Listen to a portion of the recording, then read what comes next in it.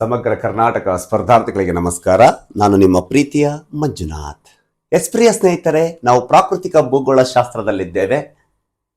ಪ್ರಾಕೃತಿಕ ಭೂಗೋಳ ಶಾಸ್ತ್ರದಲ್ಲಿ ಶಿಲಾಗೋಳ, ಜಲಗೋಳ, ವಾಯುಗೋಳದಲ್ಲಿ ಶಿಲಾಗೋಳದ ಬಗ್ಗೆ ಅಧ್ಯಯನ ಮಾಡುತ್ತಿದ್ದೇವೆ. ಶಿಲಾಗೋಳದಲ್ಲಿ ಈಗಾಗಲೇ 3 ತರಗತಿಗಳು ಮುಕ್ತಾಯಗೊಂಡಿವೆ ಪ್ರಿಯ ಸ್ನೇಹಿತರೆ. ಅದಕ್ಕೆ ಪ್ಲೇಲಿಸ್ಟ್ ಸಂಬಂಧಪಟ್ಟ ನಿಮಗೆ ಮಾಹಿತಿ ಬೇಕಾದರೆ ಡಿಸ್ಕ್ರಿಪ್ಷನ್ ಬಾಕ್ಸ್ ಅಲ್ಲಿ ಹಾಕಿರ್ತೀನಿ. ಪ್ರತಿಯೊಂದು ತರಗತಿಗಳನ್ನ ಪರಿವಿಡಿ ಮುಖಾಂತರ ನೋಡಿಕೊಂಡು ಬನ್ನಿ. ಯಾಕಂತ ಹೇಳುತ್ತಿದ್ದೇನೆ ಅಂದ್ರೆ, ಕರ್ನಾಟಕದಲ್ಲಿ ಪರಿವಿಡಿ ಮುಖಾಂತರ ತರಗತಿಯನ್ನು ಬೋಧನೆ ಮಾಡುತ್ತಿರುವ ಮೊದಲ ಉಪನ್ಯಾಸಕ ನಾನಾಗಿರುತ್ತೇನೆ. ಈಗಾಗಲೇ ಭೂಮಿಯ ಆಕಾರ, ಗಾತ್ರ ಮತ್ತು ಚಲನೆಯ ಬಗ್ಗೆ ಸಂಪೂರ್ಣ ಮಾಹಿತಿ ಮುಕ್ತಾಯಗೊಂಡಿದೆ. ನಂತರ ಭೂಮಿಯ ಆಂತರಿಕ ರಚನೆ ಬಗ್ಗೆಯೂ ಸಹ ಮುಕ್ತಾಯಗೊಂಡಿದೆ. ಅದಾದ ನಂತರ ಶಿಲೆಗಳ ಬಗ್ಗೆ ಮಾಹಿತಿ ಮುಕ್ತಾಯಗೊಂಡು ಇವತ್ತಿನ ತರಗತಿ ಅಂತ ಬಂದಾಗ ವಾಲ್ಕೆನೋ, ಜ್ವಾಲಾಮುಖಿ. ಪ್ರಿಯ ಸ್ನೇಹಿತರೆ, ತರಗತಿಯನ್ನು ಸಂಪೂರ್ಣವಾಗಿ ಕೇಳಿ. ಏಕೆಂದರೆ ಯಾವುದೇ ಸ್ಪರ್ಧಾತ್ಮಕ ಪರೀಕ್ಷೆಯಲ್ಲಿ ನನ್ನ ಪ್ರಶ್ನೆಗಳು ಮಿಸ್ ಆಗಲು ಚಾನ್ಸೇ ಇಲ್ಲ. ಪ್ರಿಯ ಸ್ನೇಹಿತರೆ, ಹಾಗಾದರೆ ತರಗತಿಗೆ ದುಮ್ಕೋಣ. ಪ್ರಿಯ ಸ್ನೇಹಿತರೆ, ಭಾರತ, ಕರ್ನಾಟಕ ಮತ್ತು ಪ್ರಪಂಚದ ಭೂಗೋಳ ಶಾಸ್ತ್ರ ಈಗಾಗಲೇ ಸಂಪೂರ್ಣ ಮುಕ್ತಾಯಗೊಂಡಿದೆ. ಅದಕ್ಕೆ ಹೆಚ್ಚಿನ ಮಾಹಿತಿಗಾಗಿ ನನ್ನ ಒಂದು ಚಾನಲ್ಗೆ ಬನ್ನಿ, ಅಲ್ಲಿರ್ತಕ್ಕಂಥ ಪ್ಲೇಲಿಸ್ಟ್ಗೆ ಬನ್ನಿ. ಪ್ರತಿಯೊಂದು ತರಗತಿಗಳು ಸ್ಟೆಪ್ ಬೈ ಸ್ಟೆಪ್ ನಿಮಗೆ ಸಿಗುತ್ತವೆ. ಯೂಟ್ಯೂಬಿನಲ್ಲಿ ಸಂಪೂರ್ಣ ತರಗತಿಗಳು ನಿಮಗೆ ಸಿಗದು. ನಾನು ಹೇಳ್ತಿದ್ದೇನೆ, ಕೇಳಿ.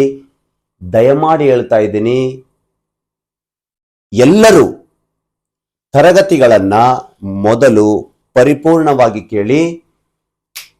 ಪರೀಕ್ಷೆಯಲ್ಲೇನಾದರೂ ನನ್ನ ಪ್ರಶ್ನೆಗಳು ಮಿಸ್ ಆದರೆ ನನಗೆ ತಿಳಿಸಿ, ಸಾಧ್ಯನೇ ಇಲ್ಲ ಅಂತ ಹೇಳುತ್ತಾ ನಾವು ತರಗತಿಗೆ ಧುಮುಕೋಣ. ಇವತ್ತು ಮಾತಾಡ್ತಕ್ಕಂಥ ಒಂದು ಅಧ್ಯಾಯ ಜ್ವಾಲಾಮುಖಿ, ವಾಲ್ಕೆನೋ. ಹಾಗಾದರೆ ನಾವು ಈ ಒಂದು ತರಗತಿಗಳಿಗೋಣ. ಪ್ರಿಯ ಸ್ನೇಹಿತರೆ, ದಯಮಾಡಿ ಹೇಳ್ತಾ ಇದ್ದೀನಿ ಪ್ರಿಯ ಸ್ನೇಹಿತರೆ, ಆರ್ಥಿಕವಾಗಿ ಯಾರು ಬಲಿಷ್ಠರಿದ್ದರೆ ನೀವು ನನಗೆ ಸಹಾಯ ಮಾಡಬಹುದು. ಇದು ನನ್ನ QR ಕೋಡ್ ಆಗಿರುತ್ತೆ, ಇದು ನನ್ನ ಒಂದು ನಂಬರ್ ಆಗಿರುತ್ತೆ.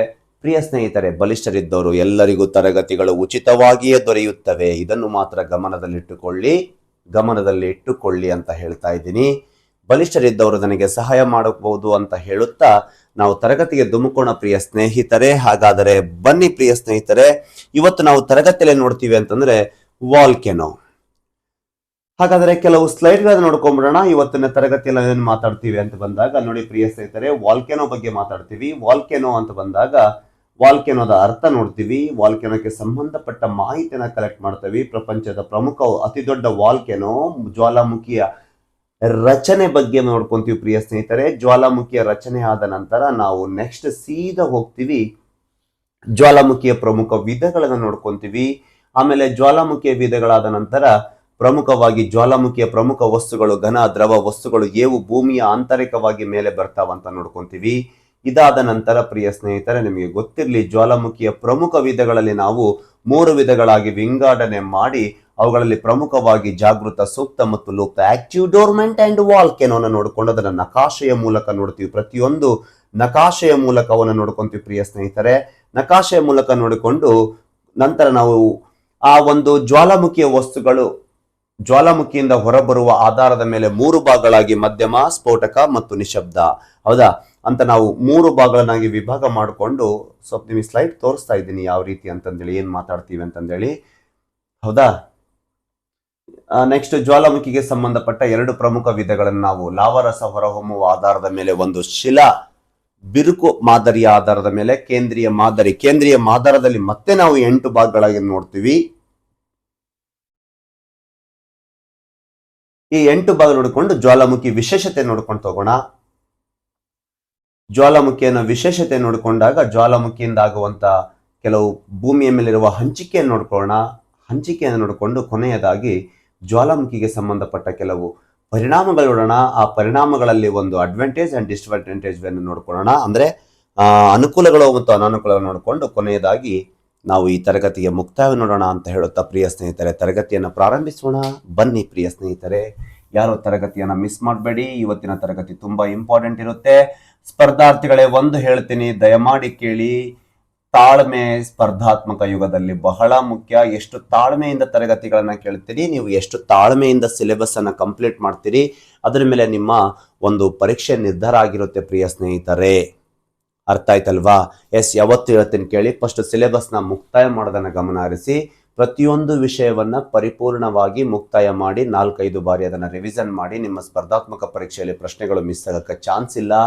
ಜಾಬಿಗಾಗಿ ಓದಬೇಡಿ, ಜ್ಞಾನಕ್ಕಾಗಿ ಓದಿ. ಜ್ಞಾನದ ಹಿಂದೆ ಬೆನ್ನತ್ತಿದ್ದವರಿಗೆ ಹಿಂದೆ ಜಾಬ್ಗಳು ತಾನಾಗೇ ಬರುತ್ತವೆ ಅಂತ ಹೇಳುತ್ತಾ ತರಗತಿಗಳು ಧುಮ್ಕೋಣ ಪ್ರಿಯ ಸ್ನೇಹಿತರೆ. ಬನ್ನಿ ಹಾಗಾದರೆ ಜ್ವಾಲಾಮುಖಿ ವಾಲ್ಕ್ಯಾನೋ. ಏನು ಜ್ವಾಲಾಮುಖಿ ಅಂದರೆ? ಎಸ್ ಪ್ರಿಯ ಸ್ನೇಹಿತರೆ, ಇಂದಿನ ತರಗತಿಯಲ್ಲಿ ನಾವು ನೋಡಿದ್ವಿ ಭೂಮಿಯ ಅಂತರಾಳ ರಚನೆಯನ್ನ ನೋಡಿದ್ವಿ. ಕ್ರಸ್ಟ್ ಮ್ಯಾಂಟಲ್ ಕೋರ್ ಅಂತಂದೇಳಿ, ಅಂದ್ರೆ ಶಿಲಾಗೋಳ, ಮಿಶ್ರಗೋಳ, ಕೇಂದ್ರಗೋಳ. ಮಿಶ್ರಗೋಳವನ್ನ 2 ಭಾಗಗಳಾಗಿ ವಿಭಾಗ ಮಾಡಿದ್ವಿ, ಎಸ್ಟಿನೋಸ್ಪಿಯರ್ ಅಂಡ್ ಮಿಸೋಸ್ಪಿಯರ್. ಎಸ್ಟಿನೋಸ್ಪಿಯರ್ದಲ್ಲಿ ಶಿಲೆಗಳು ಸಂಪೂರ್ಣವಾಗಿ ಕರಗಿದ ಸ್ಥಿತಿಯಲ್ಲಿರುತ್ತವೆ. ಅದಕ್ಕೆ ನಾವು ಏನು ಕರಿತೀವಿ ಅಂತಂದ್ರೆ ಶಿಲಾಪಾಕ, ಮ್ಯಾಗ್ಮಾ ಅಂತ ಕರಿತೀವಿ. ಆ ಮ್ಯಾಗ್ಮಾ ಭೂಮಿಯ ಆಂತರಿಕ ಒತ್ತಡದಿಂದ ನಿರಂತರವಾಗಿ ಭೂಮಿಯ ಮೇಲೆ ಬರಲು ಪ್ರಯತ್ನ ಮಾಡುತ್ತಲೇ ಇರುತ್ತದೆ. ಆ ಒಂದು ಶಿಲಾಪಾಕ ಭೂಮಿಯ ಮೇಲೆ ಬರಬೇಕಾದರೆ ಶಿಲಾಪದರವನ್ನು ಸೀಳಿಕೊಂಡು ಮೇಲೆ ಬರಬೇಕಾಗುತ್ತದೆ. ಆ ಮ್ಯಾಗ್ಮಾ ಶಿಲಾಪದರವನ್ನು ಸೀಳಿಕೊಂಡು ಭೂಮಿಯ ಮೇಲೆ ಬಂದರೆ ಲಾವಾ, ಅದಕ್ಕೆ ನಾವು ಜ್ವಾಲಾಮುಖಿ ಅಂತ ಕರಿತೀವಿ. ಹೌದಾ?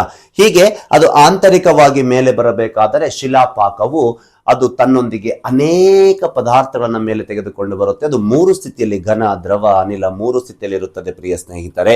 ಭೂಮಿಯ ಅಂತರಾಳದಲ್ಲಿರ್ತಕ್ಕಂಥ ಶಿಲಾಪಾಕ ಭೂಮಿಯ ಮೇಲೆ ಚಲಿಸಿ ಬರಬೇಕಾದರೆ ಅದು 3 ಸ್ಥಿತಿಯಲ್ಲಿ ಇರುತ್ತದೆ. ಜ್ವಾಲಾಮುಖಿ ಎಂದರೆ ಭೂಮಿಯ ಅಂತರಾಳದಲ್ಲಿ ಶಿಲಾಪಾಕ, ಶಿಲಾಚೂರುಗಳು, ನೀರಾವಿ, ವಿವಿಧ ಅನಿಲಗಳು, ಬೂದಿ ಆಂತರಿಕ ಒತ್ತಡದಿಂದ ಶಿಲಾಪದರವನ್ನ ಸೀಳಿಕೊಂಡು ಭೂಮಿಯ ಮೇಲೆ ಬರುವುದಕ್ಕೆ ನಾವು ಜ್ವಾಲಾಮುಖಿ ಎಂದು ಕರೆಯುತ್ತೇವೆ ಪ್ರಿಯ ಸ್ನೇಹಿತರೆ. ಗೊತ್ತಿರಲಿ, ವಾಲ್ಕೆನೋ. ಹಾಗಾದರೆ ಇದು ವಾಲ್ಕೆನೋ ಎಂಬ ಪದ ಹೇಗೆ ಬಂತು, ಏನು ಎಂಬುದರ ಬಗ್ಗೆ ನಾವು ಚರ್ಚೆ ಮಾಡುವುದಾದರೆ, ವಾಲ್ಕೆನೋ ಎನ್ನುವುದು ಒಂದು ಆಂಗ್ಲ ಭಾಷೆಯ ಪದವಾಗಿರುತ್ತದೆ. ವಾಲ್ಕೆನೋ ಎನ್ನುವುದು ಒಂದು ಇಂಗ್ಲಿಷ್ ಭಾಷೆಯ ಪದವಾಗಿರುತ್ತದೆ. ಇದು ಗ್ರೀಕ್ ಭಾಷೆಯ ವಾಲ್ಕನ್ ಎಂಬ ಪದದಿಂದ ಬಂದಿದೆ. ಗ್ರೀಕ್ ಭಾಷೆಯ ವಾಲ್ಕನ್ ಎಂಬ ಪದದಿಂದ ಬಂದಿದೆ. ಹಾಗಾದರೆ ಗ್ರೀಕ್ ಭಾಷೆಯ ವಾಲ್ಕನ್ ಎಂಬ ಪದದಿಂದ ಏಕೆ ಬಂತು ಎನ್ನುವುದನ್ನು ನಾವು ಸಂಪೂರ್ಣವಾಗಿ ನೋಡುವುದಾದರೆ, ಯುರೋಪಿನ ದಕ್ಷಿಣ ಭಾಗದಲ್ಲಿ ಮೆಡಿಟೇರಿಯನ್ ಸಮುದ್ರದಲ್ಲಿ ಚಾಚಿಕೊಂಡಿರುವ ಒಂದು ರಾಷ್ಟ್ರವಾದ ಇಟಲಿಯ ಒಂದು ಪ್ರಾಂತ್ಯವಾದ ಸಿಸಲಿಯ ಪ್ರಾಂತ್ಯದ ಉತ್ತರ ಭಾಗದಲ್ಲಿ ಕಂಡುಬರುವ ದ್ವೀಪ ಸಮೂಹವಾದ ಲಿಪಾರಿ ಎನ್ನುವಂತ ದ್ವೀಪ ಸಮೂಹದಲ್ಲಿ ಕಂಡು ಬರ್ತಕ್ಕಂಥ ಒಂದು ಜ್ವಾಲಾಮುಖಿಯಾದಂಥ ವಾಲ್ಕನ್. ಆ ವಾಲ್ಕನ್ ಎನ್ನುವಂತ ದ್ವೀಪ ಆ ಒಂದು ದ್ವೀಪದ ಭೂಮಿಯ ಅಂತರಾಳದಲ್ಲಿ ವಾಲ್ಕನ್ ಎಂಬ ಒಬ್ಬ ಅಗ್ನಿ ದೇವತೆ ಅದು ಭೂಮಿಯ ಅಂತರಾಳದಲ್ಲಿ ಊದುಕುಲುಮೆಯನ್ನು ಹಿಡಿದುಕೊಂಡು ಬೆಂಕಿಯನ್ನು ಉರಿಸುವಾಗ ಆ ಉರಿಯುತ್ತಿರುವ ಬೆಂಕಿಯು ಭೂಮಿಯ ಮೇಲೆ ಬರುತ್ತದೆ ಎಂದು ಗ್ರೀಕರು ಅಂದು ಅಭಿಪ್ರಾಯವನ್ನು ಪಟ್ಟಿದ್ದರು. ಹಾಗಾಗಿ ವಾಲ್ಕನ್ ಎಂಬ ಅಗ್ನಿ ದೇವತೆಯಿಂದ ವಾಲ್ಕ್ಯಾನೋ ಎಂಬ ಪದ ಬಂದಿದೆ. ಇದು ಗ್ರೀಕ್ ಭಾಷೆಯ ವಾಲ್ಕನ್ ಎಂಬ ಅಗ್ನಿದೇವತೆ. ಹಾಗಾದರೆ ಆ ಅಗ್ನಿದೇವತೆ ಯಾರು? ಆ ಅಗ್ನಿದೇವತೆ ಗ್ರೀಕರ ಒಂದು ಪ್ರಮುಖ ಆ ಇಟಲಿಯ ಪ್ರಾಂತ್ಯವಾದ ಸಿಸಲಿಯ ಉತ್ತರ ಭಾಗದ ಲಿಪಾರಿ ಎನ್ನುವಂತ ದ್ವೀಪದಲ್ಲಿ ಕಂಡು ಬರ್ತಕ್ಕಂಥ ವಾಲ್ಕನ್ ಎಂಬ ಒಂದು ಪ್ರಮುಖ ಜ್ವಾಲಾಮುಖಿಯ ದಿಂದ ಬಂದಿದೆ. ಅದಕ್ಕೆ ಕಾರಣ ಭೂಮಿಯ ಅಂತರಾಳದಲ್ಲಿ ವಾಲ್ಕನ್ ಎಂಬ ಅಗ್ನಿದೇವತೆ ಊದುಕುಲುಮೆಯನ್ನು ಹಿಡಿದುಕೊಂಡು ಬೆಂಕಿಯನ್ನು ಉರಿಸುವಾಗ ಆ ಉರಿಯುತ್ತಿರುವ ಬೆಂಕಿ ಭೂಮಿಯ ಮೇಲೆ ಬರುತ್ತದೆ ಎಂದು ಅವರು ಅಂದು ಅಭಿಪ್ರಾಯಪಟ್ಟಿದ್ದರು. ಅಂದು ಅಭಿಪ್ರಾಯಪಟ್ಟಿರುವುದರಿಂದ ಆ ವಾಲ್ಕನ್ ಎಂಬ ಗ್ರೀಕರ ಅಗ್ನಿದೇವತೆ ಹೆಸರಿಂದ ಇವತ್ತು ವಾಲ್ಕೆನೋ ಎಂಬ ಪದ ಬಂದಿದೆ ಎನ್ನುವುದು ನಿಮಗೆ ಗೊತ್ತಿರಲಿ. ಹೀಗೆ ಜ್ವಾಲಾಮುಖಿಯ ಬಗ್ಗೆ ಅಧ್ಯಯನ ಮಾಡೋದಕ್ಕೆ ನಾವು ವಾಲ್ಕೆನಾಲಜಿ ಎಂದು ಕರೆಯುತ್ತೇವೆ. ಕನ್ನಡದಲ್ಲಿ ಜ್ವಾಲಾಮುಖಿ ಶಾಸ್ತ್ರ ಎಂದು ನಾವು ಸರಳವಾಗಿ ಹೇಳುತ್ತೇವೆ.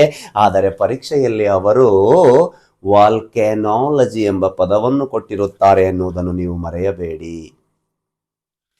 ಪ್ರಿಯ ಸ್ನೇಹಿತರೆ, ಹಾಗಾದರೆ ಬನ್ನಿ, ಇಲ್ಲಿ ನಾವು ಜ್ವಾಲಾಮುಖಿಯ ಬಗ್ಗೆ ತಿಳಿದುಕೊಳ್ಳೋಕ್ಕಿಂತ ಮುಂಚೆ ನೀವು ಪಕ್ಕಾ ಹೇಳ್ತಾ ಇದ್ದೀನಿ ಪ್ರಿಯ ಸ್ನೇಹಿತರೆ, ಭೂಮಿಯು ಒಂದು ಶಿಲೆಗಳಿಂದ ಕೂಡಿರ್ತಕ್ಕಂಥ ಪದಾರ್ಥವಲ್ಲ. ಭೂಮಿಯ ಮೇಲೆ ವಿವಿಧ ಫಲಕಗಳಿವೆ, ಪ್ಲೇಟ್ಸ್ಗಳಿವೆ. ಅದಕ್ಕೆ ನಾವು ಕಾಂಟಿನೆಂಟಲ್ ಪ್ಲೇಟ್ಸ್ ಅಂತ ಕರಿತೀವಿ. ಆ ಕಾಂಟಿನೆಂಟಲ್ ಪ್ಲೇಟ್ಸ್ಗಳು ಎಷ್ಟಿದಾವಂತಂದ್ರೆ 17 ಪ್ರಮುಖ ಭೂಫಲಕಗಳಿವೆ.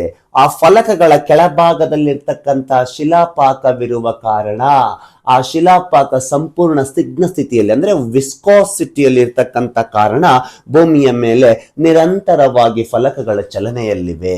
ಆ ಫಲಕಗಳ ಚಲನೆಯಲ್ಲಿರುವುದರಿಂದಲೇ ಆ ಒಂದು ಪ್ರೆಷರ್ ಇಂದ ಆ ಅಂತರಾಳದ ಶಿಲಾಪಾಕ ಮೇಲೆ ಬರಲು ಪ್ರಯತ್ನ ಮಾಡುತ್ತಲೇ ಇರುತ್ತದೆ.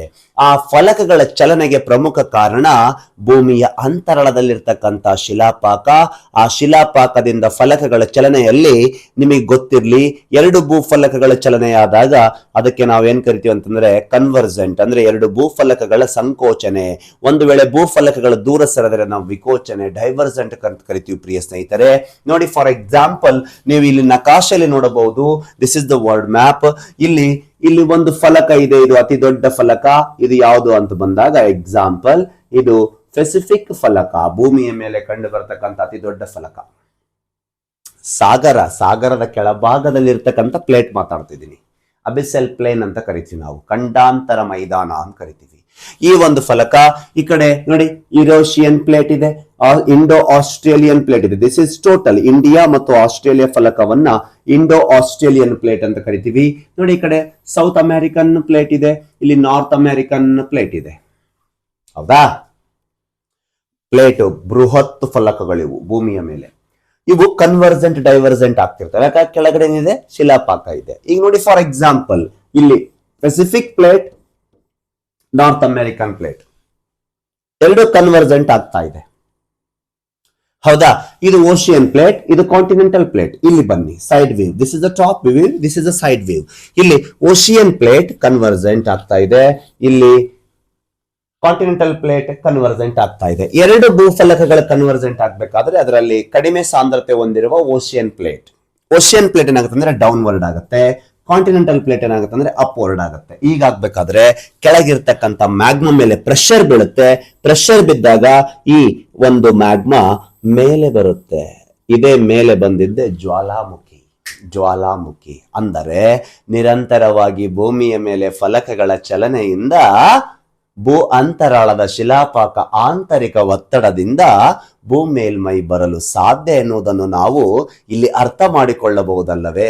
ಹೀಗೆ ನಿರಂತರವಾಗಿ ಫಲಕಗಳ ಚಲನೆಯಿಂದ ಭೂಮಿಯ ಅಂತರಾಳದ ಶಿಲಾಪಾಕ ಮೇಲೆ ಬರಲು ಪ್ರಯತ್ನಿಸುತ್ತದೆ. ನೀವು ಜ್ವಾಲಾಮುಖಿಯನ್ನು ಅರ್ಥ ಮಾಡಿಕೊಳ್ಳಲು ಬಯಸಿದರೆ ನೀವು ಪ್ಲೇಟ್ ಟೆಕ್ಟಾನಿಕ್ ಅನ್ನು ಅರ್ಥ ಮಾಡಿಕೊಳ್ಳಬೇಕು. ಪ್ಲೇಟ್ ಟೆಕ್ಟಾನಿಕ್ ಬಗ್ಗೆ ಪ್ರಥಮವಾಗಿ ತಿಳಿಸಿದವರು ಆಲ್ಫ್ರೆಡ್ ವೆಗನರ್ ಫ್ರಮ್ ಜರ್ಮನ್. ಅವರ ಬಗ್ಗೆ ಮುಂದೆ ನೋಡೋಣ. ಹೌದಾ? ಟೆಕ್ಟಾನಿಕ್ ಮೂವ್ಮೆಂಟ್ ಅಲ್ಲಿ ನೋಡೋಣ. ಇದು ಪ್ರಮುಖ 17 ಕಟ್ಟುನಿಟ್ಟಾದ ಟೆಕ್ಟಾನಿಕ್ ಪ್ಲೇಟ್ಗಳಾದ ವಿಭಜನೆಯಾಗಿದ್ದು ಅವುಗಳ ಒಂದಕ್ಕೊಂದು ಸಂಬಂಧದಲ್ಲಿ ಚಲಿಸುತ್ತದೆ. ನಿರಂತರ ಈಗೂ ಚಲನೆಯಲ್ಲಿದೆ. ಸರ್, ನಾನು ಕುಂತು ನೋಡ್ತಾ ಇದ್ದೀನಿ, ಅನುಭವಕ್ಕೆ ಬರ್ತಾ ಇಲ್ಲಲ್ಲ? ಇಲ್ಲ ಪ್ರಿಯ ಸ್ನೇಹಿತರೆ, ಎರಡು ಭೂಫಲಕಗಳ ಚಲನೆ ನಿಮಗೆ ಅನುಭವಕ್ಕೆ ಬರಬೇಕಾದರೆ ಅದು ಪ್ರತಿ ವರ್ಷಕ್ಕೆ ಎಷ್ಟು ಸೆಂಟಿಮೀಟರ್ ಅಷ್ಟು ಮೂಮೆಂಟ್ ಇರುತ್ತೆ. ಅದು ನಮ್ಗೆ ಹೇಗೆ ಅನುಭವಕ್ಕೆ ಬರುತ್ತೆ ಹೇಳಿ? ವರ್ಷಕ್ಕೆ ಸೆಂಟಿಮೀಟರ್ ಇರ್ತಕ್ಕಂಥ ಅನುಭವಕ್ಕೆ ಬರಕ್ಕೆ ಕಡಿಮೆ ಅಲ್ವಾ? ಹೀಗೆ ಪ್ಲೇಟ್ ಟೆಕ್ಟಾನಿಕ್ ಮೂವ್ಮೆಂಟ್ ಇರೋದ್ರಿಂದ ಈ ಟೆಕ್ಟಾನಿಕ್ ಪ್ಲೇಟ್ಗಳು ಭೂಮಿಯ ನಿಲುವಂಗಿಯಲ್ಲಿ ಅಂದ್ರೆ ಕೆಳಗಡೆ ಇರ್ತಕ್ಕಂಥ ಮ್ಯಾಗ್ಮಾ ಬಿಸಿಯಾದ ಮೃದುವಾದ ಪದರದ ಮೇಲೆ ತೇಲುತ್ತಿದೆ. ನಿಲುವಂಗಿಯ ಮೇಲೆ ಅದು ತೇಲುತ್ತಿದೆ. ಈ ತುಂಬಾ ಬಿಸಿ ಮತ್ತು ಸ್ನಿಗ್ಧ ಸ್ಥಿತಿಯಲ್ಲಿ ಅಂದ್ರೆ ವಿಸ್ಕೋಸ್ ಅಲ್ಲಿ ಪದರವು ಮೇಲ್ಮೈ ಕಡೆಗೆ ಬಂದಾಗ ಅದು ಶಿಲಾಪಾಕ ಎಂದು ಕರೆಸಿಕೊಳ್ಳುತ್ತದೆ. ಬಂದ್ಬಿಡುತ್ತೆ ಪ್ರೆಷರ್ ಮೇಲೆ. ಭೂಮಿಯ ಮೇಲೆ ಜ್ವಾಲಾಮುಖಿಗಳು ಸಾಮಾನ್ಯವಾಗಿ ಟೆಕ್ಟಾನಿಕ್ ಪ್ಲೇಟ್ಗಳ ಪರಸ್ಪರ ಭಿನ್ನವಾಗುವ ಅಥವಾ ಒಮ್ಮುಖವಾಗುವ. ಭಿನ್ನವಾಗುವ ಅಂದ್ರೆ ದೂರ ಸರಿಯುವ, ಎಕ್ಸ್ಪೆಂಡ್ ಆಗುವ. ಒಮ್ಮುಖವಾಗುವ ಅಂದ್ರೆ ಹತ್ರ ಬರುವ, ಕನ್ವರ್ಜೆಂಟ್ ಆಗುವ ಒಂದು ಪ್ರದೇಶದಲ್ಲಿ ನೆಲೆಗೊಂಡಿವೆ. ನೀವು ಪ್ಲೇಟ್ ಟೆಕ್ಟಾನಿಕ್ ಮತ್ತು ಜ್ವಾಲಾಮುಖಿಗಳ ವಿಶ್ವ ನಕ್ಷೆಯನ್ನು ನೋಡಿ ನೀವು ಅದನ್ನ ಅರ್ಥ ಮಾಡಿಕೊಳ್ಳಬಹುದು ಅಂತ ಹೇಳ್ತಾ ಇದ್ದೀನಿ. ಹೀಗೆ ನಿರಂತರವಾಗಿ ಭೂಮಿಯ ಮೇಲೆ ಇರ್ತಕ್ಕಂಥ ಹಲವು ಫಲಕಗಳ ನಿರಂತರ ಚಲನೆಯಿಂದ ಆಂತರಿಕ ಶಿಲಾಪಾಕವು ಅದಕ್ಕೆ ಒತ್ತಡಕ್ಕೊಳಗಾಗಿ ಭೂಮಿಯ ಮೇಲೆ ಚಲಿಸಿ ಬರುತ್ತೆ. ಅದು ಆಂತರಿಕದಲ್ಲಿ ಶಿಲಾಪಾಕ. ಯಾಕಂದ್ರೆ ಪ್ರತಿ ಒಂದು 32 ಮೀಟರ್ ಹೋದಂತೆ ಟೆಂಪರೇಚರ್ 1 ಡಿಗ್ರಿ ಸೆಲ್ಸಿಯಸ್ ಇನ್ಕ್ರೀಸ್ ಆಗುವುದರಿಂದ ಆಂತರಿಕದಲ್ಲಿ ಶಿಲೆಗಳು ಘನ ಸ್ಥಿತಿಯಲ್ಲಿರದೆ ಸ್ವಲ್ಪ ಅದು ಸಂಪೂರ್ಣವಾಗಿ ಸ್ನಿಗ್ಧ ಸ್ಥಿತಿಯಲ್ಲಿ ಬರುವುದರಿಂದ ಅದು ಅದರ ಮೇಲೆ ನಾವು ತೇಲ್ತಾ ಇದ್ದೀವಿ ಅಂತ ಅರ್ಥ. ಅದು ಮೇಲೆ ಬರಲು ಪ್ರಯತ್ನಿಸೋದಕ್ಕೆ ನಾವು ಏನ್ ಕರಿತೀವಿ, ಅದಕ್ಕೆ ನಾವು ಜ್ವಾಲಾಮುಖಿ ಅಂತ ಕರಿತೀವಿ ಪ್ರಿಯ ಸ್ನೇಹಿತರೆ, ಗೊತ್ತಿರ್ಲಿ. ಹಾಗಾದ್ರೆ ಮಾನವನ ದಾಖಲೆ ಇತಿಹಾಸದ ಪ್ರಕಾರ ಭೂಮಿಯ ಮೇಲೆ ಕಂಡು ಬರ್ತಕ್ಕಂತ ಅತಿ ದೊಡ್ಡ ಪ್ರಸ್ತುತ ಮಾಹಿತಿ ಪ್ರಕಾರ ಜ್ವಾಲಾಮುಖಿ ಅಂತ ಬಂದಾಗ ಮೆಡಿಟೇರಿಯನ್ ಸಮುದ್ರದಲ್ಲಿ ಬರ್ತಕ್ಕಂತ ಅಜಿಯನ್ ಎನ್ನುವಂತ ಒಂದು ಸಮುದ್ರ ಇದೆ.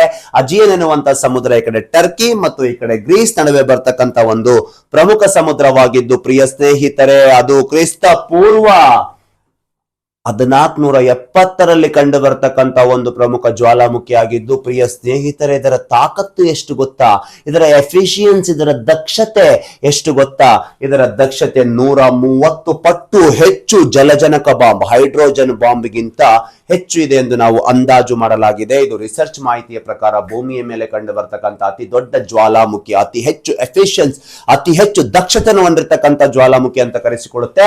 ಇದು ಯುರೋಪಿನ ದಕ್ಷಿಣ ಭಾಗದಲ್ಲಿ ಕಂಡು ಬರ್ತಕ್ಕಂಥ ಮೆಡಿಟೇರಿಯನ್ ಸಮುದ್ರದಲ್ಲಿರ್ತಕ್ಕಂಥ ಅಜಿಯನ್ ಸಮುದ್ರದ ಈ ಕಡೆ ಗ್ರೀಸ್, ಈ ಕಡೆ ಅಥೆನ್ಸ್ ಇಲ್ಲಿದೆ ನೋಡಿ, ಈ ಕಡೆ ಟರ್ಕಿ ಈ ಕಡೆ ಗ್ರೀಸ್ ಎನ್ನುವಂತ ಒಂದು ನಡುವೆ ಇರ್ತಕ್ಕಂಥ ಅಗೇನ್ ಸಮುದ್ರದಲ್ಲಿ ಕಂಡು ಬರ್ತಕ್ಕಂಥ ವಾಲ್ಕೆನೋ ಆಗಿರುತ್ತೆ. ಅದರ ವಾಲ್ಕೆನೋ ಹೆಸರು ನೋಡಿ ಸಂತೋರಿನಿ ದ್ವೀಪದಲ್ಲಿ ಕಂಡು ಬರ್ತಕ್ಕಂಥ ಜ್ವಾಲಾಮುಖಿ ಆಗಿದೆ. ಇದು ಜಲಜನಕ ಬಾಂಬ್ಗಳಿಗಿಂತ 130 ಪಟ್ಟು ಹೆಚ್ಚು ದಕ್ಷತೆಯನ್ನು ಹೊಂದಿತ್ತು ಅಂತ ನಾವು ಹೇಳಬಹುದು ಕ್ರಿಸ್ತ ಪೂರ್ವದಲ್ಲಿ.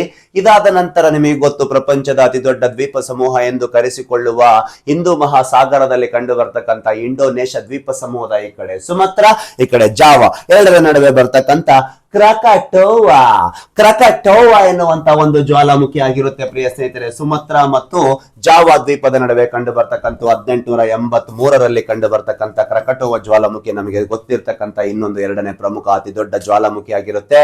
ಗೊತ್ತಿರ್ಲಿ ಪ್ರಿಯ ಸ್ನೇಹಿತರೆ. ಇಲ್ಲಿ ನೆಕ್ಸ್ಟ್ ನೋಡೋದಾದ್ರೆ ಜ್ವಾಲಾಮುಖಿಯ ರಚನೆ ನೋಡಿಕೊಂಡು ನಾವು ನಂತರ ಜ್ವಾಲಾಮುಖಿ ವಿಧಗಳಿಗೆ ಇಳಿಯೋಣ. ಯಾಕಂದ್ರೆ ಜ್ವಾಲಾಮುಖಿಯ ಕೆಲವು ಪಾರ್ಟ್ಸ್ ಗಳನ್ನ ಅದನ್ನ ನಾವು ವಿವಿಧ ಹೆಸರುಗಳಿಂದ ಕರಿತೀವಿ. ಸ್ಪರ್ಧಾತ್ಮಕ ಪರೀಕ್ಷೆಗಳಲ್ಲಿ ಪರ್ಟಿಕ್ಯುಲರ್ ನೇಮ್ಸ್ ಗಳನ್ನ ಕೇಳ್ತಾನೆ ಪ್ರಿಯ ಸ್ನೇಹಿತರೆ. ದಯಮಾಡಿ ಹೇಳ್ತಾ ಇದ್ದೀನಿ, ನನ್ನ ಪ್ರಶ್ನೆಗಳು ಸ್ಪರ್ಧಾತ್ಮಕ ಪರೀಕ್ಷೆಯಲ್ಲಿ ಮಿಸ್ ಆಗಲು ಚಾನ್ಸೇ ಇಲ್ಲ. ದಯಮಾಡಿ ನಿಮ್ಮ ಪ್ರತಿಯೊಂದು ಸ್ನೇಹಿತರೊಂದಿಗೆ ಹಂಚಿಕೊಳ್ಳಿ. ನನ್ನ ತರಗತಿಗಳು ನಿಮ್ಮ ಮನ ಮುಟ್ಟಿದರೆ, ಹಾರ್ಟ್ ಟಚ್ ಆದರೆ, ಡಬ್ಬ ಯಾತಕ್ಕೆ ಸೌಂಡು ಮಾಡುತ್ತೋ ಯಾವನಿಗೆ ಗೊತ್ತು ಅನಿಸಿದರೆ ದಯಮಾಡಿ ಸ್ಟೇಟಸ್ ಹಾಕಿ ಅಂತ ಹೇಳ್ತಾ ಇದ್ದೀನಿ ಪ್ರಿಯ ಸ್ನೇಹಿತರೆ. ಜ್ವಾಲಾಮುಖಿಯ ಪ್ರಮುಖ ರಚನೆ ಅಂತ ನೋಡಿದಾಗ ಅದರ ಒಂದು ಪಾರ್ಟ್ಸ್ ಗಳನ್ನ ನೋಡ್ಕೊಂಡು ನಾವು ಮುಂದಕ್ಕೆ ಹೋಗೋಣ. ಮೊದಲನೇದಾಗಿ ವೆಂಟ್, ದ ವಾಲ್ಕನಿಕ್ ವೆಂಟ್. ಜ್ವಾಲಾಮುಖಿಯ ನಾವು ದ್ವಾರ ಅಂತ ಕರಿತೀವಿ. ಪ್ರತಿಯೊಂದು ಕೋಟೆಗಳಿಗೆ ಹೇಗೆ ದ್ವಾರ ಇರುತ್ತದೆಯೋ ಹಾಗೆ ಜ್ವಾಲಾಮುಖಿಗಳಿಗೂ ಒಂದು ದ್ವಾರವಿರುತ್ತದೆ. ಆ ದ್ವಾರದ ಮೂಲಕವೇ ಅಲ್ವೇ ಜ್ವಾಲಾಮುಖಿ ಮೇಲೆ ಬರುವುದು. ಎಸ್, ದಿಸ್ ಇಸ್ ದ ಜ್ವಾಲಾಮುಖಿ ವೆಂಟ್. ಇಲ್ಲಿದೆಯಲ್ಲ ಜ್ವಾಲಾಮುಖಿ ವೆಂಟ್, ಭೂಮಿಯ ಮೇಲ್ಮೈಯಲ್ಲಿ ಲಾವಾ ಹರಿಯುವ ಸ್ಥಳವಾಗಿದೆ. ಅಂದರೆ ಅಂತರಾಳದಲ್ಲಿರ್ತಕ್ಕಂಥ ಶಿಲಾಪಾಕವು ಆಂತರಿಕ ಒತ್ತಡದಿಂದ ಭೂಮೇಲ್ಮೈ ಬಂದಾಗ ಅದು ಬರುವ ಒಂದು ಬಾಯಿ ಏನಿರುತ್ತಲ್ಲ, ಹೊರ ಹಾಕದಿರುತ್ತಲ್ಲ, ಅದಕ್ಕೆ ನಾವು ವೆಂಟ್ ಅಂತ ಕರಿತೀವಿ. ಇದು ಸ್ಫೋಟದ ಸಮಯದಲ್ಲಿ ಶಿಲಾಪಾಕ ಅನಿಲಗಳು ಜ್ವಾಲಾಮುಖಿ ವಸ್ತುಗಳನ್ನು ತಪ್ಪಿಸಿಕೊಳ್ಳಲು ಅನುವು ಮಾಡಿಕೊಡುತ್ತದೆ. ಯಾಕೆ ಅನುವು ಮಾಡಿಕೊಡುತ್ತದೆ? ಅಲ್ಲಿ ಶಿಲಾಗೋಳ ಸೀಳಿಕೊಂಡಿರ್ತಕ್ಕಂಥ ಪ್ರದೇಶದಿಂದ ಮೇಲೆ ಬರ್ತಕ್ಕಂಥ ಪ್ರಮುಖ ವಸ್ತುಗಳಿಗೆ ಅನುವು ಮಾಡಿಕೊಂಡಿರ್ತಕ್ಕಂಥ ಭಾಗವಾಗಿರುತ್ತದೆ. ನಂತರ ಕ್ರೆಟೇರ್, ಜ್ವಾಲಾಮುಖಿಯ ಕುಳಿ, ಕುಂಡ ಅಥವಾ ಬಾಯಿ ಅಂತ ಕರಿತೀವಿ. ಅದಕ್ಕೆ ನಾವು ವಾಲ್ಕನಿಕ್ ಕ್ರೆಟೇರ್ ಅಂತ ಕರಿತೀವಿ. ಇದು ವಾಲ್ಕನಿಕ್ ಕ್ರೆಟೇರ್ ಅಂತ ಬಂದಾಗ ಮೇಲಿರ್ತಕ್ಕಂಥ ಹೀಗೆ ವೃತ್ತಾಕಾರದ ಒಂದು ಬಾಯಿ ಆಗಿರುತ್ತದೆ. ಹೀಗೆ ನೋಡಿ, ನನ್ನ ಬಾಯಿಯಿಂದ ನಾನು ಹೀಗೆ ಅಂತ ತೆರೆದಾಗ ಈ ಬಾಯಿಯಿಂದ ಹೊರಗಡೆನು ಜ್ವಾಲಾಮುಖಿ ಬರುತ್ತದಲ್ವ, ಅದಕ್ಕೆ ನಾವು ಕ್ರೆಟೇರ್ ಅಂತ ಕರಿತೀವಿ. ಅದು ಜಾಸ್ತಿ ಸ್ತರಭಂಗಗೊಂಡು ಅದು ಕಾಲ್ಡೇರ್. ಮುಂದೆ ಗೊತ್ತಾಗುತ್ತೆ ನಿಮಗೆ, ಹೇಳ್ತೀನಿ ಕಾಲ್ಡೇರ್ ಕ್ರೆಟೇರ್ ಡಿಫ್ರೆನ್ಸ್ ಏನಂತೇಳಿ, ಗುರಾಣಿ ಕುಂಡಕ್ ಅಂತೇಳಿ. ಇಲ್ಲಿ ಬೆಸ್ಟ್ ನೀವು ಕ್ರೆಟೇರ್ ಅಂತ ನೋಡ್ಕೊಳ್ಳಿ. ಎಂದರೆ ಬಟ್ಟಲು ಮತ್ತು ಕೊಳವೆ ಆಕಾರದ ತಗ್ಗು. ಇಲ್ಲಿದೆ ನೋಡಿ, ಬಟ್ಟಲು ಮತ್ತು ಕೊಳವೆ ಆಕಾರದ ತಗ್ಗು. ಇದು ಸಾಮಾನ್ಯವಾಗಿ ಜ್ವಾಲಾಮುಖಿ ವಸ್ತುಗಳನ್ನು ಹೊರಹಾಕುವ ರಂಧ್ರದ ಮೇಲೆ ನೇರವಾಗಿ ಇರತಕ್ಕಂತ ಒಂದು ಪ್ರದೇಶವಾಗಿರುತ್ತದೆ. ನಾವು ಅದಕ್ಕೆ ಕ್ರೆಟೇರ್ ಅಂತ ಕರಿತೀವಿ. ಗೊತ್ತಿರಲಿ, ವೆಂಟ್ ಅಂಡ್ ಕ್ರೆಟೇರ್. ಜ್ವಾಲಾಮುಖಿಯ cone, this is the cone. ಭೂ ಅಂತರಾಳದ ಶಿಲಾಪಾಕವು ನಿರಂತರವಾಗಿ ಭೂಮೇಲ್ಮೈ ಚಲಿಸಿ ಬರಬೇಕಾದರೆ ಅದು ನಿರಂತರವಾಗಿ ಚಲನೆ ಆಗಿ ಬೃಹತ್ ಒಂದು ಕೋನ್ ಆಗಿ ರಚನೆ ಆಗುತ್ತೆ. ಅದಕ್ಕೆ ನಾವೇನ್ ಕರಿತೀವಿ ಅಂದ್ರೆ ಜ್ವಾಲಾಮುಖಿಯ ಶಂಕು. ನೋಡಿ, ಅಂದರೆ ಜ್ವಾಲಾಮುಖಿಯ ರಂಧ್ರವು ಸುತ್ತಲೂ ಶಿಲಾಪಾಕ ಅದರ ಬಾಯಿ ಸುತ್ತಲೂ ಘನ ವಿಭಜಿಸಿ ಲಾವಾರಸದೊಡನೆ ಹೊರಚಿಮ್ಮಲ್ಪಟ್ಟ ವಿವಿಧ ಬಗೆಯ ಘನ ವಸ್ತುಗಳು ಸಂಗ್ರಹವಾಗಿರುವ ರೂಪುಗೊಳ್ಳುವ ಒಂದು ಬೆಟ್ಟ ಅಥವಾ ಪರ್ವತ. ನಾವು ಅದಕ್ಕೆ ಏನ್ ಕರಿತೀವಿ ಅಂದ್ರೆ ಕೋನ್ ಅಂತ ಕರಿತೀವಿ, ಶಂಕು ಅಂತ ಕರಿತೀವಿ, ಹೌದಲ್ವಾ? ಮತ್ತೆ ಜ್ವಾಲಾಮುಖಿ ಮೇಲ್ ಬರುತ್ತೆ, ಹೊರಗಡೆ ಬೀಳುತ್ತೆ, ಘನವಾಗುತ್ತೆ. ಯಾಕ? ಶಿಲೆ, ಪಾಕ, ಶಿಲೆ ಆಗತ್ತೆ. ಅದು ಘನ ಆಗಿ ಆಗಿ ಆಗಿ ಎತ್ತರ ಆಗಿ ಆಗಿ ಒಂದು ಕೋನ್ ರಚನೆ ಆಗತ್ತಲ್ಲ, ನಾವು ಅದಕ್ಕೆ ಏನ್ ಕರಿತೀವಿ? ಜ್ವಾಲಾಮುಖಿಯ ಒಂದು ಶಂಕು, ವಾಲ್ಕನಿಕ್ ಕೋನ್ ಅಂತ ಕರಿತೀವಿ. ನೋಡಿ, ಪಾರ್ಶ್ವ ದ್ವಾರ, ವೆಂಟ್, ಸಬ್ ವೆಂಟ್ಸ್ ಅಂತ ಕರಿತೀವಿ ಪ್ರಿಯ ಸ್ನೇಹಿತರೆ. ಸೈಡ್ ವೆಂಟ್ಸ್ ಆರ್ ಸಬ್ ವೆಂಟ್ಸ್ ಅಂದರೆ this is the side vents. ನೋಡಿ, ಭೂ ಅಂತರದ ಶಿಲಾಭಾಗ, ಮ್ಯಾಗ್ಮಾ ಚೇಂಬರ್, ಎಲ್ಲಿ? ಎಸ್ಟಿನೋಸ್ಪಿಯರ್, ಹೌದಾ? ಎಲ್ಲಿ ಬರುತ್ತೆ ಇದು? ಮಿಶ್ರಗೋಳ. ಆ ಮಿಶ್ರಗೋಳದ ಮೇಲ್ಭಾಗದ ಎಸ್ಟಿನೋಸ್ಪಿಯರ್ ಅಲ್ಲಿ ಬರ್ತಕ್ಕಂಥ ಮ್ಯಾಗ್ಮಾ ಚೇಂಬರ್ ಇಂದ ಆ ಒಂದು ಆಂತರಿಕ ಒತ್ತಡದಿಂದ ಶಿಲಾಪಾಕ ಮೇಲೆ ಬಂದಾಗ this is the main vent, this is the sub vent. ಜ್ವಾಲಾಮುಖಿ ಮೇಲೆ ಬರಬೇಕಾದ್ರೆ ಕೋಲಿನ ಕೆಲವು ಭಾಗದಲ್ಲಿ ಅದು ಹೊರಗಡೆ ಬಂದು ಬೇರೆ ಒಂದು ಉಪ ನಾಳಗಳನ್ನ ಸೃಷ್ಟಿ ಮಾಡಿಕೊಳ್ಳುತ್ತೆ. ಅದಕ್ಕೆ ನಾವೇನ್ ಕರಿತೀವಿ ಅಂತಂದ್ರೆ ಸಬ್ ವೆಂಟ್ ಅಂತ ಕರಿತೀವಿ. ಪಾರ್ಶ್ವದ್ವಾರಗಳು ಜ್ವಾಲಾಮುಖಿಯ ಮುಖ್ಯ ದ್ವಾರವನ್ನು ಹೋಲುತ್ತವೆ. ಅಂದ್ರೆ ಈ ಮುಖ್ಯ ದ್ವಾರವನ್ನು ಇವು ಸಬ್ ವೆಂಟ್ಸ್ ಗಳು ಹೋಲ್ತವೆ, ಸೈಡ್ ವೆಂಟ್ಸ್ ಗಳು ಹೋಲ್ತವೆ ಅಂತ ಹೇಳ್ಬೋದು. ಶಿಲಾಪಾಕದ ಕೋಣೆ, lava chamber, this is the chamber. ಅಲ್ಲಿಂದನೇ ಜ್ವಾಲಾಮುಖಿ ಮೇಲ್ ಬರೋದು. ಮ್ಯಾಗ್ಮಾ ಮೇಲ್ ಬಂದ್ರೆ ಲಾವಾ ಎಂದರೆ ಜ್ವಾಲಾಮುಖಿ ಸ್ಫೋಟದ ಮೊದಲ ಶಿಲಾಪಾಕವನ್ನು ಸಂಗ್ರಹಿಸುವ ಕರಗಿದ ಬಂಡೆಯ ದೊಡ್ಡ ಭೂಗತ ಕೊಳ. ಇದನ್ನು ನಾವು ಶಿಲಾಪಾಕದ ಜಲಾಶಯ ಅಥವಾ ಶಿಲಾಪಾಕದ ಸಂಗ್ರಹ ವಲಯ ಎಂದು ಕರೆಯುತ್ತೇವೆ. ಭೂ ಅಂತರಾಳದ ಶಿಲಾಪಾಕವು ಸಂಪೂರ್ಣವಾಗಿ ಒಂದು ನಿರ್ದಿಷ್ಟ ಪ್ರದೇಶದಲ್ಲಿ ಸಂಗ್ರಹಗೊಂಡು ಆಂತರಿಕ ಒತ್ತಡವನ್ನು ಪ್ರೆಷರಿಂದ ಎಲ್ಲಿಂದ ಜ್ವಾಲಾಮುಖಿ ಮೇಲೆ ಬರುತ್ತಲ್ವಾ ಅದಕ್ಕೆ ನಾವು ಏನ್ ಕರಿತೀವಿ ಅಂದ್ರೆ ವಾಲ್ಕೆನಿಕ್ ಚೇಂಬರ್ ಅಥವಾ ಮ್ಯಾಗ್ಮಾ ಚೇಂಬರ್ ಅಂತ ಕರಿತೀವಿ. ಕನ್ನಡದಲ್ಲಿ ಶಿಲಾಪಾಕದ ಕೋಣೆ, ಮೇನ್ ಅದು ಒಂದು ಬೆಸಿನ್ ಅಂತ ಕರಿತೀವಿ ಪ್ರಿಯ ಸ್ನೇಹಿತರೆ, ಗೊತ್ತಿರ್ಲಿ. ಜ್ವಾಲಾಮುಖಿಯ ಹಲಗೆ, ಸಿಲ್ ಅಂತ ಕರಿತೀವಿ. ಸಿಲ್ ಅಂದ್ರೆ ಹೆಂಗ್ ಗೊತ್ತೇನಾ? ಭೂ ಅಂತರಾಳದ ಶಿಲಾಪಾಕ ಇನ್ ದ ಮ್ಯಾಗ್ಮಾ ಚೇಂಬರ್, ಆಂತರಿಕ ಪ್ರೆಷರ್ದಿಂದ ಅಂದ್ರೆ ಇಂಟೀರಿಯಲ್ ಪ್ರೆಷರ್ ಇಂದ ಅದು ಭೂ ಮೇಲ್ಮೈ ಬರಬೇಕಾದ್ರೆ ಇದು ಮೇನ್ ವೆಂಟ್. ಸಬ್ ವೆಂಟ್ ಇಂದ ಬರಬೇಕಾದ್ರೆ ಒಂದು ವೇಳೆ ಮಧ್ಯದಲ್ಲಿ ಅದು ವಿಸ್ತಾರಗೊಳ್ತಂದ್ರೆ ಅದಕ್ಕೆ ನಾವು ಸಿಲ್ ಅಂತ ಕರಿತೀವಿ. ವಾಲ್ಕೆನಿಕ್ ಸಿಲ್ ಎಂದರೆ ಶಿಲಾಪಾಕ ಪದರಗಳಿಗೆ ಸಮತಟ್ಟಾದ ಮತ್ತು ಸಮಾನಾಂತರವಾಗಿ ಶಿಲಾಪಾಕದ ಹಾಳೆ. ನೋಡಿ, ಒಳಗಡೆ ಶಿಲಾಪಾಕ, ಸಮತಟ್ಟಾದ ಶಿಲಾಪಾಕದ ಹಾಳೆ ಅಂತ ರಚನೆಯಾಗುವುದು.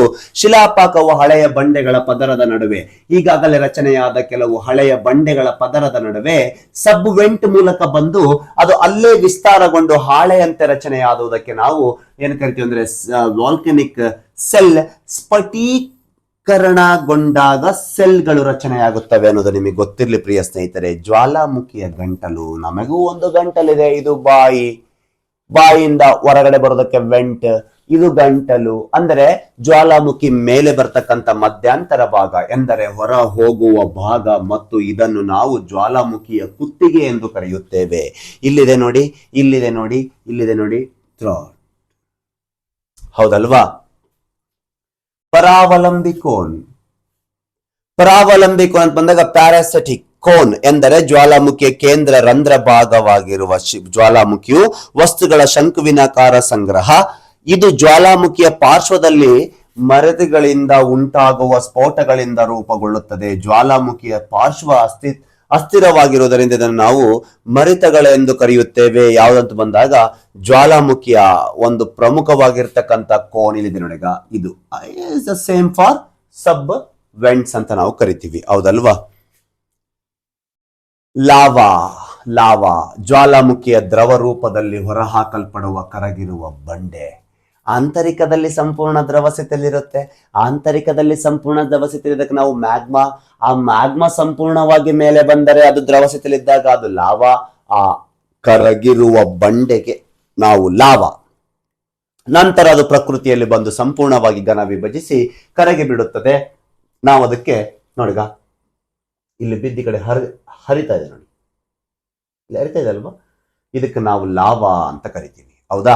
ನೋಡಿ, ಘನೀಕರಿಸಲು ಪ್ರಾರಂಭಿಸುವ ಮೊದಲು ಅದರ ತಾಪಮಾನವು 700ರಿಂದ 1700 ಡಿಗ್ರಿ ಸೆಲ್ಸಿಯಸ್.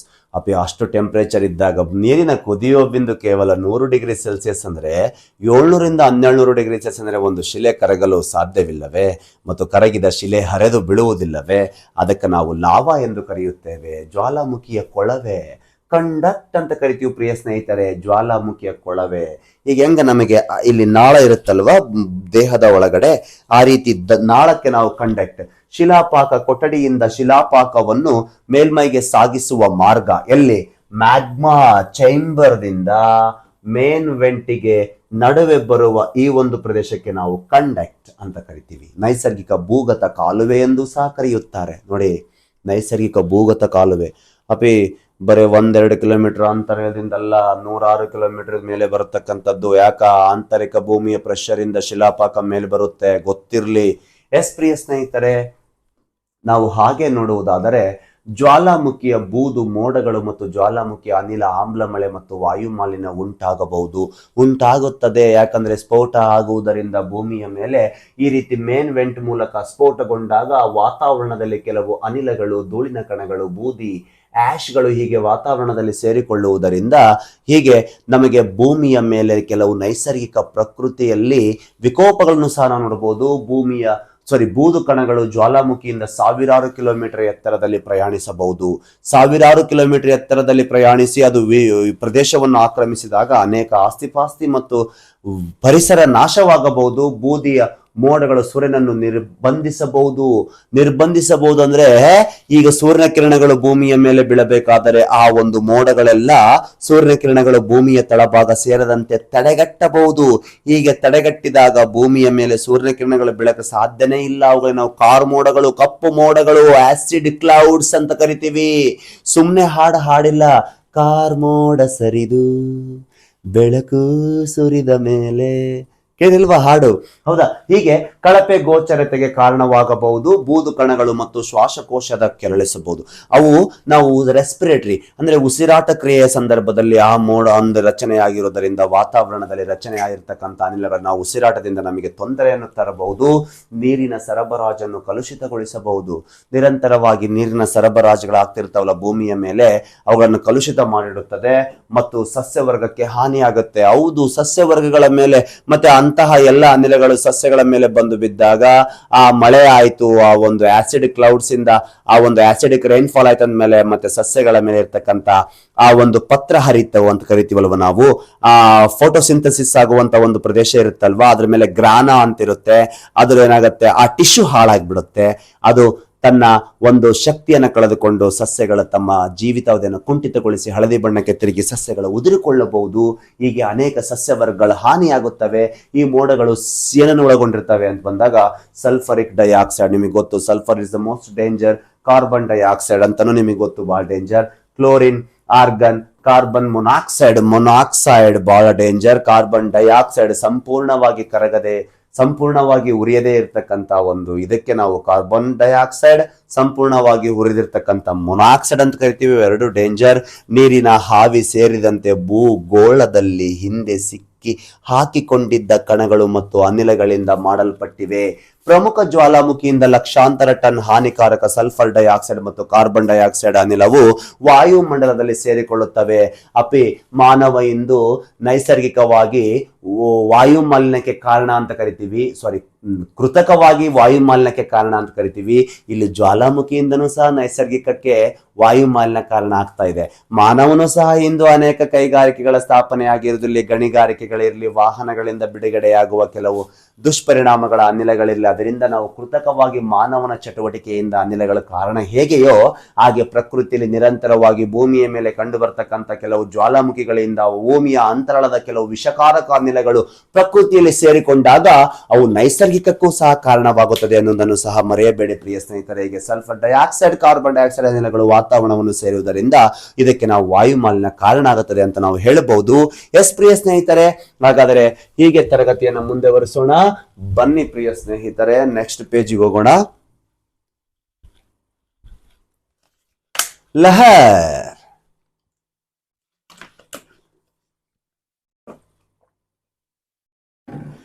ಜ್ವಾಲಾಮುಖಿ ಮೇಲೆ ಬಂದಾಗ ವಿವಿಧ ಪದಾರ್ಥಗಳನ್ನು ತೆಗೆದುಕೊಂಡು ತನ್ನೊಂದಿಗೆ ಬರುತ್ತಲ್ವಾ, ಅದು ಬಂದಾಗ ಅದನ್ನು ಏನು ಹಿಂಗ ಆ ಒಂದು ಮರಳನ್ನು ಎಳ್ಕೊಂಡು ಹೋಗುತ್ತಲ್ವಾ ಈ ರೀತಿ ನೋಡಗ, ಇದು ನ್ಯಾಚುರಲ್, ಇದು ನಾವು ಗ್ರಾಫಿಕ್ ಆಗಿ ನೋಡಬಹುದು. ಈಗ ಜ್ವಾಲಾಮುಖಿ ಮೇಲೆ ಬಂದಾಗ ಈ ರೀತಿ ಆ ಮಣ್ಣಿನ ಹರಿದುಕೊಂಡು ಹೋಗುತ್ತಲ್ಲ, ಅದಕ್ಕೆ ನಾವು ಲಹರ್ ಅಂತ ಕರಿತೀವಿ. ಅಂದರೆ ಜ್ವಾಲಾಮುಖಿಯ ಇಳಿಜಾರಿಗೆ ಹರಿಯುವ ನೀರಿನ ಮಣ್ಣಿನ ಹರಿವು ಜ್ವಾಲಾಮುಖಿ ಬೂದಿ ಮತ್ತು ಬಂಡೆಗಳ ತುಣುಕುಗಳು ಲಹರಿಗಳು ಬಿಸಿಯಾಗಿರಬಹುದು ಅಥವಾ ತಂಪಾಗಿರಬಹುದು ಮತ್ತು ಗಮನಾರ್ಹ ಹಾನಿ ಮತ್ತು ಜೀವಿ ಹಾನಿಗೆ ಕಾರಣವಾಗಬಹುದು. ಜ್ವಾಲಾಮುಖಿ ಆದ ಪ್ರದೇಶದಲ್ಲಿ ಹೀಗೆ ಫ್ಲಡ್ ಆಗುತ್ತೆ. ಇದು ತುಂಬಾ ಏನಿರುತ್ತೆ, ಬಿಸಿಯಾಗಿರುತ್ತೆ. ಹೀಗೆ ಅದು ಹರಿದುಕೊಂಡು ಹೋಗುತ್ತೆ. ಅದು ಹರಿದುಕೊಂಡು ಹೋಗಿರ್ತಕ್ಕಂಥ ಆ ಒಂದು ಏನಿರುತ್ತಲ್ಲ, ಅದಕ್ಕೆ ಆ ಒಂದು ಮಣ್ಣನ್ನು ಸೆಳೆದುಕೊಂಡು ಹೋಗುತ್ತಲ್ಲ ಜ್ವಾಲಾಮುಖಿ ಪ್ರಕ್ರಿಯೆ. ಯಾಕೆ ಸೆಳ್ಕೊಂಡು ಹೋಗ್ತಾ ಇದೆ? ಶಿಲಾಪಾಕ ಇದೆ. ಏನ್ ಎಳ್ಕೊಂಡು ಹೋಗ್ತಾ ಇದೆ? ಮೇಲಿರ್ತಕ್ಕಂಥ ಮಳೆ ಎಳ್ಕೊಂಡು ಹೋಗ್ತಾ ಇದೆ. ಆ ಎಳೆದುಕೊಂಡು ಹೋಗುವಂತ ಮಣ್ಣಿಗೆ ನಾವು ಲಹರ್ ಅಂತ ಕರಿತೀವಿ. ನೋಡಿ, ಗೊತ್ತಿರ್ಲಿ ಪ್ರಿಯ ಸ್ನೇಹಿತರೆ, ಜ್ವಾಲಾಮುಖಿ ಆದ ಪ್ರದೇಶದಿಂದ ಅದು ತನ್ನೊಂದಿಗೆ ಎಳೆದುಕೊಂಡು ಹೋಗಿರ್ತಕ್ಕಂಥ ಮರಳಿಗೆ ಅದಕ್ಕೆ ನಾವು ಲಹರ್, ಹಾನಿ ಮತ್ತೆ ಯಾಕೆ ಅದು ಏನಿರುತ್ತೆ, ಬಿಸಿಯಾಗಿರುತ್ತೆ, ಪ್ರಕೃತಿ ನಾಶ ಮಾಡುತ್ತೆ, ಎಷ್ಟೋ ಜೀವ ಸಂಕುಲನಕ್ಕೆ ಹಾನಿ ಮಾಡುತ್ತೆ, ಊರೊಳಗೆ ಹೋಗ್ಕೊಂಡ್ರೆ ಸಂಪೂರ್ಣ ಎಷ್ಟು ತೊಂದರೆ ಅಂತ ನಿಮಗೆ ಗೊತ್ತಾಗುತ್ತಲ್ವಾ. ಮತ್ತೆ ಇದು ನೋಡಿ, ಪರ್ವತದ ಮೇಲೆ ಈ ರೀತಿ ಜ್ವಾಲಾಮುಖಿ ಆದಾಗ ಅದು ಈ ರೀತಿ ಹರ್ಕೊಂಡು ಬಂದು ಬಿಡುತ್ತೆ. ಹರ್ಕೊಂಡು ಬರ್ತಾ ಇದೆ, ಏನು ಮರಳು ಕೆಳಗೇನಿದೆ ಶಿಲಾಪಾಕ, ಮತ್ತೆ ಅದು ಹರಿದುಕೊಂಡು ಬರ್ತಕ್ಕಂಥ ಆ ಒಂದು ಮಣ್ಣಿನ ಒಂದು ಕ್ರಿಯೆಗೆ ನಾವು ಲಹರ್ ಅಂತ ಕರಿತೀವಿ. ಗೊತ್ತಿರ್ಲಿ. ಫೆಮರೋಲ್ ವೆರಿ ಇಂಪಾರ್ಟೆಂಟ್. ಜ್ವಾಲಾಮುಖಿ ಆದ ಪ್ರದೇಶಗಳಲ್ಲಿ ಅಲ್ಲಿಂದ ಘನ, ದ್ರವ, ಅನಿಲ 3 ವಸ್ತುಗಳು ಮೇಲೆ ಬರ್ತವೆ. ಅದರಲ್ಲಿ ಉಗಿ, ಇಂಗಾಲದ ಡೈಆಕ್ಸೈಡ್, ಸಲ್ಫರ್ ಡೈಆಕ್ಸೈಡ್ ಮತ್ತು ಹೈಡ್ರೋಜನ್ ಸಲ್ಫರ್ ಅನ್ನು ಹೊರಸೂಸುತ್ತದೆ. ಹೀಗೆ ಹೊರಸೂಸಿದ ಅತಿ ಬಿಸಿಯಾದ ನೀರಿನ ನೆಲೆಯಿಂದ ಹೊರಬರುವ ಆವಿಯಾಗುವ ಉಪಸ್ಥಿತಿಯನ್ನು ನಾವು ಅದು ಉತ್ಪಾದನೆ ಮಾಡಿ ಮೇಲ್ ಕಳಿಸುತ್ತಲ್ಲ, ನಾವು ಅದಕ್ಕೆ ಅಂತಂದ್ರೆ ಫೆಮರೋಲ್ ಅಂತ ಕರಿತೀವಿ ಪ್ರಿಯ ಸ್ನೇಹಿತರೆ. ಇಲ್ಲೊಳಗ ಇದು ಸಬ್ ವೆಂಟ್ ಗಳಿಂದ ಇಲ್ಲಿ ಏನು ಮೇಲೆ ಬರ್ತಾ ಇದೆ ಅಲ್ವಾ, ಇದಕ್ಕೆ ನಾವು ಫೆಮರೋಲ್ ಅಂತ ಕರಿತೀವಿ. ಹೌದಾ? ಫೆಮರೋಲ್ ಆಗ ಇಲ್ಲಿ ಬರ್ತಾ ಇದೆ ನೋಡಿ, ಈ ರೀತಿ ಸಬ್ ವೆಂಟ್ ಗಳಿಂದ ಇಲ್ಲಿ ಏನಾದ್ರು ಹಬೆ ಅಂತ ನಾವು ಕರಿಬಹುದು. ಈ ರೀತಿ ಇಲ್ಲೊಳಗ ಇದು ಅದು ಆರ್ಟಿಫಿಷಿಯಲ್ ಆಗಿ ನಾವು ನೋಡಬಹುದು ಗ್ರಾಫಿಕ್ ಆಗಿ ಇಲ್ಲಿ ಮ್ಯಾಪ್ ಅಲ್ಲಿ. ಇದು ಜ್ವಾಲಾಮುಖಿಯ ಒಂದು ಪರ್ವತ, ಇಲ್ಲೆಲ್ಲ ಹೋಗ್ತಾ ನೋಡಗ ಹೊಗೆ. ಇದು ಸೇವಿಸಿದ್ರೆ ನಾವು ಉಳಿಯಲ್ಲ, ಭಾಳ ಡೇಂಜರ್. ಯಾಕಂದ್ರೆ ನೋಡಗ ಇಲ್ಲಿ ಸಲ್ಫರ್ ಡೈಆಕ್ಸೈಡ್, ಇಂಗಾಲದ ಡೈಆಕ್ಸೈಡ್ ಬಹಳ ವಿಷಕಾರಿ ಅನಿಲಗಳನ್ನು ಒಳಗೊಂಡಿರ್ತಕ್ಕಂಥ ಪದಾರ್ಥವಾಗಿರುತ್ತೆ. ಇದು ಒಳಗಿಂದ ಮೇಲೆ ಎಲ್ಲಿ ಗ್ಯಾಪ್ ಇರುತ್ತಲ್ಲ ಅಲ್ಲಿಂದ ಅದು ಹೊರಸೂಸ್ತಿರುತ್ತೆ. ಅದು ವಾತಾವರಣದಲ್ಲಿ ಸೇರ್ಕೊಳ್ತಿರುತ್ತೆ, ಪ್ರಕೃತಿಗೆ ಹಾನಿಯಾಗುತ್ತೆ. ಅದಕ್ಕೆ ನಾವು ಫೆಮರೋಲ್. ಏನಿಲ್ಲ, ಭೂಮಿಯ ಅಂತರಾಳದಲ್ಲಿರ್ತಕ್ಕಂಥ ಕೆಲವು ವಿಷಕಾರಿಕ ಅನಿಲಗಳು ಭೂಮಿಯ ಮೇಲೆ ಆ ಜ್ವಾಲಾಮುಖಿ ಪ್ರಕ್ರಿಯೆಯಿಂದ ಕೆಲವು ನಾಳಗಳ ಮೂಲಕ ಹೊರಸೂಸುವ ಅನಿಲಗಳಿಗೆ ನಾವು ಫೆಮರೋಲ್ಸ್ ಅಂತ ಕರಿತೀವಿ ಪ್ರಿಯ ಸ್ನೇಹಿತರೆ. ಗೊತ್ತಿರಲಿ. ಜ್ವಾಲಾಮುಖಿಯ ಪ್ರಮುಖ ವಿಧಗಳು ಅಂತ ಬಂದಾಗ, ವಿಧಗಳು ಏನು ಅದು ನೋಡೋಣ. ಏನು ಆಕ್ಟಿವ್, ಡೋರ್ಮೆಂಟ್, ಎಕ್ಸ್ಟೆಂಟ್ ವಾಲ್ಕೆನೋ. ಇಲ್ಲಿ ಪ್ರಮುಖವಾಗಿ ಅವುಗಳ ರಚನೆಗಳಂತ ಬಂದಾಗ ಸ್ಟ್ರಾಟೋ ವಾಲ್ಕೆನ್, ಇದು ನಾವೇನ್ ಸಂಯೋಜಿತ ಜ್ವಾಲಾಮುಖಿ, ಇತರ ಬಂಡೆಗಳ ಪದರಗಳೊಂದಿಗೆ ಬೆರೆಸಿದ ಘನ ಲಾವಾ ಹರಿವಿನ ಪದರಗಳನ್ನು ಒಳಗೊಂಡಿರುವ ಶಂಕುವಿನಾಕಾರದ ಜ್ವಾಲಾಮುಖಿ. ಹೌದಾ? ಇತರೆ ಜ್ವಾಲಾಮುಖಿ ಇಲ್ಲೊಳಗ ಈ ರೀತಿ ಶಂಕುವಿನಾಕಾರದ ಜ್ವಾಲಾಮುಖಿ ನಾವು ಕಾಂಪೋಸೈಟ್ ವಾಲ್ಕೆನೋ ಅಂತ ಕರಿತೀವಿ ಪ್ರಿಯ ಸ್ನೇಹಿತರೆ. ಹೌದಾ? ಸ್ಟ್ರಾಟೋ ವಾಲ್ಕೆನಿಕ್ ಅಂತ ಕರಿತೀವಿ. ಇತರೆ ಬಂಡೆಗಳ ಪದರಗಳೊಂದಿಗೆ ನೋಡಿಗ ವಿವಿಧ ಬಂಡೆಗಳ ಪದರಗಳೊಂದಿಗೆ ರಚನೆ ಆಗಿರುತ್ತೆ.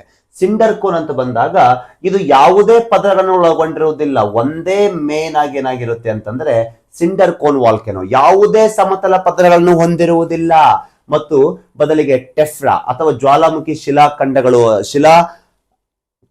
ರಾಶಿಗಳಂತ ಕರಿತೀವಿ. ಇದು ಕಡಿದಾದ ಶಂಕುವಿನಾಕಾರದ ಬೆಟ್ಟವನ್ನು ಗಾಳಿಯಿಂದ ಸುತ್ತುವರೆದಿರ್ತಕ್ಕಂಥ ಒಂದು ಪ್ರದೇಶ. ಪದರಗಳನ್ನು ಒಳಗೊಂಡಿರಂಗಿಲ್ಲ. ಇಲ್ಲಿ ಬರ್ತಾ ಇದೆ ನೋಡಿ ಜ್ವಾಲಾಮುಖಿ.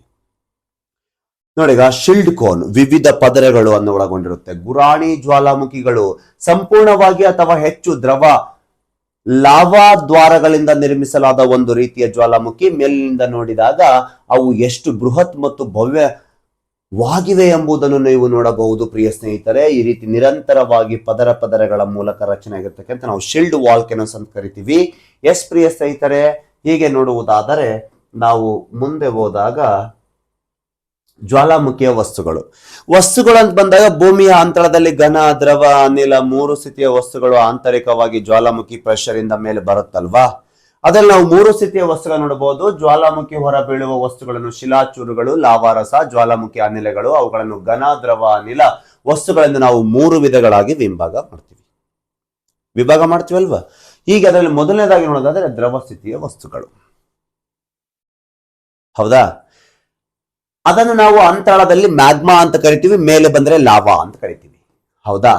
ಭೂಗರ್ಭದ ಆಂತರಿಕ ಒತ್ತಡದಿಂದ ಶಿಲಾಗಳು ಕರಗಿ ಸ್ಥಿತಿಯಲ್ಲಿ ಇರುವುದೇ ಶಿಲಾಪಾಕ. ಇದು ಸರಿಯಾಗಿ 900ರಿಂದ 1200 ಡಿಗ್ರಿ ಸೆಲ್ಸಿಯಸ್ ತಾಪಮಾನವನ್ನು ಹೊಂದಿರುತ್ತೆ.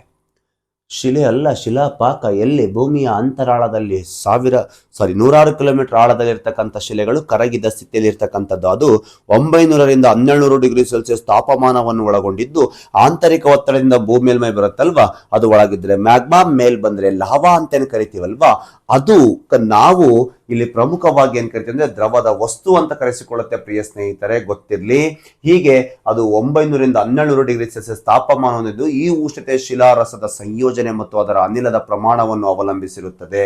ಹೀಗೆ ಭೂಮಿಯ ಅಂತರಾಳದಲ್ಲಿರ್ತಕ್ಕಂಥ ಮ್ಯಾಗ್ಮಾ, ಈ ಮ್ಯಾಗ್ಮಾವು ಭೂಮಿಯ ಮೇಲೆ ಬಂದು ಹರಿದು ಹೋದರೆ ಲಾವಾ, ಅದಕ್ಕೆ ನಾವು ಜ್ವಾಲಾಮುಖಿ ಅಂತ ಕರಿತೀವಿ ಪ್ರಿಯ ಸ್ನೇಹಿತರೆ.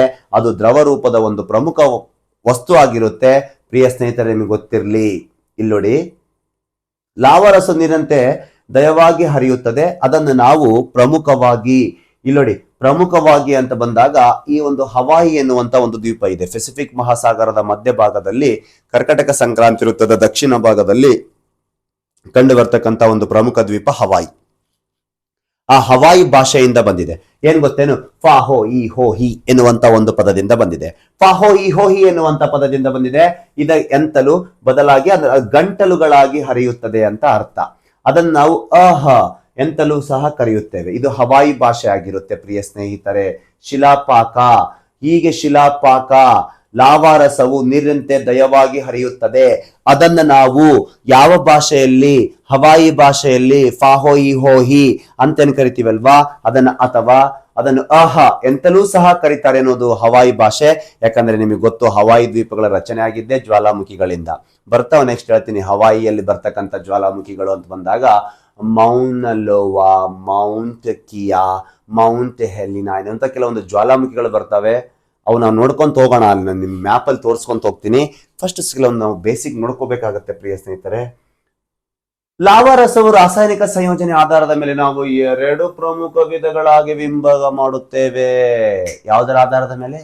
ರಾಸಾಯನಿಕ. ಶಿಲೆಗಳಲ್ಲಿ ನಾವು ಇದನ್ನು ಆಲ್ರೆಡಿ ನೋಡಿದೀವಿ, ಮತ್ತೆ ಬಂತು. ಆಸಿಡ್ ಅಂಡ್ ಬೇಸ್ ಮತ್ತು ಕ್ಷಾರೀಯ ಏನ್ ಕರಿತೀವಿ? ಕ್ಷಾರೀಯ ಮತ್ತು ಆಮ್ಲೀಯ ಅಂತ ಕರಿತೀವಿ. ಕ್ಷಾರೀಯ ಲಾವಾ ಇದು ಕಡಿಮೆ ಪ್ರಮಾಣದ ಸಿಲಿಕಾನ್ ಪ್ರಮಾಣವನ್ನು ಹೊಂದಿರುತ್ತೆ. ಬೇಕಾದ್ರೆ ಇಂದಿನ ತರಗತಿಯನ್ನು ನಿಮಗೆ ಅರ್ಥ ಆಗುತ್ತೆ. ಕಡಿಮೆ ಪ್ರಮಾಣದ ಸಿಲಿಕಾನ್ ಪ್ರಮಾಣವನ್ನು ಹೊಂದಿರತಕ್ಕಂಥದಕ್ಕೆ ನಾವು ಕ್ಷಾರೀಯ ಅಂತ ಕರಿತೀವಿ. ಏನು ಭೂ ಒಳಗಿರ್ತಕ್ಕಂಥ ಶಿಲಾಪಾಕ ಅಧಿಕ ದ್ರವ ರೂಪದಲ್ಲೇ ಇರುತ್ತದೆ. ಬಸಾಲ್ಟ್ ಶಿಲೆಯ ದ್ರವೀಕರಣದಿಂದ ಉಂಟಾಗುವ ಕಾರಣ ಬಸಾಲ್ಟ್ ಲಾವಾರಸವೆಂದು ಕರೆಯುತ್ತೇವೆ. ಬೇಕಾರೆ ಶಿಲೆಗಳ ಬಗ್ಗೆ ತರಗತಿಯಲ್ಲಿ ನೋಡಿ ನಿಮಗೆ ಅರ್ಥ ಆಗಿಬಿಡುತ್ತೆ.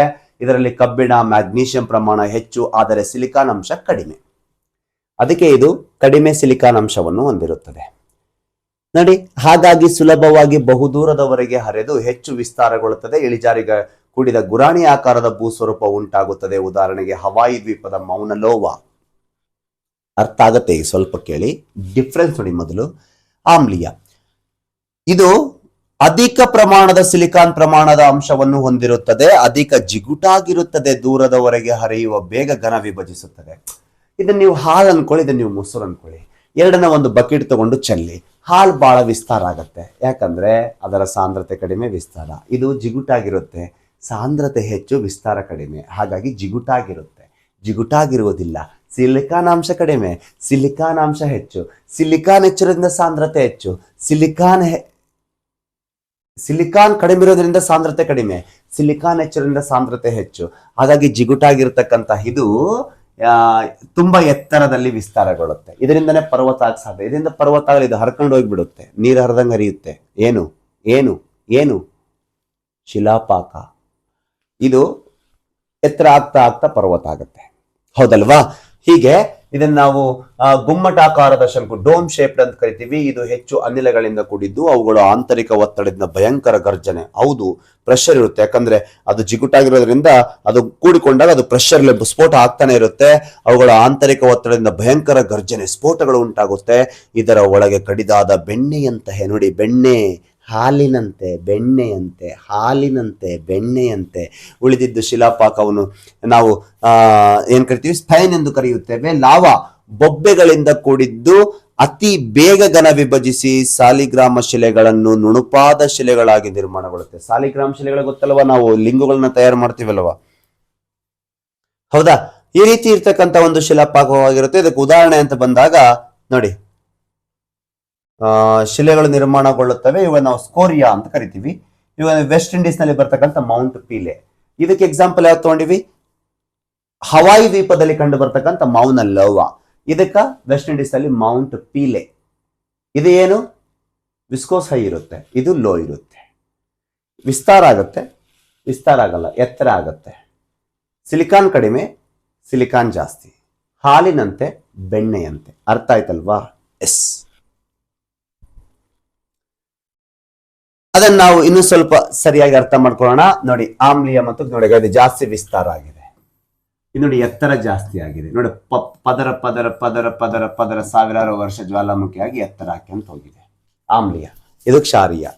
ಹೌದಾ? ನೋಡಿ, content small amount of silica 50% below, content large amount of silica 50% above. ಹೌದಾ? Has a low melting point. ಯಾಕೆ ಲೋ ಮೆಲ್ಟಿಂಗ್ ಪಾಯಿಂಟ್? ತಿಳಿ ಇದೆ. Has a high melting point. ಯಾಕ? ಅದು ಜಾಸ್ತಿ ಏನಿದೆ, ಬೆಣ್ಣೆ ತರ ಸ್ನಿಗ್ಧತೆಯಲ್ಲಿದೆ. Flows fast. ಹೌದು, ಹಾಲು ಜಲ್ದಿ ಹರಿದು ಬಿಡುತ್ತೆ, ಬೆಣ್ಣೆ ಹರಿಯಲ್ಲ. Has a high melting point. ಹೌದಾ? It's a flow slow. Okay. Travels long distance. ಹಾಲು ಚಲ್ಲಿ ಬೆಣ್ಣೆ ಚಲ್ಲಿ ನೋಡೋಣ, ಹಾಲು ದೂರ ಹರಿದು ಹೋಗುತ್ತೆ, ಬೆಣ್ಣೆ ಜಾಸ್ತಿ ಹರಿಯಂಗಿಲ್ಲ. ಹೌದಲ್ವಾ? Do not travel far. ಹೌದಾ? ಇದು ಜೆಂಟ್ಲಿ ಸ್ಲೋಪಿಂಗ್ ಕೋನ್ಸ್. ಹೌದಾ? Sloping cones. This is sloping cones. ಇಳಿಜಾರಿಗೆ ಅನುಗುಣವಾಗಿ ಕೋನ್ ರಚನೆ ಆಗುತ್ತೆ. ಹೌದಾ? ಸ್ಟಿಪ್ ಸೈಡ್ ಕೋನ್ಸ್ ನೋಡಗ ಎತ್ತರ ಜಾಸ್ತಿ ಇರುತ್ತೆ. Little explosive active. Very explosive active. ಇದು ಜಾಸ್ತಿ ಎಕ್ಸ್ಪ್ಲೋಸ್ ಆಗಲ್ಲ, ಹಾಲಿನಂತಿರೋದ್ರಿಂದ ಅದಕ್ಕೆ ಪ್ರೆಷರ್ ಜಾಸ್ತಿ ಇರಲ್ಲ. ಇದು ಮತ್ತೆ ಮೇಲೆ ಹೈಟ್ ಆದಂತೆ ಪ್ರೆಷರ್ ಮೇಲೆ ಮುಚ್ಕೊಂಡು ಅದು ಸ್ಫೋಟ ಆಗ್ತಾನೆ ಇರುತ್ತೆ, ಚಿಮ್ತಾನೆ ಇರುತ್ತೆ, ಎಗರ್ತಾನೆ ಇರುತ್ತೆ. Is is a high explosive. Shorter period between the explosion, longer period between the explosion. ಇದಕ್ಕೆ ಪ್ರೆಷರ್ ಜಾಸ್ತಿ ಇಲ್ಲ, ಯಾಕಂದ್ರೆ ಬಾಯಿ ಬೇಗ ಮುಚ್ಕೊಂತ ತಿಳಿ ಇರುತ್ತೆ ಬಾಯಿ, ಮತ್ತೆ ಎಕ್ಸ್ಪ್ಲೋಸ್ ಆಗುತ್ತೆ. ಇದು ಹಂಗಲ್ಲ, ಯಾಕಂದ್ರೆ ಇದು ಜಾಸ್ತಿ ಸಿಗ್ನತೆ, ಜಾಸ್ತಿ ಜಲ್ದಿ ಮುಚ್ಕೊಂಡ್ಬಿಡುತ್ತಲ್ವಾ, ಪ್ರೆಷರ್ ಆಗಿ ಟೇಕ್ ಟೈಮ್. ಹೌದಲ್ವಾ? ಹಾಗಾಗಿ it's a long period between the explosions. ಹೌದಾ? ನೋ ಏನಿದು ಆಲ್ಟರ್ನೇಟಿಂಗ್ ಲೇಯರ್. ಯಾವುದೇ ಲೇಯರ್ ಫಾರ್ಮ್ ಆಗಲ್ಲ, ಇಟ್ಸ್ ಅ ಲೇಯರ್ ಫಾರ್ಮ್ ಆಗುತ್ತೆ. Ash and lava. ಅರ್ಥ ಆಯ್ತಲ್ವಾ? ಆಸಿಡ್ ಅಂಡ್ ಬೇಸ್ ಗೊತ್ತಿರ್ಲಿ ಪ್ರಿಯ ಸ್ನೇಹಿತರೆ. ನೆಕ್ಸ್ಟ್ ಬಂದ್ಬಿಟ್ಟು ಘನ ವಸ್ತುಗಳು. ಇಷ್ಟತ್ ನೋಡಿದ್ದು ದ್ರವ ವಸ್ತುಗಳು, ಈಗ ನೋಡ್ತಾ ಇರೋದು ಘನ ವಸ್ತುಗಳು. ಹೌದು, ಭೂಮಿಯ ಅಂತಳದಿಂದ ಸಂಪೂರ್ಣವಾಗಿ ಕರಗದೇ ಇರುವ ವಸ್ತುಗಳು ಭೂಮಿಯ ಮೇಲೆ ಬರ್ತವೆ. ಘನ ವಸ್ತುಗಳನ್ನು ಭೂಮಿಯ ಮೇಲೆ ಜಿಗಿತವೆ ಜ್ವಾಲಾಮುಖಿಯಿಂದ. ಜ್ವಾಲಾಮುಖಿ ಸ್ಫೋಟನೆಯಿಂದ ಹೊರಬೀಳುವ ಘನ ವಸ್ತುಗಳಲ್ಲಿ ಶಿಲಾಚೂರುಗಳು, ಧೂಳಿನ ಕಣಗಳು, ಕಿಟ್ಟ ಹಾರುಬೂದಿ ಹಾಗೂ ಕಲ್ಲು ಗುಂಡೆಗಳನ್ನು ಪ್ರಮುಖವಾಗಿ ನೋಡಬಹುದು ಪ್ರಿಯ ಸ್ನೇಹಿತರೆ. ಹಾರ್ತವೆ ಬಾಂಬ್ಸ್, ನೋಡಿ ವಾಲ್ಕನಿಕ್ ಬಾಂಬ್ಸ್ಗಳು ಹಾರ್ತವೆ. ಆಶ್ ಆರುತ್ತೆ ಭೂಮಿಯ ಮೇಲೆ. ಹೌದಾ? ಆಶ್ಗಳೆಲ್ಲ ಭೂಮಿಯ ವಾತಾವರಣವನ್ನು ಸೇರ್ಕೊಳುತ್ತೆ. ನೋಡೋಣ, ಜ್ವಾಲಾಮುಖಿಗಳಿಂದ ಹೊರಬೀಳುವ ಶಿಲಾವಸ್ತುಗಳು ಫೈರೋಕ್ಲಾಸ್ಟ್ ಅಥವಾ ಟೆಫ್ರಾ ಎಂದು ಕರೆಯುತ್ತಾರೆ. ಅಂದ್ರೆ ಅಂತರಳದ ಇರ್ತಕ್ಕಂಥ ಶಿಲಾಪಾಕ ಸಂಪೂರ್ಣವಾಗಿ ಕರಗದೇ ಇರ್ತಕ್ಕಂಥ ವಸ್ತುಗಳು ಭೂಮಿಯ ಮೇಲೆ ಹಾರ್ತವೆ. ನಾವು ದೀಪಾವಳಿ ಸಂದರ್ಭದಲ್ಲಿ ಉಕ್ಕಿನ ಪಟಾಕ್ಷಿಗಳನ್ನ ಹಾಸ್ತೀವಿ, ಕ್ರ್ಯಾಕರ್ಸ್. ಅವೆಂಗ ಕಿಡಿಗಳು ಹಾರ್ತಾವಲ್ಲ, ಅದರಂಗ ಕರಗದೇ ಇರ್ತಕ್ಕಂಥ ಶಿಲೆಗಳು ಹಾರ್ತವೆ. ಅದಕ್ಕೆ ನಾವೇನ್ ಕರಿತೀವಿ ಅಂದ್ರೆ ಫ್ಲೈರೋಕ್ಲಾಸ್ಟ್ ಅಂತ ಕರಿತೀವಿ. ಹೌದಾ? ನೋಡಿ, ಇದು ಗ್ರೀಕ್ ಭಾಷೆಯ ಫ್ಲೈರೋ ಎಂಬ ಅಗ್ನಿ. ಫ್ಲೈರೋ ಅಂದ್ರೆ ಅಗ್ನಿ, ಕ್ಲಾಸ್ಟರ್ ಅಂದ್ರೆ ತುಂಡುಗಳು. ಯಾವ್ದಾರ ತುಂಡುಗಳು, ಅಗ್ನಿಯ ತುಂಡುಗಳು ಹಾರ್ತಾವಲ್ವಾ, ಆ ಭಾಷೆಯಿಂದ ಬಂದಿದೆ. ಘನ ವಿಭಜಿಸಿದ ವಸ್ತುಗಳು ಬಹು ಎತ್ತರದಲ್ಲಿ ಚಿಮ್ಮಲ್ಪಡುತ್ತವೆ. ತುಣುಕುಗಳು ಗುಂಡುಗಳಂತೆ ಬೀಳುತ್ತವೆ. ಇವನ್ನು ನಾವು ವಾಲ್ಕನಿಕ್ ಬಾಂಬ್ಸ್ ಅಂತ ಕರಿತೀವಿ. ನೋಡಗ ಹಾರ್ತೇವೆ ನೋಡಗ, ಇವೆಲ್ಲ ಮೇಲೆ ಬಿದ್ರೆ ಕಲಸಾಪಿ. It's a most danger. Near ಇರಬಾರ್ದು. ಆಕ್ಟಿವ್ ವಾಲ್ಕೆನೋ ಸಂದರ್ಭಗಳಲ್ಲಿ ನಾವು ಹತ್ರ ಇರಬಾರ್ದು. ಎಷ್ಟೋ ಜನ ಅದನ್ನು ರಿಸರ್ಚ್ ಆಫೀಸರ್ಗಳು ಸಾತ್ತಿದ್ದಾರೆ, ಎಷ್ಟೋ ವ್ಯಕ್ತಿಗಳನ್ನು ಸಹ ಅಲ್ಲಿ ಏನಾಗಿದ್ದಾರೆ, ಮರಣ ಹೊಂದಿದ್ದಾರೆ. ಯಾಕಂದ್ರೆ ಬ್ಲಾಸ್ಟ್ ಆದಾಗ ವಾಲ್ಕನಿಕ್ ಬಾಂಬ್ಸ್ಗಳು ಬಂದು ನಮ್ಮ ದೇಹದ ಮೇಲೆ ಬಿದ್ದು ಅಂದ್ರೆ ನಾವು ಉಳಿಯಕ್ಕೆ ಸಾಧ್ಯನೇ ಇಲ್ಲ.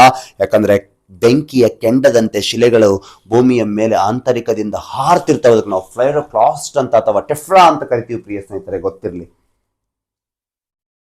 ಜ್ವಾಲಾಮುಖಿಯಿಂದ ಹೊರಬೀಳುವ ಸೂಕ್ಷ್ಮ ಕಣಗಳಿಗಾಗಿ ಜ್ವಾಲಾಮುಖಿಯ ಧೂಳು ಎನ್ನುವರು. ಅಂದ್ರೆ ಚಿಕ್ಕ ಚಿಕ್ಕ ಕಣಗಳು ಭೂಮಿಯ ಒಳಗಿಂದ ಬರ್ತಾವಲ್ಲ, ಘನಸ್ಥಿತಿಯ ಕಣಗಳು, ಅವಕ್ಕೆ ನಾವು ಧೂಳಿನ ಕಣಗಳು ಅಂತ ಕರಿತೀವಿ.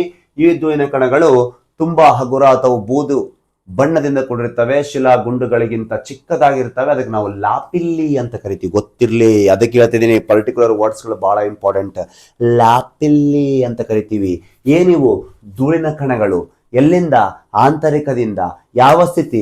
ಘನಸ್ಥಿತಿ. ಮತ್ತೆ ಧೂಳಿನ ಕಣಗಳು ಘನಸ್ಥಿತಿ ಇರ್ತಾವಲ್ವಾ, ಅವಕ್ಕೆ ನಾವು ಲಾಪಿಲ್ಲಿ ಅಂತ ಕರಿತೀವಿ. ಲಾಪಿಲ್ಲಿಗಳಿಗಿಂತ ಚಿಕ್ಕದಾದ ತುಣುಕುಗಳಿರ್ತವೆ, ಅವುಗಳಿಗೆ ನಾವು ಜ್ವಾಲಾಮುಖಿ ಕಿಟ್ಟ ಅಂತ ಕರಿತೀವಿ. ಇವು ಬಟಾಣೆ ಕಾಳಿನಂತಹ ಆಕಾರದಲ್ಲಿ ಹೊಂದಿರುತ್ತವೆ. ವಿವಿಧ ಕೋನಾಕೃತಿಯ ತುಣುಕುಗಳು, ಘನ ವಸ್ತುಗಳು, ಚೂರುಗಲ್ಲು ಅಂತ ಕರಿತೀವಿ ನಾವು ಪ್ರಿಯ ಸ್ನೇಹಿತರೆ. ಗೊತ್ತಿರಲಿ. ಬ್ರೆಸಿಕಾ, ಹೌದಾ? ಬ್ರೆಸಿಯಾ ಹಗುರವಾದ ಬೂದು ಮತ್ತು ಧೂಳಿನ ಕಣಗಳು ಜ್ವಾಲಾಮುಖಿಯಿಂದ ಎರಚಲ್ಪಟ್ಟು ನಂತರ ಗಾಳಿಯಿಂದ ಹಾರಿಸಲ್ಪಟ್ಟು ಅಗ್ನಿ ಪರ್ವತದಿಂದ ಬಹುದೂರದವರೆಗೆ ವಿಸ್ತಾರವಾಗಿ ಧೂಳಿನ ಅನಿಲ. ಅಪೇ ಗೊತ್ತಿರ್ಲಿ, ಭೂ ಅಂತಳದ ಶಿಲಾಪಾಕದಿಂದ ಮೇಲೆ ಬರ್ತಕ್ಕಂಥ ಎಲ್ಲಾ ಧೂಳಿನ ಕಣಗಳು, ಬೂದಿನ ಕಣಗಳು ಬಹುದೂರದವರೆಗೆ ವಿಸ್ತಾರ ಆಗ್ತವೆ. ಎಷ್ಟು ಅನಾಹುತಗಳಾಗಿದ್ದಾವೆ. ಫಾರ್ ಎಕ್ಸಾಂಪಲ್ ಅಂತ ಬಂದಾಗ, ಆಸ್ಟ್ರೇಲಿಯಾದ ಪೂರ್ವ ಭಾಗದಲ್ಲಿ ಬರ್ತಕ್ಕಂಥ ಹೊಂಗಾಟೊಂಗ ಎನ್ನುವಂತ ಒಂದು ದ್ವೀಪದಲ್ಲಿ ಆಂತರಿಕ ಜ್ವಾಲಾಮುಖಿ ಪ್ರಕ್ರಿಯೆಯಿಂದ ವಾತಾವರಣದಲ್ಲಿ ಬೂದಿ ಎಲ್ಲ ಸೇರಿಕೊಂಡು ಸಂಪೂರ್ಣವಾಗಿ ರೆಸ್ಪಿರೇಟರಿ ಉಸಿರಾಟಕ್ಕೆ ತೊಂದರೆಗೆ ಎಷ್ಟೋ ಜನಗಳ ಸಾಯ್ತಾರೆ ಪ್ರಿಯ ಸ್ನೇಹಿತರೆ. ಅವು ಬಹುದೂರದ ಎಷ್ಟೋ ಕಿಲೋಮೀಟರ್ ವರೆಗೆ ವಿಸ್ತಾರಗೊಳ್ತವೆ. ಹೀಗೆ ಮೋಡದಂತೆ ಹರಡಿ ಲಾವಾ ಬೆಂಕಿಯಿಂದ ಹೊಳೆಯುತ್ತವೆ. ಇಲ್ಲಿ ನೋಡಿಗ, ಫಾರ್ ಎಕ್ಸಾಂಪಲ್ ಇಲ್ಲಿದೆ ನೋಡಿಗ, ಈ ರೀತಿ ಅದು ಜ್ವಾಲಾಮುಖಿ ಆಗಿರುತ್ತಿಲ್ಲ, ಹಿಂಗೆಲ್ಲ ಅದು ದೂರ ವಿಸ್ತಾರವಾಗಿ ಮೋಡದಂತೆ ರಚನೆ ಆಗಿರತಕ್ಕಂತ ಒಂದು ಪ್ರದೇಶಗಳಾಗಿ ಗಾಳಿ ಬೀಸುವ ದಿಕ್ಕಿನಲ್ಲಿ, ಗಾಳಿ ಕಡೆ ಬೀಸಿತ್ತ ಆ ದಿಕ್ಕಿನಲ್ಲಿ ಹೋಗ್ಬಿಡುತ್ತೆ ಅದು. ಹೀಗೆ ದಿಕ್ಕಿನಲ್ಲಿ ಹೋದಾಗ ಅವು ಬಹು ದೂರದವರೆಗೆ ಚಲಿಸುತ್ತವೆ. ಇದಕ್ಕೆ ನಾವು ನ್ಯೂಯಸ್ ಆರ್ಡೆಂಟ್ ಅಂತ ಕರಿತೀವಿ, ಹೌದಾ? ನ್ಯೂಯಸ್ ಆರ್ಡೆಂಟ್ ಅಂತ ಕರಿತೀವಿ. ಈ ರೀತಿ ಧೂಳಿನ ಕಣಗಳು ಆಂತರಿಕ ಚಲನೆಯಿಂದ ಬಹು ದೂರದವರೆಗೆ, ಕಿಲೋಮೀಟರ್ ಗಟ್ಟಲೆ ದೂರದವರೆಗೆ ವಿಸ್ತಾರಗೊಳ್ಬಿಡ್ತಾವೆ ಪ್ರಿಯ ಸ್ನೇಹಿತರೆ. ಅದು ತುಂಬಾ ಡೇಂಜರ್, ಪ್ರಕೃತಿಯನ್ನು ಹಾಳು ಮಾಡುತ್ತೆ. ಅನಿಲದ ವಸ್ತುಗಳು ಅಂತ ನೋಡೋದಾದ್ರೆ, ಘನ ನೋಡಿದಿವಿ, ದ್ರವ ನೋಡಿದಿವಿ. ಘನ ದ್ರವ ವಸ್ತುಗಳನ್ನ ಅನೇಕ ಭೂಮಿಯ ಅಂತಳದಲ್ಲಿರ್ತಕ್ಕಂಥ ಅನಿಲವೂ ಸಹ ಭೂಮಿಯ ಮೇಲೆ ಹೊರಚಿಮ್ಮುತ್ತದೆ. ಉದಾಹರಣೆಗೆ ನೀರಾವಿ ಇರಲಿ, ಹೈಡ್ರೋಕ್ಲೋರಿಕ್ ಆಮ್ಲ ಇರಲಿ, ಅಮೋನಿಯಂ ಕ್ಲೋರೈಡ್ ಇರಲಿ, ಸಲ್ಫರಿಕ್ ಆಕ್ಸೈಡ್ ಇರಲಿ, ಹೈಡ್ರೋಜನ್ ಸಲ್ಫೈಡ್ ಇರಲಿ, ಇಂಗಾಲ, ಆಮ್ಲಜನಕ ಇತ್ಯಾದಿ ಹಲವಾರು ಅನಿಲಗಳು ಭೂಮಿಯ ಅಂತರಳದಿಂದ ಭೂಮೇಲ್ಮೈ ಬಂದು ಚಲಿಸುತ್ತವೆ. ಇದರಲ್ಲಿ ನೀರಾವಿಯು ಅತ್ಯಂತ ಪ್ರಮುಖವಾದದ್ದು. ಅದು ಬಹಳ ಇಂಪಾರ್ಟೆಂಟ್. ಯಾಕಂದ್ರೆ ಬಿಸಿ ಇರುತ್ತಲ್ವಾ, ನೀರಾವಿ ಜಾಸ್ತಿ ಮೇಲೆ ಬರುತ್ತೆ. ಜ್ವಾಲಾಮುಖಿಯಿಂದ ಹೊರಬೀಳುವ ಒಟ್ಟು ಅನಿಲಗಳಲ್ಲಿ 90% ಏನಿರುತ್ತೆ ಅಂದ್ರೆ ನೀರಾವಿನೇ ಇರುತ್ತೆ ಪ್ರಿಯ ಸ್ನೇಹಿತರೆ. ಆ ನೀರಾವಿರೋದ್ರಿಂದನೇ ವಾತಾವರಣದಲ್ಲಿ ಸೇರಿಕೊಂಡು ಕ್ಲೌಡ್ಸ್ ಗಳ ಫಾರ್ಮೇಶನ್ ಆಗಕ್ಕೆ ಸಾಧ್ಯ. It's a most dangerous clouds, acidic clouds ಅಂತ ಕರಿತೀವಿ. ಆಸಿಡಿಕ್ ರೈನ್ಫಾಲ್ ಆಗುತ್ತೆ, ಪ್ರಕೃತಿಯಲ್ಲಿ ಇರ್ತಕ್ಕಂಥ ಎಷ್ಟೋ ಮಣ್ಣು ಮಲಿನ ಆಗುತ್ತೆ, ಸಸ್ಯ ಸಂಪತ್ತು ನಾಶ ಆಗುತ್ತೆ, ಜೀವ ಸಂಕುಲ ತೊಂದರೆ ಆಗುತ್ತೆ, ಸಿಹಿ ನೀರಿನಲ್ಲೆಲ್ಲ ಅದು ಕಲುಷಿತವಾಗಿ ಹಾನಿ ಆಗುತ್ತೆ ಪ್ರಿಯ ಸ್ನೇಹಿತರೆ. ನಿಮಗೆ ಗೊತ್ತಿರಲಿ. ನೋಡಿ, ಇಲ್ಲಿ ನೋಡಿ, ಜ್ವಾಲಾಮುಖಿ ಸ್ಫೋಟನೆ ಹೊರಬೀಳುವ ಅನಿಲಗಳಲ್ಲಿ ಕೂಡಿದ ಕುಂಡದ ಸುತ್ತಲೂ ಆಕಾಶದ ಕಡೆಗೆ ಕಪ್ಪು ಮೋಡಗಳು, ಕಾರ್ ಮೋಡಗಳು ನೋಡಗಾಲೆಲ್ಲ ನೋಡಿ ಯಾವ ರೀತಿ ಕಪ್ಪು ಮೋಡಗಳು ನೋಡಿ. ಇಟ್ಸ್ ಅ ನ್ಯಾಚುರಲ್, ಇದು ರಿಯಲ್ ಆಗಿ ಆಗಿರ್ತಕ್ಕಂಥದ್ದು. ಇಲ್ಲೊಳಗ ಸ್ಫೋಟಗೊಂಡಾಗ ಹೀಗೆ ವಾತಾವರಣದಲ್ಲಿ ಸೇರಿದ ಇದೆಲ್ಲ ಹರಡಿಕೊಂಡು ಕಪ್ಪು ಮೋಡಗಳ ರಚನೆಗೆ ಅವಕಾಶ ಮಾಡಿಕೊಡುತ್ತೆ. ಎಷ್ಟೋ ವಿಷಕಾರಿ ಅನಿಲಗಳು ವಾತಾವರಣದಲ್ಲಿ ಸೇರುತ್ತವೆ, ನೈಸರ್ಗಿಕವಾಗಿ ಪ್ರಕೃತಿಗೆ ವಿಕೋಪಕ್ಕೆ ಕಾರಣವಾಗುತ್ತೆ ಈ ಅನಿಲಗಳು ವಾತಾವರಣದಲ್ಲಿ ಸೇರಿಕೊಂಡಾಗ. ಮತ್ತೆ ಸೂರ್ಯನ ಕಿರಣಗಳು ಭೂಮಿ ಮೇಲೆ ಹೇಗೆ ಬೀಳ್ತವೆ ಹೇಳಿ. ಈಗ ಮತ್ತೆ ಸೂರ್ಯನ ಕಿರಣಗಳು ಬೀಳದೇ ಇರೋದಕ್ಕೆ ನಾವು ಅದಕ್ಕೆ ಕಪ್ಪು ಮೋಡ, ಕಾರ್ ಮೋಡಗಳು ಅಂತ ಕರಿತೀವಿ. ಕಾರ್ ಮೋಡಗಳಿದ್ದಾಗ ಹೇಗೆ ಸೂರ್ಯನ ಕಿರಣಗಳು ಬೀಳಲು ಸಾಧ್ಯ ಪ್ರಿಯ ಸ್ನೇಹಿತರೆ? ಹೌದಲ್ವಾ? ಹೀಗೆ ಕಾರ್ ಮೋಡಗಳ ರಚನೆಯಾಗುವುದರಿಂದ ಎಷ್ಟೋ ಪ್ರಕೃತಿ ನಾಶವಾಗುತ್ತೆ ಪ್ರಿಯ ಸ್ನೇಹಿತರೆ. ಹಲವಾರು ಕಿಲೋಮೀಟರ್ ವ್ಯಾಪಿಸಿ ಈ ಮೋಡಗಳು ನೀರಾವಿಯು ಘನೀಕರಣಗೊಂಡಿ ಗಾಢ ಕಪ್ಪು ಮೋಡಗಳ ಧಾರಾಕಾರ ಮಳೆಯನ್ನು ಉಂಟು ಮಾಡುವ ಈ ಪ್ರಕೃತಿಯನ್ನು ಹಾಳು ಮಾಡಿಡುತ್ತೆ. ಈ ಮಳೆ ಆಗ್ಬಾರ್ದು ಪ್ರಿಯ ಸ್ನೇಹಿತರೆ. ಸ್ಫೋಟಕ ಜ್ವಾಲಾಮುಖಿಗಳಾಗಿ ಪ್ರಕೃತಿಯಲ್ಲಿ ಅನೇಕ ಅನಿಲಗಳು ಸೇರಿಕೊಂಡು ನೀರಾವಿ ಜೊತೆ ಸಂಯೋಗ ಹೊಂದಿ ಎಷ್ಟೋ ಕಿಲೋಮೀಟರ್ ದೂರದವರೆಗೆ ವಿಸ್ತಾರಗೊಂಡು ಮೋಡಗಳಿಂದ ಈ ಮಳೆ ಆಗಿಬಿಡುತ್ತೆ ಪ್ರಿಯ ಸ್ನೇಹಿತರೆ. ಇಟ್ಸ್ ಅ ಮೋಸ್ಟ್ ಡೇಂಜರಸ್, ಹೌದಲ್ವಾ? ಎಸ್, ಪ್ರಮುಖ ಜ್ವಾಲಾಮುಖಿಯ ವಿಧಗಳನ್ನು ನೋಡೋಣ ಪ್ರಿಯ ಸ್ನೇಹಿತರೆ.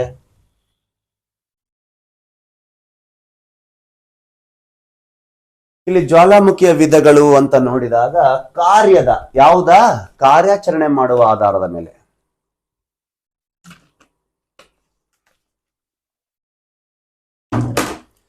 ಕಾರ್ಯಾಚರಣೆ ಮಾಡುವ ಆಧಾರದ ಮೇಲೆ, ಜ್ವಾಲಾಮುಖಿಯಿಂದ ವಸ್ತುಗಳು ಹೊರಬರುವ ಆಧಾರದ ಮೇಲೆ, ಜ್ವಾಲಾಮುಖಿಗಳಿಂದ ಹೊರಬೀಳುವ ರೀತಿಯ ಆಕಾರದ ಮೇಲೆ ನಾವು 3 ಭಾಗಗಳ ವಿಭಾಗ ಮಾಡ್ತೀವಿ. ಅದರಲ್ಲಿ ಮೊದಲನೇ ತೋರಣ ಕಾರ್ಯಾಚರಣೆ ಮಾಡುವ ಆಧಾರದ ಮೇಲೆ. ಕಾರ್ಯಾಚರಣೆ ಮಾಡುವ ಆಧಾರದ ಮೇಲೆ ಜ್ವಾಲಾಮುಖಿಯನ್ನ ಮತ್ತೆ 3 ಭಾಗಗಳ ವಿಭಾಗ ಮಾಡ್ತೀವಿ. ಒಂದು ಜಾಗೃತ ಜ್ವಾಲಾಮುಖಿ, ಜೀವಂತ, ಆಕ್ಟಿವ್ ವಾಲ್ಕೆನೋ. ಎರಡನೇದು ಬಂದ್ಬಿಟ್ಟು ಡೋರ್ಮೆಂಟ್ ವಾಲ್ಕೆನೋ, ನಿದ್ರಿತ ಜ್ವಾಲಾಮುಖಿ, ಸುಪ್ತ ಸುಪ್ತ. ಮೂರನೇದು ಬಂದ್ಬಿಟ್ಟು ಲುಪ್ತ, ನಂದಿತ, ಸತ್ತ ಜ್ವಾಲಾಮುಖಿ, ಎಕ್ಸ್ಟೆಂಟ್ ವಾಲ್ಕೆನೋ ಅಂತಂದೇಳಿ ನಾವು ಜ್ವಾಲಾಮುಖಿಗಳನ್ನ 3 ವಿಧಗಳಾಗಿ ವಿಭಾಗ ಮಾಡ್ತೀವಿ ಕಾರ್ಯಾಚರಣೆ ಆಧಾರದ ಮೇಲೆ. ಮೊದಲನೇ ತಗೊಳ್ತಾ ಇದೀವಿ, ಹೌದಾ? ಜಾಗೃತ ಜ್ವಾಲಾಮುಖಿ ಅಥವಾ ಜೀವಂತ ಜ್ವಾಲಾಮುಖಿ, ಆಕ್ಟಿವ್ ವಾಲ್ಕೆನೋ ಎಂದು ಕರೆಸಿಕೊಳ್ಳುವ ಈ ಜ್ವಾಲಾಮುಖಿ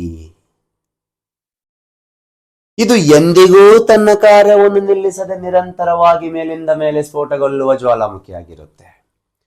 ನೋಡಿ, ಎಂದಿಗೂ ತಮ್ಮ ಕಾರ್ಯವನ್ನು ನಿಲ್ಲಿಸದೆ ಮೇಲಿಂದ ಮೇಲೆ ಭೂಗರ್ಭದಿಂದ ವಸ್ತುಗಳು ಹೊರಚಿಮ್ಮಲ್ಪಡುವ ಜ್ವಾಲಾಮುಖಿ. ಯಾವಾಗನವಾಗಿ ನೋಡು, ಆಕ್ಟಿವ್ ಆಗೇ ಇರ್ತವೆ, ಜೀವಂತವಾಗಿಯೇ ಇರ್ತವೆ, ತಮ್ಮ ಕಾರ್ಯದಲ್ಲೇ ಇರ್ತವೆ. ಹತ್ತಿರ ಹೋಗಬೇಡವೇ?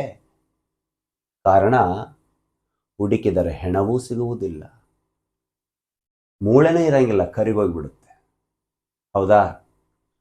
ಹೀಗೆ ಎಕ್ಸಾಂಪಲ್ಸ್ ಅಂತ ನೋಡೋದಾದ್ರೆ ಅಲ್ಲಿ ನೋಡಬೇಡಿ, ಇಲ್ಲಿ ನೋಡಿ. ಮ್ಯಾಪ್ ಪ್ರಾಕ್ಟೀಸ್ ಮಾಡ್ಬೇಕಾಪಿ. ಒಂದು ಕಡೆಯಿಂದ ನಾನು ಹೆಂಗ ಲೈನ್ ಹಾಕೊಂತ ಬಂದೀನಿ, ಹಿಂಗ ನೀವು ಪ್ರಾಕ್ಟೀಸ್ ಮಾಡ್ಕೊಂತ ಮಾಡ್ಕೊಳ್ಳಿ, ತಲೆಗೆ ಉಳಿದು ಬಿಡುತ್ತೆ. ಅದಕ್ಕೆ ನಾನು ಮ್ಯಾಪ್ ತಗೊಂಡ್ ಬಂದೀನಿ. ಇಲ್ಲಿ ಅಲಸ್ಕಾ, ಅಮೆರಿಕದ ಒಂದು ಪ್ರಾಂತ್ಯ. ಅಲ್ಲಿ ಬರ್ತಕ್ಕಂಥ ಪ್ರಮುಖ ಜೀವಂತ ಜ್ವಾಲಾಮುಖಿ ಮೌಂಟ್ ಕ್ಲೇವ್ಲ್ಯಾಂಡ್ ಎನ್ನುವಂತ ಜ್ವಾಲಾಮುಖಿ ಇದೆ. Present is active volcano in Alaska. ಅದಾದ ನಂತರ ಹವಾಯಿ ದ್ವೀಪ, ಪೆಸಿಫಿಕ್ ಮಹಾಸಾಗರದ ಮಧ್ಯಭಾಗದಲ್ಲಿ ಬರ್ತದೆ, ಮೌನ್ ಕಿಯಾ ಅಂಡ್ ಮೌನ ಲೋವಾ. ಎಕ್ಸಾಂಪಲ್ ಅವಾಗಲೇ ನಾವು ನೋಡಿದಿವಲ್ವಾ, ಮೌನ ಲೋವಾ ಎನ್ನುವಂತ ಜ್ವಾಲಾಮುಖಿ. ಹೌದಾ? ಈ ರೀತಿ ಪೆಸಿಫಿಕ್ ಮಹಾಸಾಗರದಲ್ಲಿ ಮೌಂಟ್ ಕಿಯಾ ಅಂಡ್ ಮೌನ ಲೋವಾ. ನೋಡಿ, ಫಸ್ಟ್ ಇದ್ವಿ ಅಲಸ್ಕಾ, ಯಾವ್ದು? ಅಲ್ಲಿ ಕ್ಲೇವಲ್ಯಾಂಡ್. ಅಲ್ಲಿಂದ ಇಲ್ಲಿ ಬಂದ್ವಿ ಅಲಸ್ಕಾದಿಂದ ಹವಾಯಿ, ಮೌನ ಲೋವಾ ಅಂಡ್ ಮೌಂಟ್ ಕಿಯಾ. ಅಲ್ಲಿಂದ ಸೀದಾ ಬರೋಣ USA, ಮೌಂಟ್ ಹೆಲೆನಾ. ಅಲ್ಲಿಂದ ಸೀದಾ ಬರೋಣ Mexico, Popocatepetl and Paricutin, Mexico. Popocatepetl and Paricutin in Mexico. USA ದಲ್ಲಿ ಮೌಂಟ್ ಹೆಲೆನ್, ಹವಾಯಿಯಲ್ಲಿ ಮೌನ ಲೋವಾ ಅಂಡ್ ಮೌಂಟ್ ಕಿಯಾ, ಇಲ್ಲಿ ಅಲಸ್ಕಾದಲ್ಲಿ ಮೌಂಟ್ ಕ್ಲೇವ್ಲ್ಯಾಂಡ್. ನೋಡಿ, ಕ್ಲೇವ್ಲ್ಯಾಂಡ್, ಮೌಂಟ್ ಕಿಯಾ, ಮೌನ ಲೋವಾ, ಮೌಂಟ್ ಹೆಲೆನ್, ಪ್ರೋಪೋ ಕಟಿಪಿಟಿ ಅಂಡ್ ಪಾರಿಕುಟಿನ್. ನೋಡಿ ಹೆಂಗ್ ಮ್ಯಾಪ್ ಮೂಲಕ ಹೆಂಗ್ ಬರಬೇಕು. ಅಲ್ಲಿಂದ ಸ್ವಲ್ಪ ಕಡೆ ಬನ್ನಿ, ಒಂದು ರಾಷ್ಟ್ರ ಇದೆ ಗುಟೆಮಾಲೆ. ಗುಟೆಮಾಲೆ ರಾಷ್ಟ್ರದಲ್ಲಿ ವೋಲ್ಕೆನ್ ಡಿ ಫ್ಯೂಗೋ, ಇಕ್ವೆಡಾರ್ ಎರಡಿದಾವೆ, Chimborazo and Cotopaxi. Cotopaxi and Chimborazo South ಅಮೆರಿಕಾದಲ್ಲಿ ಇರ್ತಕ್ಕಂಥ ಪ್ರೆಸೆಂಟ್ ಆಕ್ಟಿವ್ ವಾಲ್ಕೆನೋ. ಅಲ್ಲಿಂದ ಸೀದಾ ಬರೋಣ ಯುರೋಪಿನಲ್ಲಿ ಬರ್ತಕ್ಕಂಥ ಇಟಲಿ. ಯುರೋಪಿನ ದಕ್ಷಿಣ ಭಾಗದಲ್ಲಿ ಇರ್ತಕ್ಕಂಥ ಒಂದು ಪ್ರಮುಖ ಜೀವಂತ ಜ್ವಾಲಾಮುಖಿ Mount ವೆಸುವಿಯಸ್, Mount Stromboli, Mount Stromboli. ಹೌದಾ ಅಪ್ಪಿ? ಮೆಡಿಟೇರಿಯನ್ ಬೆಳಕಿನ ಮನೆ ಇದು ಸ್ಟ್ರಾಂಬೋಲಿ. ಯಾಕಂತ ಹೇಳ್ತೀನಿ. ಮತ್ತೆ ಯಾವಾಗಲೂ ನಿರಂತರ ಜ್ವಾಲಾಮುಖಿ, ಮತ್ತೆ ರಾತ್ರಿ ಅದು ಬೆಳಕು ಚೆಲ್ಲುತ್ತಲ್ವಾ, ಫ್ಲೈರೋಕ್ಲಾಸ್ಟ್ ಆಗುತ್ತಲ್ವಾ, ಬೆಳಕನ್ನು ಸೂಸುತ್ತಲ್ವಾ. Sicily, Mount ಎಟ್ನಾ. ಕೇಳಿದಾನೆ ಪ್ರಶ್ನೆ. ಇಟಲಿ ಅಂತಾನು ಕೇಳಬಹುದು, ಸಿಸಿಲಿ ಎರಡು ಒಂದೇ. ಇಟಲಿಯ ಪ್ರಾಂತ್ಯ Sicily, Mount Etna, Mount Stromboli and Mount Etna ಇಟಲಿಯಲ್ಲಿ ಬರುತ್ತೆ. ಇಟಲಿಯ ಪ್ರಾಂತ್ಯ ಸಿಸಿಲಿ. ಅಲ್ಲಿಂದ ಬನ್ನಿ Democratic Republic of Congo, Nyiragongo in the Central African Democratic Republic of Congo. ಅಲ್ಲಿಂದ ಬನ್ನಿ ಸೀದಾ ಜಪಾನ್, ಸುಕುರಜಿಮಾ, ಫ್ಯೂಜಿಯಂ ಅಲ್ಲ, ಸುಕುರಜಿಮಾ. ಫಿಲಿಪೈನ್ಸಿಗೆ ಬನ್ನಿ, ಪಿನಟೋಬಾ.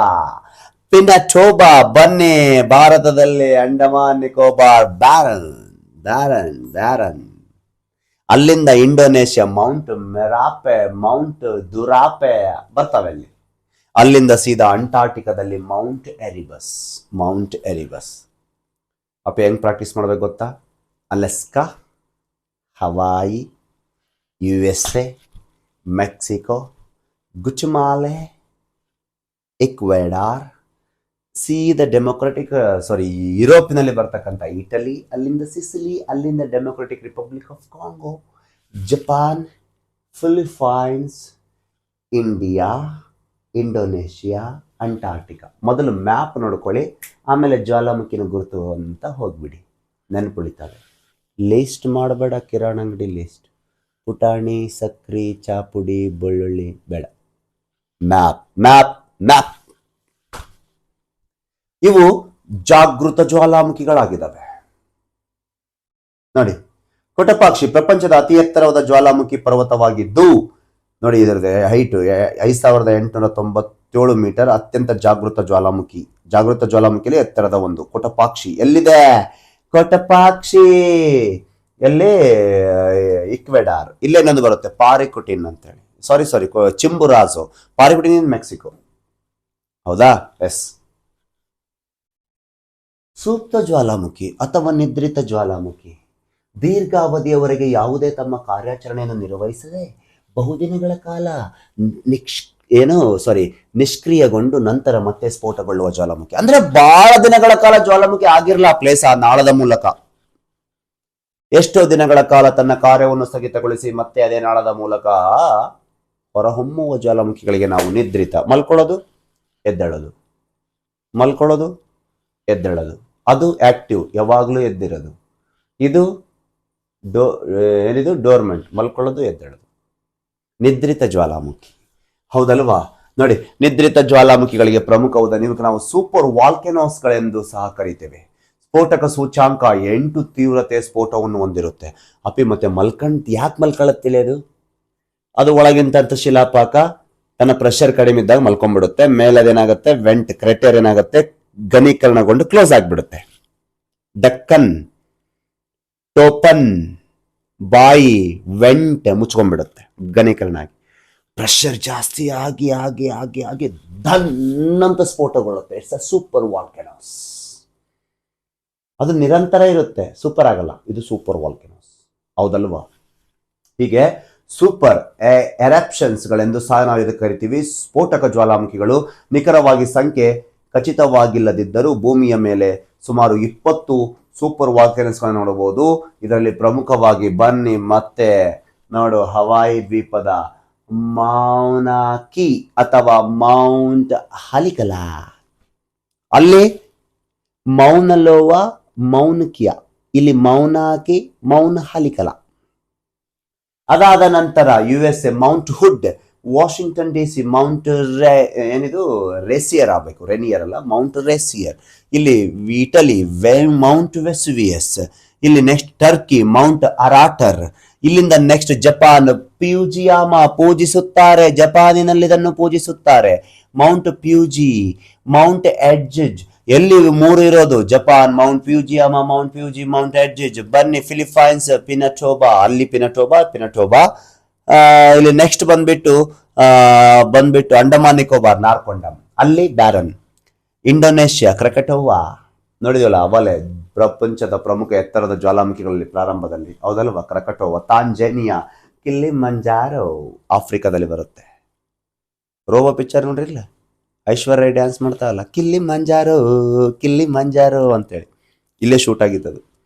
ಹೌದಾ? ಕಿಲಿಮಂಜಾರೋ ತಾಂಜೇನಿಯಾದಲ್ಲಿ ಬರುತ್ತೆ. ಇವೆಲ್ಲ ಯಾವ ಜ್ವಾಲಾಮುಖಿಗಳಿವು? ಸೂಕ್ತ ಜ್ವಾಲಾಮುಖಿ. ಸೂಕ್ತ ಅಂದ್ರೇನು? ಡೋರ್ಮೆಂಟ್ ವಾಲ್ಕನಸ್.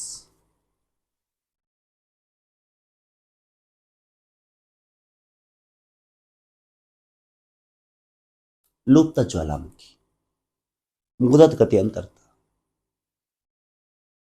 ನಂದಿತ, ಸತ್ತ ಅಂತ ಅರ್ಥ. ಎಕ್ಸ್ಟೆಂಟ್ ವಾಲ್ಕೆನಸ್.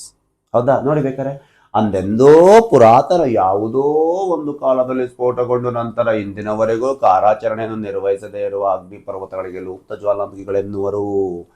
ಇಂತಹ ಪರ್ವತ ಕಾಲಾಂತರದಲ್ಲಿ ಕ್ರಮೇಣ ನೀರಿನ ವೃತ್ತಾಕಾರವಾಗಿ ಸರೋವರವಾಗಿಯೂ ಅಥವಾ ಜೌಗು ಅರಣ್ಯವಾಗಿ ಆಗ್ತವೆ. ಯಾಕಂದ್ರೆ ಪ್ರಾಚೀನ ಕಾಲದಲ್ಲಿ ಎಂದೋ ಸ್ಫೋಟಗೊಂಡು ಪರ್ವತವಾದ ಜ್ವಾಲಾಮುಖಿ ಇಂದಿಗೂ ಆಗಿಲ್ಲ ಅಂದ್ರೆ ಮತ್ತೆ ಅವುಗಳ ನಿರಂತರವಾಗಿ ಏನಾಗ್ತವೆ, ಅದರ ಮೇಲೆ ಅವು ಶಿಲೆಗಳ ಶಿಥಿಲೀಕರಣ ಆಗಿ ಮರಳು ವಿಸ್ತಾರವಾಗಿ ಅರಣ್ಯವಾಗಬಹುದು ಅಥವಾ ಸರೋವರಗಳಾಗಿ ರಚನೆ ಆಗ್ಬಹುದು. ಇಂತಹ ಜ್ವಾಲಾಮುಖಿಗಳಿಗೆ ಪ್ರಮುಖವಾಗಿ ನೋಡೋದಾದ್ರೆ ನೋಡಿ, USA ರೆಗನಾನ್, ಮೌಂಟ್ ಥಿಯಲ್ಸ್ ಮತ್ತು ಕಂಟ್ರಿಮ್ ನಲ್ಲಿರ್ತಕ್ಕಂಥ ಮೌಂಟ್ ಸ್ಲೆವಿಶ್ ಎನ್ನುವಂಥದ್ದು, ಪೆರು ರಾಷ್ಟ್ರದಲ್ಲಿರ್ತಕ್ಕಂಥ ಹುವಾಸ್ಕವನ್, ದಕ್ಷಿಣ ಅಮೆರಿಕದ ಅತಿ ಎತ್ತರವಾದ ಶಿಖರ, ಅರ್ಜೆಂಟೀನಾ ಮತ್ತು ಚಿಲಿ ರಾಷ್ಟ್ರದಲ್ಲಿ ಬರ್ತಕ್ಕಂಥ ಮೌಂಟ್ ಅಕಾಂಕಾಗುವಾ. ಅಂಡ್ ದ ನೆಕ್ಸ್ಟ್ ಬಂದ್ಬಿಟ್ಟು ನೋಡಿ ಸ್ಕಾಟ್ಲೆಂಡ್ ಅಲ್ಲಿ ಆರ್ಥರ್ ಸೀಟ್, ಎಡನ್ಬರ್ಗ್, ಅಂಡ್ ನೆಕ್ಸ್ಟ್ ಆಫ್ರಿಕಾದಲ್ಲಿ ಬೆನ್ ಬರನ್, ತಾಂಜಾನಿಯಾದಲ್ಲಿ ಗೊರಾಂಗಾರೋ, ಅಂಡ್ ದ ನೆಕ್ಸ್ಟ್ ಬಂದ್ಬಿಟ್ಟು ಯುರೋಪಿನ ಅತಿ ಎತ್ತರವಾದ ಶಿಖರ ಮೌಂಟ್ ಎಲ್ ಬ್ರೂಸ್ ಕಾಕಸಸ್ ಶ್ರೇಣಿಯಲ್ಲಿ ಬರುತ್ತೆ ಇಲ್ಲಿ. ಹೌದಾ, ಈ ಕಡೆ ಕ್ಯಾಸ್ಪಿಯನ್ ಮತ್ತು ಬ್ಲಾಕ್ ಸಿ ನಡುವೆ ಕಾಕಸಸ್ ರೇಂಜ್ ಅಲ್ಲಿ ಮೌಂಟ್ ಎಲ್ ಬ್ರೂಸ್ ಯುರೋಪಿನ ಅತಿ ಎತ್ತರವಾದ ಶಿಖರ. ಅಂಡ್ ದ ನೆಕ್ಸ್ಟ್ ಬಂದ್ಬಿಟ್ಟು ಗುಜರಾತಿನ ಗಿರ್ನಾರ್ ಬೆಟ್ಟಗಳು, ನೋಡಿ ಅವಶೇಷ ಪರ್ವತಗಳು. ಹೌದಾ, ಆಮೇಲೆ ಉತ್ತರ ಕನ್ನಡದ ಯಾಣ ಎಲ್ಲಿ ಆಗುತ್ತೆ ಈಗ ಜ್ವಾಲಾಮುಖಿ, ಅಂದೆಂದೋ ಸ್ಫೋಟವಾಗಿ ರಚನೆ ಆಗಿದ್ದು, ಅದು ಎತ್ತರವಾದ ಶಿಖರ, ಸಂಪೂರ್ಣವಾಗಿ ಸಿಲಿಕಾನ್ ಪ್ರಮಾಣವನ್ನು ಅಧಿಕ ಹೊಂದಿರೋದ್ರಿಂದ ಏಕಶಿಲೆಯಿಂದ ರಚನೆ ಆದ 2 ಬೃಹತ್ ಶಿಲೆಗಳು ಕಂಡು ಬರ್ತವೆ, ಯಾಣ. ಹೌದಲ್ವಾ. ಆಮೇಲೆ ಹರಿಯಾಣದಲ್ಲಿ ದೋಸಿ ಬೆಟ್ಟಗಳು, ಮಯನ್ಮಾರ್ದಲ್ಲಿ ಅಪಿಲ್, ಅಂಡ್ ವಾಯುವ್ಯ ಪೆಸಿಫಿಕ್ ಮಹಾಸಾಗರದಲ್ಲಿ ತಮು ಮಾಸಿಫ್, ಅಂಡ್ ಫಿಲಿಪೈನ್ಸ್ ಸಮುದ್ರದಲ್ಲಿ ಬರ್ತಕ್ಕಂಥ ಕ್ಯೂಶುಫಲಾಮ್ ರಿಡ್ಜ್, ಅಂಡ್ ಆಸ್ಟ್ರೇಲಿಯಾದಲ್ಲಿ ಬರ್ತಕ್ಕಂಥ ವಿಕ್ಟೋರಿಯಾದಲ್ಲಿ ಇರ್ತಕ್ಕಂಥ ಮೌಂಟ್ ಬ್ಯೂನಿನಾಂಗ್ ಎನ್ನುವಂತದ್ದು ಕಂಡು ಬರ್ತಕ್ಕಂಥ ಪ್ರಮುಖವಾಗಿ ಇರ್ತಕ್ಕಂಥ ಇವು ಎಂದಿಗೂ ತಮ್ಮ ಕಾರ್ಯಾಚರಣೆ ಮಾಡಂಗಿಲ್ಲ. ಅಂದೆಂದು ಪುರಾತನ ಪ್ರಾಚೀನ ಕಾಲದಲ್ಲಿ ಸ್ಫೋಟಗೊಂಡು ಅಂದಿನಿಂದ ಇಂದಿನವರೆಗೂ ಕಾರ್ಯಾಚರಣೆ ಮಾಡದೇ ಇರುವ, ಅಲ್ಲಿಂದಿನಿಂದ ಇಲ್ಲಿಯ ತನಕ ಸಂಪೂರ್ಣವಾಗಿ ಸ್ಥಗಿತಗೊಂಡಿರ್ತಕ್ಕಂಥ ಜ್ವಾಲಾಮುಖಿಗಳು ಅವು ಪ್ರಕೃತಿಯಲ್ಲಿ ಕೆಲವು ಭೌತಿಕ ಚಟುವಟಿಕೆಗಳಿಂದ ನಿರಂತರವಾಗಿ ಶಿಥಿಲೀಕರಣಗೊಂಡು ಅಲ್ಲಿ ಸರೋವರಗಳಾಗಲಿ ಒಂದು ಅರಣ್ಯಗಳಾಗಲಿ ರಚನೆಗಳಾಗಕ್ಕೆ ಸಾಧ್ಯವಾಗಿರುತ್ತೆ. ಹೀಗೆ ಕಂಡು ಬರ್ತಕ್ಕಂಥ ಜ್ವಾಲಾಮುಖಿ ನಾವು ಎಕ್ಸ್ಟೆಂಟ್. ಜ್ವಾಲಾಮುಖಿಯನ್ನು ಮೇಲೆ ವಿವರಿಸಿದಂತೆ ಈ ಹಿಂದೆ ನಾವು ವಿವರಿಸಲು 3 ವಾಲ್ಕೆನೋ ಎಕ್ಸ್ಟೆಂಟ್, ಆಕ್ಟಿವ್, ಡೋರ್ಮೆಂಟ್, ಜಾಗೃತ, ಸೂಕ್ತ, ಲೂಪ್ತ ಎಂದು ವಿಂಗಡಿಸುವುದು ಸಮಂಜಸವಾದುದಲ್ಲ. ಯಾಕೆ ಗೊತ್ತೇನು? ಲೂಪ್ತವೆಂದರೆ ಪರಿಗಣಿಸಿದ್ದ ರಿಸರ್ಚ್ ಆಫೀಸರ್ಸ್ಗಳು, ಲೂಪ್ತವೆಂದು ಪರಿಗಣಿಸಿದ್ದ ವೆಸುವಿಯಸ್ ಇಟಲಿಯಲ್ಲಿ ಇರ್ತಕ್ಕಂಥ, ಕ್ರಕಟೋವಾ ಇಂಡೋನೇಷ್ಯಾದಲ್ಲಿ ಇರ್ತಕ್ಕಂಥ, ಬ್ಯಾರನ್ ಭಾರತದಲ್ಲಿ ಇರ್ತಕ್ಕಂಥ ಜಾಗೃತಗೊಂಡು ಕಾರ್ಯಾಚರಣೆ ನಡೆಸಿವೆ. ಹೌದಾ, ಜಾಗೃತಗೊಂಡ ಇದರಿಂದ ಇವುಗಳು ಕಾರ್ಯಾಚರಣೆ ನಡುವೆ ನಿರ್ದಿಷ್ಟ ಕಾಲ ಅಂತರವಿಲ್ಲ, ಇವು ಯಾವಾಗ ಬೇಕಾದರೂ ಕಾರ್ಯನಿರ್ವಹಿಸಬಹುದಾಗಿದೆ. ಕೆಲವೊಂದು ವಾಲ್ಕೆನೋಸ್ಗಳಿಗೆ ನಾವು ಏನು ಮಾಡೋಕ್ಕಾಗಲ್ಲ ಅಂದ್ರೆ ಯಾವ್ದು ಆಕ್ಟಿವ್ ಯಾವುದು ಡೋರ್ಮೆಂಟ್ ಅಂತ ನಾವು ಇದು ಮಾಡೋಕ್ಕಾಗಲ್ಲ. ಹಾಗಾಗಿ ಅವರು ಈ ರೀತಿ ಹೇಳ್ತಾರೆ. ಹೌದಲ್ವಾ? ಪ್ರಿಯ ಸ್ನೇಹಿತರೆ, ವಸ್ತುಗಳ ಜ್ವಾಲಾಮುಖಿಯ ಹೊರಬೀಳುವ ಆಧಾರದ ಮೇಲೆ ನಾವು 3 ಭಾಗ. ಈಗ ಯಾವುದರ ಆಧಾರದ ಮೇಲೆ? ಕಾರ್ಯಾಚರಣೆ ಆಧಾರದ ಮೇಲೆ. ಮಧ್ಯಮವರ್ತಿ ಜ್ವಾಲಾಮುಖಿ, ಸ್ಫೋಟಕ ಜ್ವಾಲಾಮುಖಿ, ನಿಶಬ್ದ ಜ್ವಾಲಾಮುಖಿ ಅಂತ ಮತ್ತೆ 3 ಭಾಗಗಳಾಗಿ ವಿಭಾಗ ಮಾಡ್ತೀವಿ ಪ್ರಿಯ ಸ್ನೇಹಿತರೆ. ಅದರಲ್ಲಿ ಮೊದಲನೇದಾಗಿ ಸ್ಫೋಟಕ ಜ್ವಾಲಾಮುಖಿ, ಎಕ್ಸ್ಪ್ಲೋಸಿವ್ ವಾಲ್ಕೆನೋಸ್. ತುಂಬಾ ಭಯಂಕರ ಗರ್ಜನೆಯಿಂದ ಹಾಗೂ ರಭಸವಾಗಿ ಸ್ಫೋಟಗೊಳ್ಳುವ ಜ್ವಾಲಾಮುಖಿ, expensive volcano. Super volcanoes example ಇದು. ನಿದ್ರಿತ ಜ್ವಾಲಾಮುಖಿಗಳಿಗೆ ಇದು ಸ್ಫೋಟಗೊಂಡಾಗ ಧನ್ ಅಂತ ಸೌಂಡ್ ಬರುತ್ತೆ. ಆ ಸೌಂಡ್ 20 ರಿಂದ 30, 40, 50 ಕಿಲೋಮೀಟರ್ ತನಕ ಸೌಂಡ್ ಕೇಳಿಸುತ್ತೆ. ಭೂಕಂಪ, ಭೂಮಿ ಗಡ ಗಡ ಗಡ ಗಡ ಗಡ ನಡಿಬಿಡುತ್ತೆ 5 ರಿಂದ 10 ಕಿಲೋಮೀಟರ್. ಸ್ಫೋಟ ಅಲ್ಲ, ಪ್ರೆಷರ್ ಆಗಿ ಆಗಿ ಆಗಿ ಆಗಿ ಎಗರಿ ಬಿಡುತ್ತೆ. ಹೌದಾ?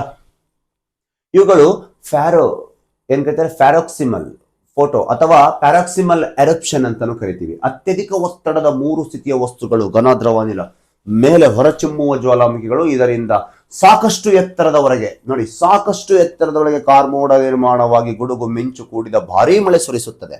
ಆದರೆ ಮಳೆ ತುಂಬಾ ವಿನಾಶಕಾರಿ. ನೋಡಿದಿವಲ್ವ ಆಸಿಡಿಕ್ ಕ್ಲೌಡ್ಸ್. ಅನೇಕ ಅನಿಲಗಳೆಲ್ಲ ಹರಿದು ಪ್ರಜ್ವಲಿಸುವುದರಿಂದ ಅನಿಲ ಆಕಾಶವೇ ಬೆಂಕಿಯ ಜ್ವಾಲೆಯಂತೆ ಕಂಡುಬರುತ್ತದೆ. ಕೆಲವು ವೇಳೆ ಭೂಕಂಪ ಸಂಭವಿಸುತ್ತದೆ. ಹೇಳಿದ್ನಲ್ಲ, ಭೂಮಿ ಗಡ ಗಡ ಗಡ ಗಡ ಗಡ ಕಂಪಿಸಿ ಬಿಡುತ್ತದೆ. ಇಂತಹ ಜ್ವಾಲಾಮುಖಿಗಳನ್ನು ಪ್ಲೀನಿಯನ್ ಮಾದರಿಯ ಜ್ವಾಲಾಮುಖಿಗಳೆಂದು ಕರೆ. ಪ್ಲೀನಿಯನ್ ಅಂದ್ರೆ ನಾನು ಹೇಳ್ತೀನಿ, ನೆಕ್ಸ್ಟ್ ಬರ್ತಾನೆ. ಪ್ಲೀನಿಯನ್ ಮಾದರಿಯ ಜ್ವಾಲಾಮುಖಿಗಳು ಒಟ್ಟು 8 ವಿಧದ ಜ್ವಾಲಾಮುಖಿಗಳು ಬರ್ತಾವಲ್ಲಿ, ನಾನು ಅಲ್ಲಿ ಮಾತಾಡ್ತೀನಿ, ನಿಮಗೆ ಹೇಳ್ತೀನಿ. ಉದಾಹರಣೆಗೆ Mount volcano, Vesuvius Italy, Mount Etna Sicily, Pelee and Krakatoa Indonesia, Saint Helena USA. ಹೌದಲ್ವಾ? ಜ್ವಾಲಾಮುಖಿಗಳು ಸ್ಫೋಟಕ. ಶಬ್ದ ಸ್ಫೋಟ ಇಲ್ಲ. ಹಾಲು ಹೇಗೆ ಗೊತ್ತಲ್ಲವೇ ಮನೆಯಲ್ಲಿ ಗೊತ್ತಿಲ್ಲದೆ ಹಾಗೆ. ನಿಶಬ್ದ ಜ್ವಾಲಾಮುಖಿ, ಕಠಿಣ ಭೂಕವಚವಿರುವ ಪ್ರದೇಶದ ಕಡೆ ಲಾವಾ ಹೊರಬರುವ ಸಾಧ್ಯವಾಗದೆ ಶಿಲಾ ಸ್ತರಭಂಗಗಳ ಬಿರುಕುಗಳಲ್ಲಿ ಇರ್ತಾವಲ್ಲ, ಶಿಲಾ ಬಿರುಕುಗಳು. ನೋಡಗಾಲಿಗ ಎಲ್ಲೆಲ್ಲಿ ಬಿರುಕಿರುತ್ತಲ್ಲ ಅಲ್ಲಿ ಮೆಲ್ಲಕ್ಕೆ ಮೇಲೆ ಎದ್ದು ಬಿಡುತ್ತೆ, ಗೊತ್ತಾಗಲ್ಲ. ಕಾಲಾಗ ಹರಿದು ಬಂದಿದೆ, ಗೊತ್ತಾಗಲ್ಲ ಇದು. ಹೌದಲ್ವಾ? ಮನೆಯಲ್ಲಿ ಹಾಲು ಹೇಗೆ ಉಕ್ಕಿ ಹೊರಗೆ ಬರುತ್ತೆ ನಮಗೆ ಗೊತ್ತಾಗುತ್ತೆ, ಅದರಂಗಿದು ಹೊರಗೆ ಬರುತ್ತೆ. ತನ್ನದೇ ಆದ ಮಾರ್ಗ, ಯಾವುದೇ ಅಡಚಣೆ ಇರದೆ, ಕಾರಣ ಒತ್ತಡ ಸಂಭವಿಸದೆ ಶಾಂತವಾಗಿ ಲಾವರಸವು ಹೊರ ಬರ್ತಕ್ಕಂಥದ್ದಾಗಿರ್ತಕ್ಕಂಥ ಜ್ವಾಲಾಮುಖಿ. ಅದು ಒಂದೇ ನಾಳದ ಮೂಲಕ ಬರುತ್ತೆ. ಇದು ಎಲ್ಲೆಲ್ಲಿ ಬಿರುಕಿರುತ್ತೆ ಅಲ್ಲಿ ಮೇಲೆ ಬರುತ್ತೆ. ಇದೆಲ್ಲ ಬಿರುಕಿದ್ದಲ್ಲೆಲ್ಲ ಮೇಲೆ ಬಂದ್ಬಿಡುತ್ತೆ. ಇದು ಸ್ಫೋಟಗೊಳ್ಳುವುದಿಲ್ಲ. ನಿಶಬ್ದವಾಗಿ ಬರುವ ಲಾವರಸವು ಹೆಚ್ಚು ಉಷ್ಣತೆಯಿಂದ ಕುದಿಯುತ್ತಾ ಗುಳ್ಳೆಗಳೊಂದಿಗೆ ನಾಳದ ಮೂಲಕ ಹರಿದು ಬಾಯಿಯಿಂದ ಸುತ್ತಲೂ ನೊರೆಯಂತೆ ಉಕ್ಕುತ್ತದೆ. ಉದಾಹರಣೆಗೆ ಹವಾಯಿ ದ್ವೀಪದ ಮೌನಲೋವಾ ಅಂಡ್ ಕಿಲಾವಿ ಐಸ್ಲ್ಯಾಂಡ್ ಅಲ್ಲಿ ಬರ್ತಕ್ಕಂಥ ಕೆಲವು ಜ್ವಾಲಾಮುಖಿಗಳು. ಮಧ್ಯಮವರ್ತಿ ಜ್ವಾಲಾಮುಖಿ. ಮಧ್ಯಮವರ್ತಿ ಜ್ವಾಲಾಮುಖಿ ಅಂದ್ರೆ ಒಂದೇ ನಾಳದ ಮೂಲಕ ಒಮ್ಮೊಮ್ಮೆ ಸ್ಫೋಟ ಆಗ್ಬಿಡೋದು, ಒಮ್ಮೊಮ್ಮೆ ನಿಶಬ್ದವಾಗಿ ಬರೋದು. ಎರಡೂ ಕ್ರಿಯೆ ಒಂದೇ ನಾಳದ ಮೂಲಕ ನಡಿಬೇಕು. ಅದಕ್ಕೆ ನಾವು ಮಿಡಿಯೇಟ್ ಇಲ್ಲಿಗ ಒಮ್ಮೊಮ್ಮೆ ಸ್ಫೋಟ ಆಗೋದು, ಒಮ್ಮೊಮ್ಮೆ ನಿಶಬ್ದವಾಗಿ ಹರಕಂತ ಹೊಂಟು ಬಿಡೋದು. ಈಗ ನಾವೇನ್ ಕರಿತೀವಿ? ನಿಶಬ್ದ ಜ್ವಾಲಾಮುಖಿಗಳು ಅಂತ ಕರಿತೀವಿ. ಹೌದಾ? ಘನ ದ್ರವ ವಸ್ತುಗಳು ಒಂದರ ಮೇಲೆ ಒಂದರಂತೆ ಸ್ಫೋಟಿಸುವ ಜ್ವಾಲಾಮುಖಿಗಳು. ಅಂದರೆ ಇವು ಶಿಲಾ, ಇದು ಚೀನಾ ಅಲ್ಲ, ಶಿಲಾ ರಸದ ನಂತರ ಶಿಲಾಚೂರುಗಳು ಕಾಲ ಕಾಲಕ್ಕೆ ಹೊರಚುಮ್ಮುತ್ತವೆ. ಸ್ಫೋಟಕ ಮತ್ತು ನಿಶಬ್ದ ಎರಡೂ ಒಂದೇ ಬಾಯಿ ಮೂಲಕ ಎರಡು ಕ್ರಿಯೆ ನಡೀತಿರ್ಬೇಕು. ಒಮ್ಮೊಮ್ಮೆ ಸ್ಫೋಟ ಆಗೋದು, ಒಮ್ಮೊಮ್ಮೆ ಹರಿದು ಹೋಗ್ತಿರೋದು. ಅದಕ್ಕೆ ನಾವು ಮಧ್ಯಮವರ್ತಿ. ಉದಾಹರಣೆ ಕ್ಯಾಲಿಫೋರ್ನಿಯಾದ ಮೌಂಟ್ ಶಾಸ್ತಾ, ವಾಷಿಂಗ್ಟನ್ ಡಿಸಿಯ ಮೌಂಟ್ ರೇನಿಯನ್ ಜ್ವಾಲಾಮುಖಿ ಅಂತ ಕರಿತೀವಿ. ಜ್ವಾಲಾಮುಖಿಗಳಿಂದ ಲಾವರಸು ಹೊರಹೊಮ್ಮುವ ದ್ವಾರದ ರೀತಿಯ ಆಧಾರದ ಮೇಲೆ ನಾವು ಎರಡು ವಿಧಗಳಾಗಿ ವಿಭಾಗ ಮಾಡ್ತೀವಿ. ಒಂದು ಶಿಲಾ ಬಿರುಕು, ಇನ್ನೊಂದು ಕೇಂದ್ರೀಯ ಸೆಂಟ್ರಲ್ ಟೈಪ್ ಅಂಡ್ ಫ್ಯೂಸರ್ ಟೈಪ್ಸ್ ಅಂತ ಮಾಡ್ತೀವಿ. ಫ್ಯೂಸರ್ ಟೈಪ್ ಅಂತ ಬಂದಾಗ ಬಿರುಕುಗಳ ಮೂಲಕ ಜ್ವಾಲಾಮುಖಿ. ನೋಡಗ ಶಿಲಾ ಬಿರುಕುಗಳು. ಲಾವಾರಸವು ಒಂದು ಕೇಂದ್ರದ ಅಂದ್ರೆ ನಿಶಬ್ದ ಜ್ವಾಲಾಮುಖಿ ಉದಾಹರಣೆ ಇದು. ಲಾವಾರಸವು ಒಂದು ಕೇಂದ್ರದ ಬಿರುಕುಗಳ ಕೇಂದ್ರದಿಂದ ಹೊರಬೀಳುವ ಬದಲು ನೀಳವಾಗಿ ಶಿಲಾ ಬಿರುಕುಗಳ ಮೂಲಕ ಹೊರಬೀಳುವುದಂದ್ರೆ ನಾವು ನಿಶಬ್ದ ಅಂತ ಕರಿಬಹುದು.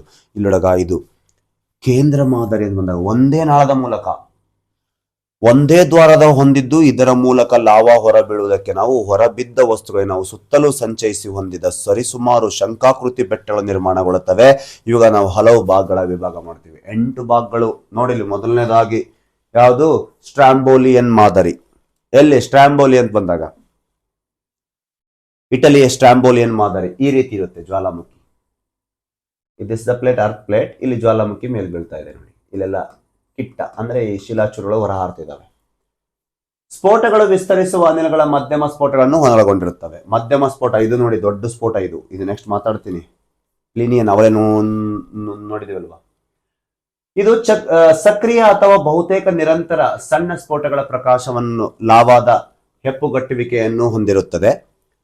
ಅಂತಹ ಸಣ್ಣ ಆಗಾಗ್ಗೆ ಸ್ಫೋಟಗೊಳ್ತಾನೆ ಇರುತ್ತೆ. Best example Stromboli. ಇದಕ್ಕೆ ನಾವು ಮೆಡಿಟೇರಿಯನ್ ದ್ವೀಪ ಸ್ತಂಭ ಅಂತ ಕರಿತೀವಿ. ಮೆಡಿಟೇರಿಯನ್ ಸಮುದ್ರದ ಇಟಲಿಯಲ್ಲಿ ಇರ್ತಕ್ಕಂಥ ಈ ಜ್ವಾಲಾಮುಖಿ ಯಾವಾಗಲೂ ಸ್ಫೋಟ ಆಗ್ತಾನೆ ಇರುತ್ತೆ. ಅದರಲ್ಲಿ ಬೆಳಕು ಸೂಸ್ತಾನೆ ಇರುತ್ತೆ ಮೆಡಿಟೇರಿಯನ್ ಸಮುದ್ರದಲ್ಲಿ. ಹಾಗಾಗಿ ಅದಕ್ಕೆ ನಾವೇನು ಕರಿತೀವಿ ಅಂದ್ರೆ ಮೆಡಿಟೇರಿಯನ್ ಬೆಳಕಿನ ಮನೆ ಅಂತ ಕರಿತೀವಿ. ಆಗ್ತಾನೆ ಇರುತ್ತೆ.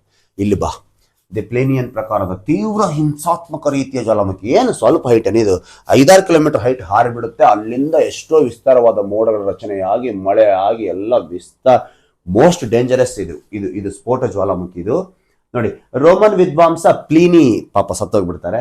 ಪ್ಲೀನಿ ದಿ ಎಲ್ಡರ್ ಅವರು ಕೊಂದ ಮೌಂಟ್ ವೆಸುವಿಯಸ್. ನೋಡಿ, ಮೌಂಟ್ ವೆಸುವಿಯಸ್ ಜ್ವಾಲಾಮುಖಿ. ಅವರು ರಿಸರ್ಚ್ ಆಫೀಸರ್ ಆಗಿರ್ತಾರೆ. ಅವ್ರನ್ನ ಅದಕ್ಕೆ ಇದನ್ನು ಪ್ಲೀನಿಯನ್ ಮಾದರಿ ಅಂತಾನೆ ಹೆಸರಿಟ್ಟಿದ್ದಾರೆ. ಹೌದಾ? ಏನು ಮೌಂಟ್ ವೆಸುವಿಯಸ್ ಜ್ವಾಲಾಮುಖಿ ಇಟಲಿಯಲ್ಲಿ ಕಂಡು ಬರುತ್ತೆ. ರೋಮನ್ ಒಬ್ಬ ವಿದ್ವಾಂಸ ಇವರು. ಯಾರು? Pliny the elder ಅನ್ನುವರು. ಅವರು ಅದಕ್ಕೆ ಸತ್ಯದಕ್ಕೆ ಹೆಸರಿಟ್ಟಿದ್ದಾರೆ ಆ ಜ್ವಾಲಾಮುಖಿಯಿಂದ. ಹೀಗೆ ಪ್ರತ್ಯಕ್ಷದರ್ಶಿ ಖಾತೆಯಲ್ಲಿ ಅವರು ಸೋದರಳಿಯ ಇತಿಹಾಸದ ಪ್ಲಿನಿ ದಿ ಯಂಗರ್ ವಿವರಿಸಿದ್ದಾರೆ. ಸತ್ತಿದ್ದೀವಿ.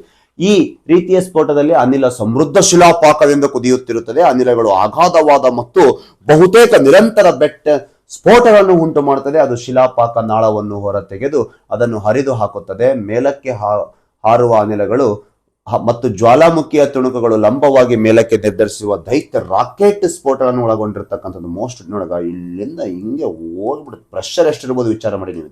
ನೋಡಗ ಮಳೆ ಆಗುತ್ತೆ ಇದರಿಂದ ಜಾಸ್ತಿ. ಎಲ್ಲ ಆಸಿಡಿಕ್ ವೇಸ್ಟ್ ಇದು. ಮಳೆ ತುಂಬಾ ಡೇಂಜರ್. ಪ್ಲಿನಿಯನ್ ಸ್ಫೋಟ ಮೋಡಗಳು ವಾಯುಮಂಡಲಕ್ಕೆ ಏರಬಹುದು ಮತ್ತು ಕೆಲವೊಮ್ಮೆ ಹಲವು ಗಂಟೆಗಳ ಕಾಲ ನಿರಂತರ ಉತ್ಪತ್ತಿಯಾಗಬಹುದು. ಸ್ಥಿರ ವಿದ್ಯುತ್ ಸಂಗ್ರಹದಿಂದ ಉಂಟಾಗುವ ಮಿಂಚೆಲ್ಲ ಮೋಡಗಳ ರಚನೆಯಾಗಿ ಅಲ್ಲಿ ನೆಗೆಟಿವ್ ಪಾಸಿಟಿವ್ ಅಯಾನ್ಸ್ಗಳಿಂದ ಅಲ್ಲಿ ಮೋಡಗಳ ಮಿಂಚುಗಳನ್ನು ಉಂಟಾಗಿ ಪ್ಲಿನಿಯನ್ ಬೂದು ಮೋಡಗಳು ಬಳಿ ಸಾಮಾನ್ಯವಾಗಿ ಇರ್ತಕ್ಕಂಥದ್ದು. ಇದು ಸ್ಫೋಟಕ ಮತ್ತೊಂದು ಭಯಾನಕ ಅಂಶವನ್ನು ಸೇರಿರ್ತಕ್ಕಂಥ ಒಂದು ಪ್ರಮುಖ ಜ್ವಾಲಾಮುಖಿ ಆಗಿರುತ್ತೆ. It's a Plinian eruption, very danger. Icelandic ಮಾದರಿ. ಐಸ್ಲ್ಯಾಂಡ್ ಅಲ್ಲಿ ಈ ರೀತಿ ಒಂದು ಸೀಳಿನಲ್ಲಿ ಬರ್ತಕ್ಕಂಥದ್ದು. ಐಸ್ಲ್ಯಾಂಡಿಕ್ ಪ್ರಕಾರವು ಉದ್ದವಾದ ಸಮಾನಾಂತರ ಬಿರುಕುಗಳಿಂದ ಹರಿಯುವ ಕರಗಿದ ಬಸಾಲ್ಟ್ ಲಾವಾ ಹೊರ ಹರಿವುಗಳಿಂದ ನಿರೂಪಿಸಲ್ಪಟ್ಟಿದೆ. ಅಂತಹ ಹೊರಹರಿವುಗಳಿಗೆ ಹೆಚ್ಚಾಗಿ ಲಾವಾ ಪ್ರಸ್ಥಭೂಮಿ ನಿರ್ಮಾಣ ಆಗ್ತವೆ. ದಿ ಹವಾಯಿ ಎಲ್ಲಿ? ಪೆಸಿಫಿಕ್ ಮಹಾಸಾಗರದ ಹವಾಯಿ ದ್ವೀಪದಲ್ಲಿ ಐಸ್ಲ್ಯಾಂಡಿಕ್ ವಿಧವನ್ನೇ ಹೋಲುತ್ತದೆ, ಸೇಮ್ ಐಸ್ಲ್ಯಾಂಡಿಕ್ ವಿಧವನ್ನೇ ಹೋಲುತ್ತದೆ. ಬಟ್ ಇದು ಏನಾಗುತ್ತೆ, ಈ ರೀತಿ ಒಂದು ದ್ರವ ಲಾವಾ ಜ್ವಾಲಾಮುಖಿಯ ಶಿಖರ ಮತ್ತು ರೇಡಿಯಲ್ ಬಿರುಕುಗಳನ್ನು ಒಳಗೊಂಡಿದೆ. ಇದು ಗುರಾಣಿ ಜ್ವಾಲಾಮುಖಿಯ ರೂಪಿಸುತ್ತದೆ.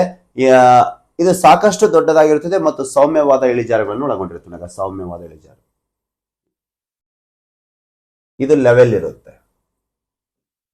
ಗುರಾಣಿ ಒಳಗೊಂಡು ಸೌಮ್ಯವಾದ ಇಳಿಜಾರು ಇರುತ್ತೆ. ಯಾವ ಮಾದರಿ? The Hawaii. ಗೊತ್ತಿಲ್ಲ ಇವೆಲ್ಲ. It's not A competitive exam ನಲ್ಲಿ ಆಬ್ಜೆಕ್ಟಿವ್ ವೈಸ್ ಅಲ್ಲ, ಬಟ್ ರಿಟರ್ನ್ ಪೇಪರ್ ಯೂಸ್ ಆಗುತ್ತೆ. ದಿ ವಾಲ್ಕೇನಿಯನ್ ಪ್ರಕಾರ ಇಲ್ಲಿದೆ ನೋಡಿ, ವಾಲ್ಕೇನಿಯನ್ ಯುರಪ್ಷನ್. ಇದಕ್ಕೆ ಹೆಸರಿಸಲಾಗಿರೋ ಸ್ಟ್ರಾಂಬೋಲಿ ಬಳಿಯ ವಾಲ್ಕೆನೋ. ಸ್ಟ್ರಾಂಬೋಲಿ ಯಾವ ಸ್ಟ್ರಾಂಬೋಲಿ? ಮೆಡಿಟೇರಿಯನ್ ಸಮುದ್ರದಲ್ಲಿ ಸ್ಟ್ರಾಂಬೋಲಿ ವಾಲ್ಕೆನೋ ದ್ವೀಪವು ಸಾಮಾನ್ಯವಾಗಿ ಜ್ವಾಲಾಮುಖಿಯ ಬೂದಿಯಿಂದ ತುಂಬಿರುತ್ತದೆ, ತುಂಬಾ ಬೂದಿಯಿಂದ ತುಂಬಿರತಕ್ಕಂಥದ್ದು. ಈ ಮಿಶ್ರಣವು ಗಾಢವಾದ ಪ್ರಕ್ಷುಬ್ಧ ಸ್ಫೋಟ ಮೋಡಗಳನ್ನು ರೂಪಿಸುತ್ತದೆ. ಅದು ವೇಗವಾಗಿ ಮೇಲಿರುತ್ತದೆ ಮತ್ತು ಸುರುಳಿ ಆಕಾರದಲ್ಲಿ ಇದು ವಿಸ್ತಾರಗೊಳ್ಳಿರ್ತಕ್ಕಂಥ ಒಂದು ಪ್ರಮುಖ ಜ್ವಾಲಾಮುಖಿ. ಟಿಲಿನ್ ಇದು ಜಾಸ್ತಿ ರೀತಿ ಹರಿದು ಲಹರ್ ಜಾಸ್ತಿ ಆಗುತ್ತೆ ಇದು, ಹೌದಾ? ಫ್ಲೈರೋಕ್ಲಾಸ್ಟ್. ಫ್ಲೈರೋಕ್ಲಾಸ್ಟ್ ಅಂದ್ರೆ ಏನು? ಅಂತಳದಲ್ಲಿರ್ತಕ್ಕಂಥ ಶಿಲಾಚೂರುಗಳು ಮೇಲೆ ಹಾರೋದಕ್ಕೆ. ಬಿಸಿ ಜ್ವಾಲಾಮುಖಿ ತುಣುಕುಗಳು ಮತ್ತು ಅನಿಲದ ದಟ್ಟವಾದ ಮಿಶ್ರಣಗಳು ಲಾವಾ, ಅನಿಲ ಮತ್ತು ಇತರೆ ಅಪಾಯಕಾರ ವಿಭಾಗಗಳಲ್ಲಿ ವಿವರಿಸಿದ ಸ್ಫೋಟಕ ಒಳಗೊಂಡಿರ್ತಕ್ಕಂಥದ್ದಾಗಿರ್ತಕ್ಕಂಥದ್ದು. ಇಷ್ಟೇ ಸಾಕು, ಜಾಸ್ತಿ ಬೇಡ. ಕೆರಿಬಿಯನ್ ದ್ವೀಪ ಸಮೂಹ ಮಾರ್ಟಿನಿಕ್ ನಲ್ಲಿರ್ತಕ್ಕಂಥ ಮೌಂಟ್ ಪೀಲಿ, ವೆಸ್ಟ್ ಇಂಡೀಸ್ ಅಲ್ಲಿ ಬರುತ್ತೆ ಕೆರಿಬಿಯನ್ ದ್ವೀಪ ಸಮೂಹ. ಈ ಸ್ಫೋಟಗಳಿಂದ ಉತ್ಪತ್ತಿಯಾದ ದ್ರವೀಕೃತ ಸ್ಲರಿಗಳು ಗಾಳಿಗಿಂತ ಭಾರವಾಗಿರತಕ್ಕಂಥದ್ದಾಗಿರುತ್ತೆ, ಆದರೆ ಕಡಿಮೆ ಸ್ನಿಗ್ಧತೆಯನ್ನು ಹೊಂದಿರುತ್ತದೆ ಮತ್ತು ಕಣಿವೆಗಳು ಮತ್ತು ಇಳಿಜಾರಿಗನುಗುಣವಾಗಿ ಹೆಚ್ಚಿನ ವೇಗದಲ್ಲಿ ಹರಿಯುತ್ತವೆ. ಪರಿಣಾಮವು ಅತ್ಯಂತ ವಿನಾಶಕಾರಿ, ಬಹಳ ಡೇಂಜರ್ ಇದೆ. ಯಾಕಂದ್ರೆ ನೋಡಿ, ಜಾಸ್ತಿ ಪೊಲ್ಯೂಷನ್ ಇದು ಮಾಡಿಡುತ್ತೆ, ಇದೆಲ್ಲ ಮೋಸ್ಟ್ ಡೇಂಜರ್ ಇದು, ಹೌದಾ? ಬಿಡಿ. ವೆಸುವಿಯಸ್ ಮಾದರಿ ಎಲ್ಲಿ? ಇಟಲಿಯಲ್ಲಿ ಮೌಂಟ್ ವೆಸುವಿಯಸ್. ಇದರಲ್ಲಿ ಅಧಿಕ ಅನಿಲ ಮತ್ತು ಬೂದಿಯಿಂದ ಕಾರ್ಯಾಚರಣೆ ಹೆಚ್ಚು ಸ್ಫೋಟನೆಯಿಂದ ಕೂಡಿರುವುದು. ಇದರ ಕಿಟ್ಟ ಅಂದ್ರೆ ಶಿಲಾ ಚಿಕ್ಕ ಕಣಗಳ ಕರಿತೀವಲ್ಲ, ಬಟಾಣೆ ಕಾಳಿನಷ್ಟು ಕಣಗಳು, ಕಿಟ್ಟ ಬೂದಿ ಮತ್ತು ಲಾವಾರಸಗಳು. ಇಲ್ಲಿ ನೋಡಿದ ಕಿಟ್ಟ ಬೂದಿ ಮತ್ತು ಲಾವಾರಸಗಳು. ಪುರಾತನ ಪಾಂಪ ನಗರವು ನಾಶ ಆಗಿದೆ. ಈ ರೀತಿ ಎಲ್ಲಿ ಬರುತ್ತೆ? ಪಾಂಪ, ಇಟಲಿಯಲ್ಲಿ ಬರ್ತಕ್ಕಂಥ ಪಾಂಪ ನಗರ ನಾಶವಾಗಿದೆ. ಜ್ವಾಲಾಮುಖಿಯ ವಿಶೇಷತೆ ಇಲ್ಲಿದೆ ನೋಡಿ, ಇಂಪಾರ್ಟೆಂಟ್. ಮಂಗಳ ಅಂತ ಒಂದು ಗ್ರಹ ಇದೆ ಭೂಮಿಯ ನಂತರ. ಮಂಗಳ ಗ್ರಹದಲ್ಲಿ ಅತಿ ಹೆಚ್ಚು ಜ್ವಾಲಾಮುಖಿಗಳಾಗ್ತವೆ. ಅದರಲ್ಲಿ ಒಂದು ಜ್ವಾಲಾಮುಖಿ ಇದೆ, ಇಲ್ಲಿದೆ ನೋಡಿಗ, ಇದು ಮಂಗಳ ಗ್ರಹ. ಮ್ಯಾಪು ಸ್ಯಾಟಲೈಟ್ ಮೂಲಕ ಇವೆಲ್ಲ ಜ್ವಾಲಾಮುಖಿ ಪರ್ವತದಲ್ಲಿ ಕಾಣೋದು. ಅದರ ಎತ್ತರವಾದ ಇಲ್ಲಿ ನೋಡಿಗ ನಿಕ್ಸ್ ಒಲಂಪಸ್. ಎಷ್ಟು ಹೈಟ್ ಗೊತ್ತಾ? ಇದು 22,500 ಮೀಟರ್ ಹೈಟ್ ಅಂದ್ರೆ ಅಪ್ರಾಕ್ಸಿಮೇಟ್ 22 ಕಿಲೋಮೀಟರ್ ತಗೊಳ್ಳಿ. 22 ಕಿಲೋಮೀಟರ್ ಅಂದ್ರೆ ಇಲ್ಲಿ ನೋಡಿಗ, ಜಸ್ಟ್ ಯು ಕ್ಯಾನ್ ಇಮ್ಯಾಜಿನ್ ಮಾಡ್ಕೋ. ಇದು ಮೌಂಟ್ ಎವರೆಸ್ಟ್. ಇದಕ್ಕಿಂತ 3 ಪಟ್ಟು ಅಂದ್ರೆ 1, 2, 3 ಪಟ್ಟು ಹೈಟ್ ಇದೆ ಇದು. ಯಾವುದು? ನಿಕ್ಸ್ ಒಲಂಪಸ್. ನಮ್ದು 8,800 ಅಪ್ರಾಕ್ಸಿಮೇಟ್ ತಗೊಂತೀವಿ. ಅಕ್ಯುರೇಟ್ ಆಗಿ ನಿಮಗೆ ಗೊತ್ತು 8,858 ಅಷ್ಟು ಅಂತ ಹೇಳಿ ಬಿಟ್ಬಿಡಿ. ಸೌರಮಂಡಲದ ಅತಿ ಎತ್ತರವಾದ ಜ್ವಾಲಾಮುಖಿ ಪರ್ವತ ಅಂತ ಬಂದಾಗ ಮಂಗಳ ಗ್ರಹದಲ್ಲಿ ಬರ್ತಕ್ಕಂಥ ನಿಕ್ಸ್ ಒಲಂಪಸ್ 22,500 ಮೀಟರ್ ಎತ್ತರ, ಅಪ್ರಾಕ್ಸಿಮೇಟ್ 22 ಕಿಲೋಮೀಟರ್ ಹೈಟ್ ಇದೆ ನೋಡಿ. ನಮ್ದು ಮೌಂಟ್ ಎವರೆಸ್ಟ್ಗಿನ ಅತಿ ಎತ್ತರವಾದ. ಕೇಳ್ತಾನ, ಭೂಮಿಯ ಮೇಲೆ ಅತಿ ಎತ್ತರವಾದ ಪರ್ವತ ಮೌಂಟ್ ಎವರೆಸ್ಟ್, ಸೌರಮಂಡಲದಲ್ಲಿ ಬಂದಾಗ ನಿಕ್ಸ್ ಒಲಂಪಸ್. ಯಾಕೆ ಸೌರಮಂಡಲ? ಮಂಗಳ ಗ್ರಹದ ಮೇಲೆ ಬರುತ್ತೆ. ಇಲ್ಲಿದೆ ನೋಡಿ map. Top view, this is the side view. ಇದೇನಿದೆ ಅಲ್ಲ, ಇದು old caldera. This is the caldera. Centre ಬರುತ್ತೆ, ಹೌದಾ? ಪ್ರಪಂಚದ ಅತಿ ಎತ್ತರವಾದ ಜ್ವಾಲಾಮುಖಿ ಪರ್ವತ ದಕ್ಷಿಣ ಅಮೆರಿಕದ ಓಜೋಸ್ ಡೆಲ್ ಸಾಲಿಡೋ, ಭೂಮಿ ಮೇಲೆ. ಅದು ಸೌರಮಂಡಲದಲ್ಲಿ. ನಿಕ್ಸ್ ಒಲಂಪಸ್ ಭೂಮಿ ಮೇಲೆ. ಓಜಸ್ ಡೆಲ್ ಸಾಲಿಡೋ ಇನ್ ಸೌತ್ ಅಮೆರಿಕಾದಲ್ಲಿ ಬರ್ತಕ್ಕಂಥ 6,891 ಮೀಟರ್ ಎತ್ತರದಲ್ಲಿದೆ. ನಂತರ ಕೋಟಪಾಕ್ಷಿ, ಇದು ದಕ್ಷಿಣ ಅಮೆರಿಕ, ಈಕ್ವೆಡರ್ ರಾಷ್ಟ್ರದಲ್ಲಿ ಬರುತ್ತೆ, 6,310 ಮೀಟರ್ ಎತ್ತರದಲ್ಲಿದೆ. ಇದನ್ನು 1802ರಲ್ಲಿ ಆಧುನಿಕ ಭೂಗೋಳಶಾಸ್ತ್ರದ ಪಿತಾಮಹ ಅಲೆಕ್ಸಾಂಡರ್ ವಾನ್ ಹಂಬೋಲ್ಟ್. ಪ್ರಾಚೀನ ಭೂಗೋಳಶಾಸ್ತ್ರದ ಪಿತಾಮಹ ಯಾರು? ಕಮೆಂಟ್ ಮಾಡಿ. ಆಧುನಿಕ ಭೂಗೋಳಶಾಸ್ತ್ರದ ಪಿತಾಮಹ ಅಲೆಕ್ಸಾಂಡರ್ ವಾನ್ ಹಂಬೋಲ್ಟ್. ಅವರು ಹತ್ತಿಳಿದಿರ್ತಕ್ಕಂಥದ್ದು ಇದು, ಹೌದಾ? ನೋಡಿ ನೆಕ್ಸ್ಟ್, ಜಪಾನಿನ ಫ್ಯೂಜಿಯಾಮ ಜ್ವಾಲಾಮುಖಿಯನ್ನು ದೇವರೆಂದು ಪೂಜಿಸ್ತಾರೆ. This is the Cotopaxi. Ojos del Salado, South America. This is the Cotopaxi. Mediterranean ಸಮುದ್ರದ ಬೆಳಕಿನ ಮನೆ ಸ್ಟ್ರಾಂಬೋಲಿ. ಇಲ್ಲೊಳಗ ದಿಸ್ ಇಸ್ ದ ಇಟಲಿ. ಇಟಲಿಯ ಒಂದು ಪ್ರಾಂತ್ಯ ಸಿಸಲಿ. ಇಲ್ಲಿ ನಡಕ್ಕೆ ಇರೋದೇ ಸ್ಟ್ರಾಂಬೋಲಿ. ಈ ಸ್ಟ್ರಾಂಬೋಲಿ ಮ್ಯಾಪ್ ಇಲ್ಲಿದೆ ನೋಡಿಗ. This is the mountain Stromboli. ಇದು ಸ್ಫೋಟ ಆಗ್ತಾನೆ ಇರುತ್ತೆ, ಅಲ್ಲಿ ಬೆಳಕು ಸೂಸ್ತಿರುತ್ತೆ, ಬೆಳಕಿನ ಮನೆ. ಕೆಲವು ಜ್ವಾಲಾಮುಖಿಗಳು ಲಾವಾರಸಕ್ಕೆ ಬದಲಾಗಿ ಅಗಾಧ ಪ್ರಮಾಣದ ಬೂದಿ ಹೊರಚಿಮ್ಮುತ್ತವೆ. ಇದನ್ನು ನಾವು ಬೂದಿ ಶಂಕು, ಆಶ್ಕೋನ್ ಎಂದು ಸಹ ಕರಿತೀವಿ. ಗ್ವಾಟೆಮಾಲೆ ರಾಷ್ಟ್ರದಲ್ಲಿ ವೋಲ್ಕೆನ್ ಡಿ ಫುಯೋಗೋ, ಇಲ್ಲೊಳಗ ಡೇಂಜರ್ ಅಲ್ವಾ ಈ ರೀತಿ. ಜ್ವಾಲಾಮುಖಿ ಜಾಸ್ತಿ ಬರಲ್ಲ, ಬರೀ ಬೂದಿ ಹೊರಗೆ ಹಾಕ್ತಿರುತ್ತೆ, ಒಳಗೆ ಅದು ಸೇರ್ಕೊಂಡ್ಬಿಟ್ಟಿರುತ್ತೆ, ಹಿಂಗೆಲ್ಲ ವಾತಾವರಣದಲ್ಲಿ ಸೇರಿಸ್ಬಿಡುತ್ತೆ. ಇದು ತುಂಬಾ ಡೇಂಜರ್ ಆಗುತ್ತೆ, ಯಾಕಂದ್ರೆ ಕ್ಲೌಡ್ಸ್ ಎಲ್ಲ ಕ್ರಿಯೇಟ್ ಆಗಿಬಿಡುತ್ತೆ. ಜ್ವಾಲಾಮುಖಿ ಕೊಂಡ, ಕಾಲ್ಡೇರಾ ಅಂತ ಕರಿತೀವಿ. ಕ್ರೆಟೇರ್ ಇರುತ್ತಲ್ವಾ, ಸ್ತರಭಂಗ ಆಗಿಬಿಡುತ್ತೆ. ಇದು ಕುಸಿದ ಒಳಗೆ ಬಿದ್ದಾಗ ನೋಡಗ ಇಲ್ಲಿಗ ಈ ಸ್ಟೇಜ್ ಅಲ್ಲಿ ಇತ್ತಿದು, ಇಲ್ಲಿದೆ ನೋಡಗ, ದಿಸ್ ಇಸ್ ದ ಸ್ಟೇಜ್. ಈ ಸ್ಟೇಜ್ ಅಲ್ಲಿ ಇತ್ತು, ಇದು ಸ್ವಲ್ಪ ಡೌನ್ವರ್ಡ್ ಆದಾಗ ಇದಿಷ್ಟು ತಗ್ಗಾಗುತ್ತೆ. ಇದಕ್ಕೆ ನಾವು ಕಾಲ್ಡೇರ್ ಅಂತ ಕರಿತೀವಿ. ಅದ್ರಾಗ ನೀರು ನಿಂದಿರುತ್ತೆ. ಯಾ ನೀರು? ಮಳೆ ನೀರು. ಅದಕ್ಕೆ ನಾವು ಜ್ವಾಲಾಮುಖಿಯ ಸರೋವರ ಅಂತ ಕರಿತೀವಿ. ಜ್ವಾಲಾಮುಖಿ ಸಂಭವಿಸಿದ ಪ್ರದೇಶಗಳಲ್ಲಿ ಕುಂಡವು ಭಯಾನಕ ಸ್ಫೋಟದಿಂದ ಹಾರಿ ಹೋಗಿ ವಿಸ್ತಾರವಾದ ಕಡಾಯಿಯಂತೆ ತಗ್ಗು ಬಿದ್ದುಬಿಡುತ್ತೆ. ಸ್ವಲ್ಪ ಒಳಗೋಗಿ ಇದು ಕುಸಿದು ಬೀಳುತ್ತೆ, ಸ್ತರಭಂಗ ಆಗುತ್ತೆ. ಅವಾಗ ಇದು ದೊಡ್ಡ ತಗ್ಗು ಬೀಳುತ್ತೆ. ಇದಕ್ಕೆ ನಾವು ಉಂಟಾದ ಕಾಲ್ಡೇರ ಪದರ ಅಂತ. ಸ್ಪ್ಯಾನಿಷ್ ಭಾಷೆ ಕಾಲ್ಡೇರ ಎಂಬ ಪದದಿಂದ ಬಂದಿದೆ, ಅರ್ಥ ಕಡಾಯಿ. ಕಡಾಯಿ ಗೊತ್ತಲ್ವ ನಾವು? ಕಡಾಯಿಯಲ್ಲಿ ಮದುವೆ ಸಮಾರಂಭಗಳಲ್ಲಿ ಜಿಲೇಬಿಗಳನ್ನ ಹಾಕೋದಿರ್ಲಿ, ಹುಗ್ಗಿಗಳನ್ನು ಮಾಡೋದಿರಲಿ, ಅದೇದೆಲ್ಲ ಕೆಲವೊಂದು ಮಾಡ್ತೀವಲ್ವಾ, ಬೂಂದೆಗಳನ್ನು ಮಾಡೋದಿರಲಿ, ಕಡಾಯಿ. ಮೈಸೂರು ಪಾಕ್ ಮಾಡ್ತೀವಲ್ವಾ ಕಡಾಯಿಯಲ್ಲಿ. ಗುರಾಣಿ ಜ್ವಾಲಾಮುಖಿ, ಇಲ್ಲಿ ನೋಡಿ, ದಿಸ್ ಇಸ್ ದ ಗುರಾಣಿ ಜ್ವಾಲಾಮುಖಿ. ಕ್ಷಾರೀಯ ಲಾವಾರಸವು ಜ್ವಾಲಾಮುಖಿಯ ಬಾಯಿಯ ದೂರ ಹರಿದು ಸುತ್ತಲೂ ಹರಡಿ ಘನ ವಿಭಜಿಸುತ್ತದೆ. ಕ್ಷಾರೀಯ ಜ್ವಾಲಾಮುಖಿ ಜಾಸ್ತಿ ವಿಸ್ತಾರ ಆಗುತ್ತದೆ. ಈ ಕ್ರಿಯೆ ಸತತವಾಗಿ ಮೇಲಿಂದ ಮೇಲೆ ಉಂಟಾಗುವುದರಿಂದ ಸಾಧಾರಣ ಇಳಿಜಾರುಗಳು ನೋಡಗ ಈ ರೀತಿ ಇಳಿಜಾರುಗಳು ರಚನೆ ಆಗ್ತವೆ. ಇವಾಗ ನಾವು ಗುರಾಣಿ ಜ್ವಾಲಾಮುಖಿ ಅಂತ ಕರಿತೀವಿ. ಎಕ್ಸಾಂಪಲ್ ಹವಾಯಿ ದ್ವೀಪದ ಮೌನ್ ಲೋವಾ ಮತ್ತು ಕಿಲಾನಿಯಾ ಅಂತ ಕರಿತೀವಿ. ಗುಮ್ಮಟಾಕಾರ. ಅಪಿ ಜ್ವಾಲಾಮುಖಿ ಜಾಸ್ತಿ ವಿಸ್ಕೋಸ್ ಇತ್ತು, ಜಾಸ್ತಿ ಸಾಂದ್ರತೆ ಇತ್ತು ಅಂತ ಬಂದಾಗ ಶಿಲಾರಸವು ಆಮ್ಲೀಯತೆ, ಸಿಲಿಕಾನ್ ಪ್ರಮಾಣ ಜಾಸ್ತಿ ಇದ್ದಾಗ, ಆಮ್ಲೀಯತೆ ಹೆಚ್ಚಾದಾಗ, ಭೂಮಿ ಮೇಲ್ಮೈ ತಲುಪಿದಾಗ ಅದು ನಾಳ ಬಾಯಿಯಿಂದ ದೂರದವರೆಗೆ ಹರಿದು ಹೋಗೋದೆ, ಅಲ್ಲೇ ಸುತ್ತಲೂ ಎತ್ತರವಾಗಿ ಶಿಖರಗುಂಟಾಗತ್ತೆ. ಇಲ್ಲೇ ತನಗ ಇದು ಜ್ವಾಲಾಮುಖಿ ಇದೆಯಲ್ಲ, ಇದ್ರ ಒಳಗಡೆ ಇದು ಹೈ ಡೆನ್ಸಿಟಿ ಇದ್ದಾಗ ಜಾಸ್ತಿ ಹರಿದು ಹೊರಗೆ ಬೀಳಾರ್ದಂಗೆ ಅಲ್ಲೇ ಈ ರೀತಿ ಏನಾಗ್ಬಿಡುತ್ತೆ, ಅದು ಒಂದೇ ಕಡೆ ಶಿಲೆ ಮೋನೋರಾಕ್ಸ್ ಆಗಿ ಈ ರೀತಿ ಕುಂತು ಬಿಡುತ್ತೆ. ಅದಕ್ಕೆ ನಾವು ಗುರಾಣಿ ಡೋಮ್ ವಾಲ್ಕೆನೋಸ್ ಅಂತ ಕರಿತೀವಿ. ಉದಾಹರಣೆಗೆ ಕ್ಯಾಸ್ಕೇಡ್ ಪರ್ವತದ ಲಾಸೆನ್ ಶಿಖರ ಇದೆ, ಲಾಸೆನ್ ಶಿಖರ.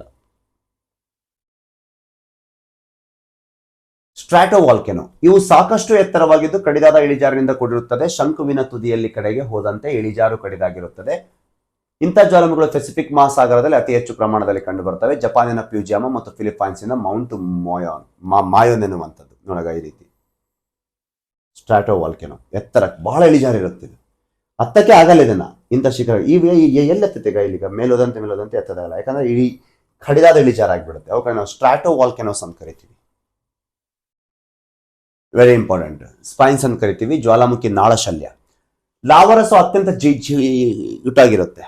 ಅದು ಜ್ವಾಲಾಮುಖಿಯ ನಾಳದಲ್ಲೇ ಹೆಪ್ಪುಗಟ್ಟಿಬಿಡುತ್ತೆ. ಇದೈತಲ್ಲ ಇದೆಲ್ಲ ಜ್ವಾಲಾಮುಖಿ, ಇದು ಒಳಗಡೆನೆ ಹೆಪ್ಪುಗಟ್ಟಿ ಬಿಡುತ್ತೆ.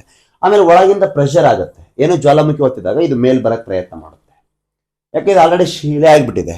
ಶಿಲೆ ಆದಾಗ ಮತ್ತೆ ಎರಡು ಭೂಭಾಗದ ನಡುವೆ ಇದು ಶಿಲೆ ಆದಾಗ ಇದು ಒಳಗೆ ಪ್ರೆಷರ್ ಇಂದ ಇದು ಮೇಲೆ ಸರ್ಕಂತ ಬರುತ್ತೆ. ಈ ರೀತಿ ಗೋಚರಿತ ಕಡಿದಾದ ಏಣಿಗಳಂತೆ ಕೂಡಿದ ಸ್ವರೂಪವನ್ನು ಹೀಗೆ ಇದಕ್ಕೆ ನಾವು ಉದಾಹರಣೆಗೆ ವೆಸ್ಟ್ ಇಂಡೀಸಿನ ಮೌಂಟ್ ಪಿಲೆ ಮತ್ತು ಗ್ವಾಟೆಮಾಲೆ ರಾಷ್ಟ್ರದ ಫ್ರಾನ್ಸಿಸ್. ಇನ್ನೊಂದು ತಗೊಳ್ಳಿ ಎಕ್ಸಾಂಪಲ್, ನಮ್ಗೆ ಯಾಣ ಒಳಗಡೆ ಅದು ಶಿಲಾಪಾಕ ಏನಾಗಿರುತ್ತೆ ಅಂದ್ರೆ ಪ್ರೆಷರ್ಗೆ ಅಲ್ಲೇ ಅದು ಘನೀಕರಣ ವಿಭಜಿಸಿ ಇನ್ನೂ ಶಿಲಾಪಾಕ ಅದನ್ನ ಮೇಲೆ ಒತ್ಕೊಂತ ಹೋಗಿಬಿಡುತ್ತೆ ಶಿಲೆನ. ಇದು ಹೈಟ್ ಹಾಕ್ಯಂತ ನೋಡಿ. ಏಕಶಿಲೆ ನೋಡಿ, ಇದು ಯಾಣ. ಎರಡು ಪರ್ವತಗಳು ಬರ್ತವೆ ನೋಡಗ. ಇಲ್ಲಿದೆ ನೋಡಿ, ಈಗ ಏಕಶಿಲೆ ಇಲ್ಲಿದೆ ನೋಡಗ. ಮೌಂಟ್ ಪಿಲೆ ನೋಡಗ, ಒಂದೇ ಶಿಲೆ. ಇಲ್ಲಿದೆ ನೋಡಗ ಡೆವಿಲ್ಸ್ ಟವರ್ ನೋಡಗ. ಹಿಂಗೆ ಒಳಗಿನ ಪ್ರೆಷರಿಂದ ಅದು ಹಂಗೆ ಮೇಲೆ ಬರ್ಕಂತ ಏಕಶಿಲೆ ಈ ರೀತಿ ಬರುತ್ತೆ. ಹೈ ಡೆನ್ಸ್ ಇರ್ಬೇಕಾ ಮತ್ತು ಬಹಳ ವಿಸ್ಕಾಸ್ ಇರಬೇಕು. ಸಿಲಿಕಾನ್ ಜಾಸ್ತಿ ಇದ್ದಾಗ ಅಷ್ಟೇ ಸಾಧ್ಯ. ಸೀಳು ಸ್ಫೋಟನೆಯಿಂದ ರಚನೆಯಾಗುವ ಸ್ವರೂಪಗಳು ನೋಡಿ. ಈಗ ಸೀಳು ಸ್ಫೋಟನೆಯಿಂದ ಭೂಗರ್ಭದಿಂದ ಬಂದ ಲಾವಾರಸವು ಸೀಳು ಅಥವಾ ಬೆರುಕುಗಳ ಮೂಲಕ ಹೊರಕ್ಕೆ ಚಿಮ್ಮುವುದಕ್ಕೆ ಸೀಳು ಸ್ಫೋಟನೆ ಎನ್ನುವರು. ಹೀಗೆ ನಿರಂತರ ಕ್ರಿಯೆಯಿಂದ ಸುತ್ತಲೂ ವಿಶಾಲವಾಗಿ ಹರಡಿರುವ ಹಾಗೂ ಹೆಚ್ಚು ಕಡಿಮೆ ಸಮತಟ್ಟಾದ ಶಿಲಾಭೂಗವನ್ನು ನಾವು ಲಾವಾ ಪ್ರಸ್ಥಭೂಮಿ ಅಂತ ಕರಿತೀವಿ. ಬೆಸ್ಟ್ ಎಕ್ಸಾಂಪಲ್ ಗೊತ್ತೇನು? ಅಮೆರಿಕದ ಕೊಲಂಬಿಯಾ ಪ್ರಸ್ಥಭೂಮಿ, ನಮ್ಮ ಭಾರತದ ದಕ್ಕನ್ ಪ್ರಸ್ಥಭೂಮಿ. ಹೌದಾ? ಸೀಳು ಸ್ಫೋಟನೆಯಿಂದ ರಚನೆ ಆಗಿರ್ತಕ್ಕಂಥದ್ದು. ಗೊಂಡವಾನ ಪ್ರಸ್ಥಭೂಮಿ ಇದೆಯಲ್ಲ, ಇದು ಸೀಳು ಸ್ಫೋಟನೆಯಿಂದನೇ ರಚನೆ ಆಗಿದ್ದು. ಹೊಗೆಯ ದ್ವಾರ ಅನಿಲಯುಕ್ತ ಹೊಗೆಯು ನಿಶಬ್ದವಾಗಿ ಹೊರಸೂಸುವ ದ್ವಾರಕ್ಕೆ ನಾವು ಫಿಮೋರೋಲ್, ಅವೇ ನೋಡಿದ್ವಲ್ವ ಫಿಮೋರೋಲ್ ನೋಡಗ. ಇಲ್ಲೆಲ್ಲ ಸಲ್ಫರಿಕ್ ಹೆಂಗ್ ಬರ್ತದೆ. ಗಂಧಕದ ಅನಿಲವನ್ನು ಹೊರಸೂಸುವುದಕ್ಕೆ ನಾವು ಸಲ್ಫಟಾನ್ ಅಂತ ಕರಿತೀವಿ. ಜ್ವಾಲಾಮುಖಿ ನಿರಂತರವಾಗಿ ನಡೆಯುವ ಒಂದು ಪ್ರದೇಶದಲ್ಲಿ ಗಂಧಕ ನಿರಂತರವಾಗಿ ನೋಡಗ ಗಂಧಕ ಬಂದಿದೆ ಎಲ್ಲೆಲ್ಲ ನೋಡಗ ಇಲ್ಲೆಲ್ಲ ಗಂಧಕ ಹಳದಿ ಬಣ್ಣಕ್ಕಿದೆ. ಪರ್ವತ ಪ್ರದೇಶದಲ್ಲಿ ಗಂಧಕ ಜಾಸ್ತಿ ಬರೋದು ಇದನ್ನ ಫಿಮೋರಲ್ ಅಂತ ಕರಿತೀವಿ. ಅದೇ ರೀತಿ ಇಂಗಾಲದ ಡೈಆಕ್ಸೈಡ್ ಇಲ್ಲಿ ನೋಡಗ ಇಂಗಾಲದ ಡೈಆಕ್ಸೈಡ್ ಮಾಡೋದಕ್ಕೆ ನಾವು ಮೆಫಟೋಸ್ ಅಂತ ಕರಿತೀವಿ. ಅಪ್ಪ ಕೇಳ್ತಾನ ಪ್ರಶ್ನೆ, ಜ್ವಾಲಾಮುಖಿ ಪ್ರಕ್ರಿಯೆಯಿಂದ ನಡೆಯತಕ್ಕಂತ ನಿರಂತರ ಪ್ರದೇಶದಲ್ಲಿ ಗಂಧಕದ ಹೊರ ಬರೋದಕ್ಕೆ ನಾವು ಫಿಮೋರಲ್, ಪರ್ಟಿಕ್ಯುಲರ್ ಆಗಿ ಇಂಗಾಲ ಡೈಆಕ್ಸೈಡ್ ಬರೋದಕ್ಕೆ ನಾವೇನ್ ಕರಿತೀವಿ ಮೊಫೆಟೋಸ್ ಅಂತ ಕರಿತೀವಿ. ಮೊಫೆಟೋಸ್ ಅಂತ ಕರಿತೀವಿ. ಗೊತ್ತಿರ್ಬೇಕು ಇವೆಲ್ಲ.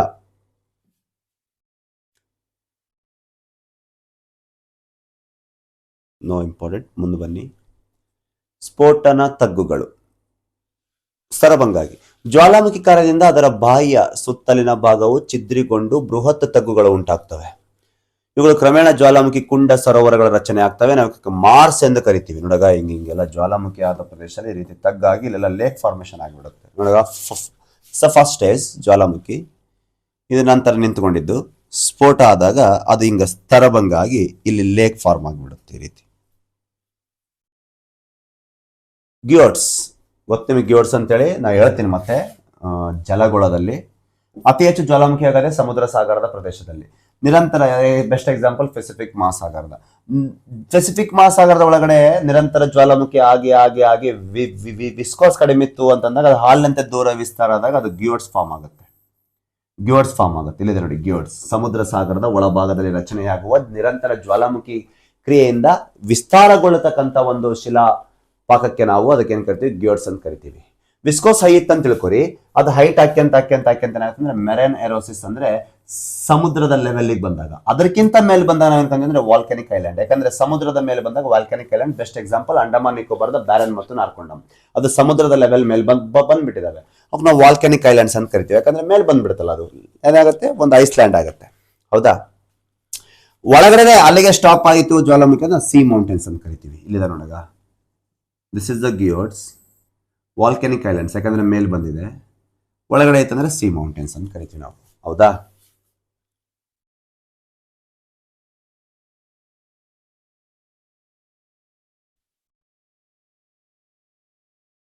ಜ್ವಾಲಾಮುಖಿಯ ಹಂಚಿಕೆ ಬಹಳ ಇಂಪಾರ್ಟೆಂಟ್. ಭೂಮಿಯ ಮೇಲೆ ಇರ್ತಕ್ಕಂಥ ಪ್ರದೇಶಗಳಲ್ಲಿ ಜ್ವಾಲಾಮುಖಿಯ ಹಂಚಿಕೆ ನಾವು ಹಲವಾರು ಭಾಗಗಳ ವಿಭಾಗ ಮಾಡ್ತೀವಿ. ಅದರಲ್ಲಿ 5 ಭಾಗಗಳು ಪ್ರಮುಖವಾಗಿ ವಿಭಾಗ ಮಾಡ್ತೀವಿ ಪ್ರಿಯ ಸ್ನೇಹಿತರೆ.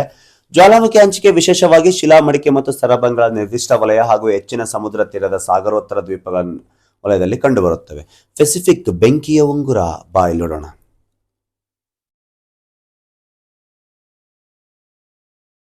ಇಲ್ಲಿದೆ ನೋಡಿ ಪೆಸಿಫಿಕ್ ಬೆಂಕಿಯ ಉಂಗುರ. 5 ಇದಾವಲ್ವಾ? 5ರಲ್ಲಿ ಮೊದಲೇ ತೊಗೊಂಡಿನಿ. ಪೆಸಿಫಿಕ್, ಮಧ್ಯ ಅಟ್ಲಾಂಟಿಕ್, ಪೂರ್ವ ಆಫ್ರಿಕಾ, ಮೆಡಿಟೇರಿಯನ್ ಮತ್ತು ಇಂಡೋನೇಷ್ಯಾ. ಒಟ್ಟು 5 ಇದಾವೆ. ಅದರಲ್ಲಿ ಮೊದಲನೇದಾಗಿ ಪೆಸಿಫಿಕ್ ಬೆಂಕು ಉಂಗುರ, ರಿಂಗ್ಸ್ ಆಫ್ ಫೈರ್ ಜೋನ್ ಅಂತ ಕರಿತೀವಿ. This is the Pacific Ocean. Totally ಇದು ಪೆಸಿಫಿಕ್ ಪ್ಲೇಟ್, ಇದು Eurasian plate, Indo Australian plate, American plate. ಇವೇನಿದಾವೆ ಫಲಕಗಳ ಚಲನೆಯಲ್ಲಿವೆ. ಮತ್ತೆ ಚಲನೆ ಇದ್ದಾಗ ಪ್ರೆಷರ್ ಆದಾಗ ಇಲ್ಲಿ ಫೋಲ್ಡ್ ಆಗಿ ನೋಡಿಗ ಇಲ್ಲೆಲ್ಲ ರಾಕಿ, ಇಲ್ಲಿ ಆಂಡೀಸ್ ಪರ್ವತ ಶ್ರೇಣಿ, ಇಲ್ಲೆಲ್ಲ ಜ್ವಾಲಾಮುಖಿ, ಇಲ್ಲೆಲ್ಲ ಜಪಾನ್, ಇಲ್ಲೆಲ್ಲ ಅಲಸ್ಕಾ ರೇಂಜ್ ಪ್ರದೇಶದಲ್ಲಿ, ಇಲ್ಲೆಲ್ಲ ಇಂಡೋನೇಷ್ಯಾ. ಈ ಒಂದು ಪ್ಲೇಸ್ ಅಲ್ಲಿ ಏನಾಗುತ್ತೆ, ಇಲ್ಲಿ ವಾಲ್ಕೆನಸ್ ಆಗಿಬಿಡ್ತವೆ. ಅವಲ್ಲಿ 2 ಭೂಫಲಗಳ ಚಲನೆಯಿಂದ ಅಲ್ಲಿ ಪ್ರೆಷರ್ಗೆ ಏನಾಗುತ್ತೆ ಜ್ವಾಲಾಮುಖಿ.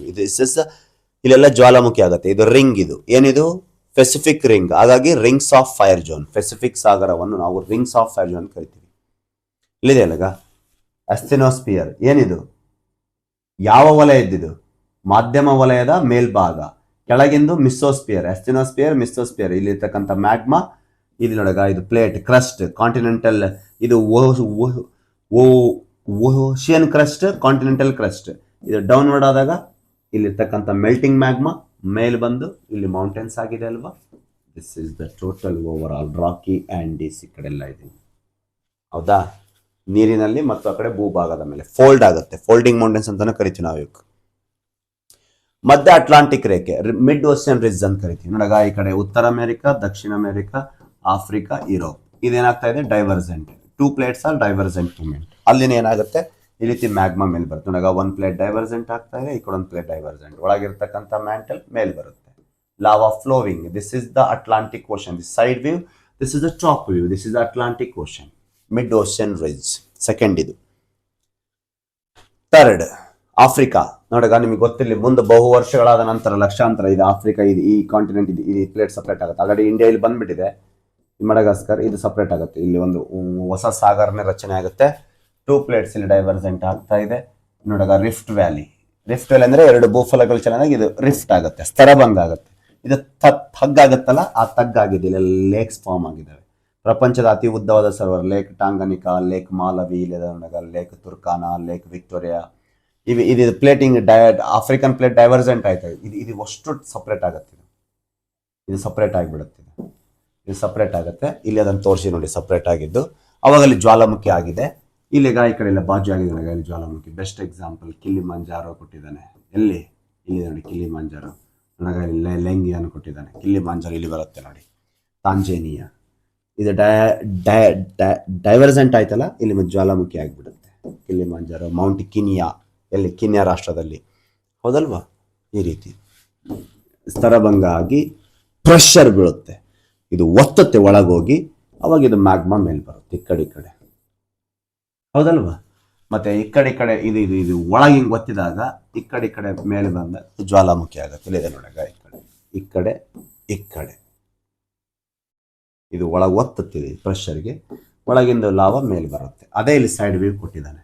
ಇದು ಸ್ತರಭಂಗ ಆಗಿ ಈಸ್ಟ್ ಆಫ್ರಿಕನ್ ರಿಫ್ಟ್ ವ್ಯಾಲಿ ಪ್ರೆಷರ್ಗೆ ಇದು ಈ ಕಡೆ ಜ್ವಾಲಾಮುಖಿ ಆಗುತ್ತೆ. ಮತ್ತೆ ಭೂಮಿ 2 ಡೈವರ್ಜೆಂಟ್ ಆದಾಗ ನಡ್ಕೊಂಡು ಹಿಂಗೆ ಕುಂತು ಬಿಡುತ್ತೆ. ಮತ್ತೆ ಅದು ಒಳಗೆ ಮ್ಯಾಗ್ಮಾ ಕೊತ್ತಿದಾಗ ಆ ಕಡೆ ಅದು ಬಿಡುತ್ತೆ. ಹೌದಾ?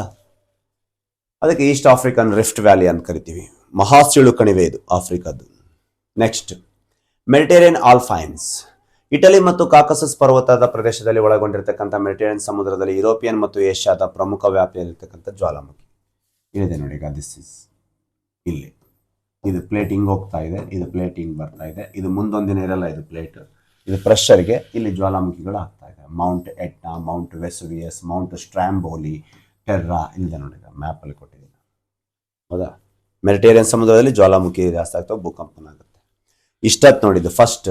ಈಗ this is the rings of fire zone. ಇಲ್ಲೆಲ್ಲ ಡಾಟ್ ಹಿಡಿದವಲ್ಲ, ಇವೆಲ್ಲ ಜ್ವಾಲಾಮುಖಿಗಳಿವು. ಡಾಟ್ಗಳಿರೋವೆಲ್ಲ ರೆಡ್ ಜ್ವಾಲಾಮುಖಿಗಳು. ಫಸ್ಟ್ ಇದು ನೋಡಿದೀವಿ. ನೆಕ್ಸ್ಟ್ ಈಗ ಮಿಡ್ ಓಷಿಯನ್ ರಿಜ್ ನೋಡಿದ್ವಿ. ನೆಕ್ಸ್ಟ್ ಆಫ್ರಿಕನ್ ರಿಫ್ಟ್ ನೋಡಿದ್ವಿ.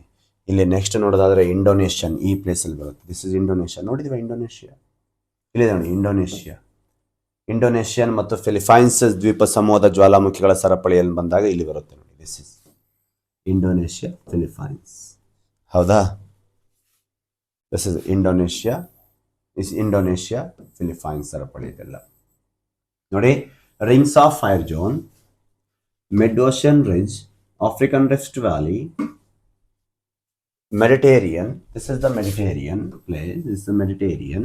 And the next one is Indonesian Philippines. ಇಲ್ಲಿ ಇವೆಷ್ಟು ನೋಡಿ. ಇದು ಮೇನ್ ಜ್ವಾಲಾಮುಖಿ. ಭೂಮಿ ಮೇಲೆ ಇರ್ತಕ್ಕಂಥ ಅತಿ ದೊಡ್ಡ ಎಲ್ಲ ಜ್ವಾಲಾಮುಖಿಗಳು.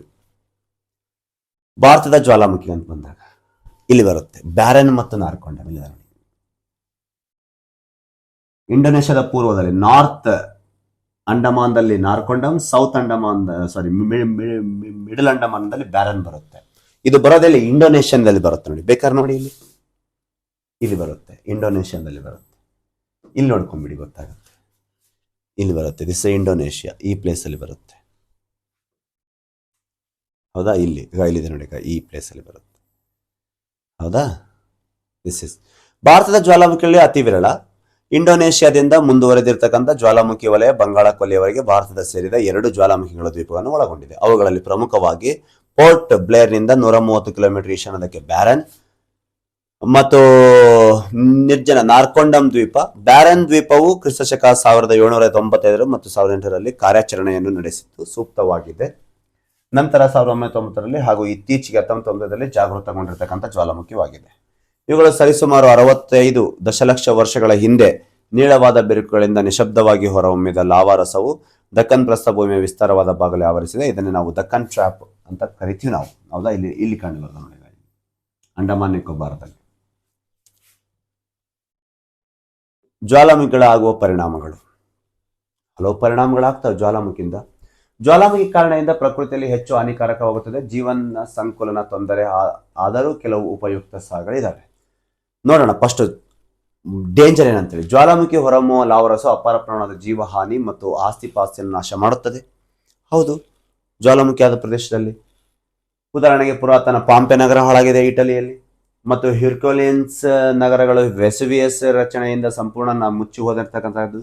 ಜ್ವಾಲಾಮುಖಿ ತನ್ನೊಂದಿಗೆ ತಂದ ಅನೇಕ ಅನಿಲಗಳು ಜೀವ ಉಸಿರಾಟಕ್ಕೆ ಹಾಳು ಮಾಡುತ್ತದೆ. ರೆಸ್ಪಿರೇಟರಿ ಹೇಳಿದೆ ನಾನು, ವಿಷಕಾರಿ ಅನಿಲಗಳು ವಾತಾವರಣದಲ್ಲಿ ಸೇರ್ತವೆ.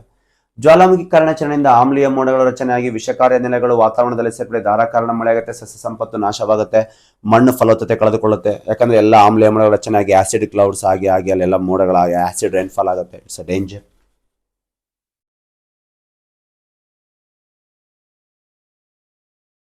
ಮಣ್ಣಿನ ಹರಿವಿಕೆ ಲಹರಿ ಎಂದು ಕರೆಯುವ ಇದು ಅಪಾಯಕಾರಿ ಉಂಟು ಮಾಡುತ್ತೆ. ಅವ್ ಹೇಳಿದ್ನಲ್ಲ, ಜ್ವಾಲಾಮುಖಿಯಾದ ಪ್ರದೇಶದಲ್ಲಿ ಕೆಳಗಡೆ ಕೆಂಡ ಮೇಲೆ ಮಣ್ಣನ್ನು ಎಳ್ಕೊಂಡು ಹೋಗುತ್ತೆ. ಎಳ್ಕೊಂಡು ಹೋಗಿ ಹೋಗಿ ಹೋಗಿ ಮತ್ತೆ ಪ್ರದೇಶಕ್ಕೆ ಒಳಗಡೆ ಬಂದಾಗ ಆ ಪ್ರದೇಶ ಹಾಳಾಗುತ್ತೆ. ತುಂಬಾ ಡೇಂಜರ್. ವ್ಯವಸಾಯ ಕ್ಷೇತ್ರದ ಮೇಲೆ ದುಷ್ಪರಿಣಾಮ. ನದಿ ತಮ್ಮ ಮಾರ್ಗ ಬದಲಾಯಿಸುತ್ತೆ. ನದಿ ಹರಿತಿತ್ತಲ್ಲ ಜ್ವಾಲಾಮುಖಿ ಮತ್ತೆ ನದಿ ತನ್ನ ಮಾರ್ಗವನ್ನೇ ಬದಲಾಯಿಸಿ ಎಷ್ಟೋ ಪ್ರವಾಹವನ್ನು ಉಂಟು ಮಾಡುತ್ತಂತ ಸದಸ್ಯ ಇರುತ್ತೆ. ಮತ್ತು ವ್ಯವಸಾಯದ ಮೇಲೆ ದುಷ್ಪರಿಣಾಮ ಆಗುತ್ತೆ. ಸ್ಫೋಟಕ ಜ್ವಾಲಾಮುಖಿಗಳಿಂದ ಭೂಸ್ತರ ಭಂಗಗಳು ಸಂಭವಿಸ್ತವೆ. ನಾ ಹೇಳಿದ್ನಲ್ಲ, ಸೂಪರ್ ವಾಲ್ಕನೋಸ್ ಭೂಮಿ ಧನ್ನೊಂದು ಸ್ಫೋಟಗೊಂಡಾಗಲ್ಲ ಎಷ್ಟೋ ಭೂಕಂಪಗಳಾಗೋ ಚಾನ್ಸಸ್ ಇರುತ್ತೆ. ಇವೆಲ್ಲವೂ ಜ್ವಾಲಾಮುಖಿಯಿಂದ ಆಗುವ ದುಷ್ಪರಿಣಾಮಗಳು. ಅದರಲ್ಲಿ ಅನುಕೂಲಗಳು ಅಂತ ಬಂದಾಗ ಜ್ವಾಲಾಮುಖಿ ಚಟುವಟಿಕೆಯಿಂದ ಅನೇಕ ಖನಿಜ ಸಂಪನ್ಮೂಲಗಳು ದೊರೀತವೆ. ಮತ್ತೆ ಒಳಗಿರ್ತಕ್ಕಂಥ ಖನಿಜಾಂಶಗಳು ಭೂಮಿ ಮೇಲೆ ಬರ್ತವೆ, ದೊರೀತಾವೆ, ಸ್ವಲ್ಪ ಪ್ರಮಾಣದಲ್ಲಿ ಸಿಗುತ್ತೆ. ಬಹಳ ಇಂಪಾರ್ಟೆಂಟ್ ಏನು ಗೊತ್ತೇನು, ಅಗ್ನಿಶಿಲೆಗಳ ಶಿಥಿಲೀಕರಣದಿಂದ ನಿರ್ಮಾಣ ಫಲವತ್ತಾದ ಮಣ್ಣು ವ್ಯವಸಾಯಕ್ಕೆ ಉಪಯುಕ್ತ ಆಗುತ್ತೆ. ಜ್ವಾಲಾಮುಖಿ ನಾಳೆಯಿಂದ ನೋಡಿಗ ಕಿಂಬರ್ಲೈಟ್ ಶಿಲೆಗಳು ವಜ್ರದ ಮೂಲಗಳವಾಗಿರುತ್ತೆ. ಕಿಂಬರ್ಲೈಟ್ ಶಿಲೆಗಳದ್ದು ದೊರೀತಾವೆ ನಮಗೆ. ಜ್ವಾಲಾಮುಖಿಯ ಪ್ರದೇಶದಲ್ಲಿ ದೊರೆಯುವ ಬಿಸಿ ನೀರಿನ ದೈನಂದಿನ ಚಟುವಟಿಕೆ. ಆ ಪ್ರದೇಶ ಸ್ವಲ್ಪ ಜನ ಅಷ್ಟೇ, ಇಟ್ಸ್ ಅ ಡೇಂಜರ್. ಆದ್ರೂ ಸಹ ಜ್ವಾಲಾಮುಖಿ ಪ್ರದೇಶದಲ್ಲಿ ಸಡಿಲ ಭೂ ಭಾಗಗಳಿದ್ದು ಅವುಗಳ ಭೂ ಆಂತರಿಕ ಉಷ್ಣತೆಯಿಂದ ಬಳಸಿ ಹಬೆಯನ್ನು ನಿರ್ಮಿಸಿ ವಿದ್ಯುತ್ ಉತ್ಪಾದನೆ ಮಾಡಬಹುದು. ಕಡಿಮೆ ಪಿ. ಎಕ್ಸಾಂಪಲ್ ಬಂದಾಗ ಇಟಲಿ, ಮೆಕ್ಸಿಕೋ, ನ್ಯೂಜಿಲ್ಯಾಂಡ್, ಅಮೆರಿಕಾದಲ್ಲಿ ಮಾಡ್ತಾರೆ. ಬಟ್ ಆ ಪ್ರದೇಶದಲ್ಲಿ ಮಾಡ್ಬೋದು, ಬಟ್ ಅಷ್ಟೊಂದೇನು ಇದಲ್ಲ. ಎಸ್ ಪ್ರಿಯ ಸ್ನೇಹಿತರೆ, ಇದು ಜ್ವಾಲಾಮುಖಿ. ನೆಕ್ಸ್ಟ್ ಹೋಗೋಣ ಸಾಯಿಲ್. ಪ್ರಶ್ನೆ ಮಿಸ್ ಆಗಲ್ಲ, ಮರಿಬೇಡಿ. ಸಂಪೂರ್ಣವಾಗಿ ತರಗತಿಯನ್ನು ಕೇಳಿ. PDF ಕೊಡ್ತೀನಿ. 12 ಕ್ಲಾಸ್ ಇದಾವಲ್ವಾ, ಈ 12 ಕ್ಲಾಸ್ ಆದ್ಮೇಲೆ ಕೊಡ್ತೀನಿ. ಒಂದೊಂದು ಕೊಡಂಗಿಲ್ಲ. ಒಂದೊಂದು ಕೊಟ್ಟರೆ ನೀವು ಆಮೇಲೆ ಹುಡುಕ್ಯಂಗೆ ಕುಂತ್ಬಿಡ್ತೀರಿ ಯಾವ ಚಾಪ್ಟರ್ ಎಲ್ಲದಾವ ಅಂತೇಳಿ. ಸಂಪೂರ್ಣವಾಗಿ ಸಿಲೆಬಸ್ ಮುಗಿಸಿ ನಿಮಗೆ PDF ಕೊಟ್ಬಿಡ್ತೀನಿ. ನೋಡಾಗ ಆಲ್ರೆಡಿ ನಾನು ಜ್ವಾಲಾಮುಖಿ ಮುಗೀತು. ನೆಕ್ಸ್ಟ್ ಯಾವುದು, ಭೂಕಂಪ, ಸುನಾಮಿ, ಹೌದಲ್ಲ, ಸಾರಿ, ಮಣ್ಣುಗಳು 5ನೇ ಟಾಪಿಕ್. 12 ಟಾಪಿಕ್ ಇದಾವೆ. ಬೇಗ ಮುಗಿಸಿ ನಿಮಗೆ PDF ಕೊಡ್ತೀನಿ ಪ್ರಿಯ ಸ್ನೇಹಿತರೆ. ಸಬ್ಸ್ಕ್ರೈಬ್ ಮಾಡ್ಕೊಳ್ಳಿ, ಪ್ರತಿಯೊಬ್ಬರಿಗೆ ಹಂಚಿಕೊಳ್ಳಿ ಅಂತ ಹೇಳ್ತಾ ಇಲ್ಲಿಗೆ ತರಗತಿಯನ್ನು ಮುಗಿಸೋಣ. ನಾನು ನಿಮ್ಮ ಪ್ರೀತಿಯ ಮಂಜುನಾಥ್. ಧನ್ಯವಾದ.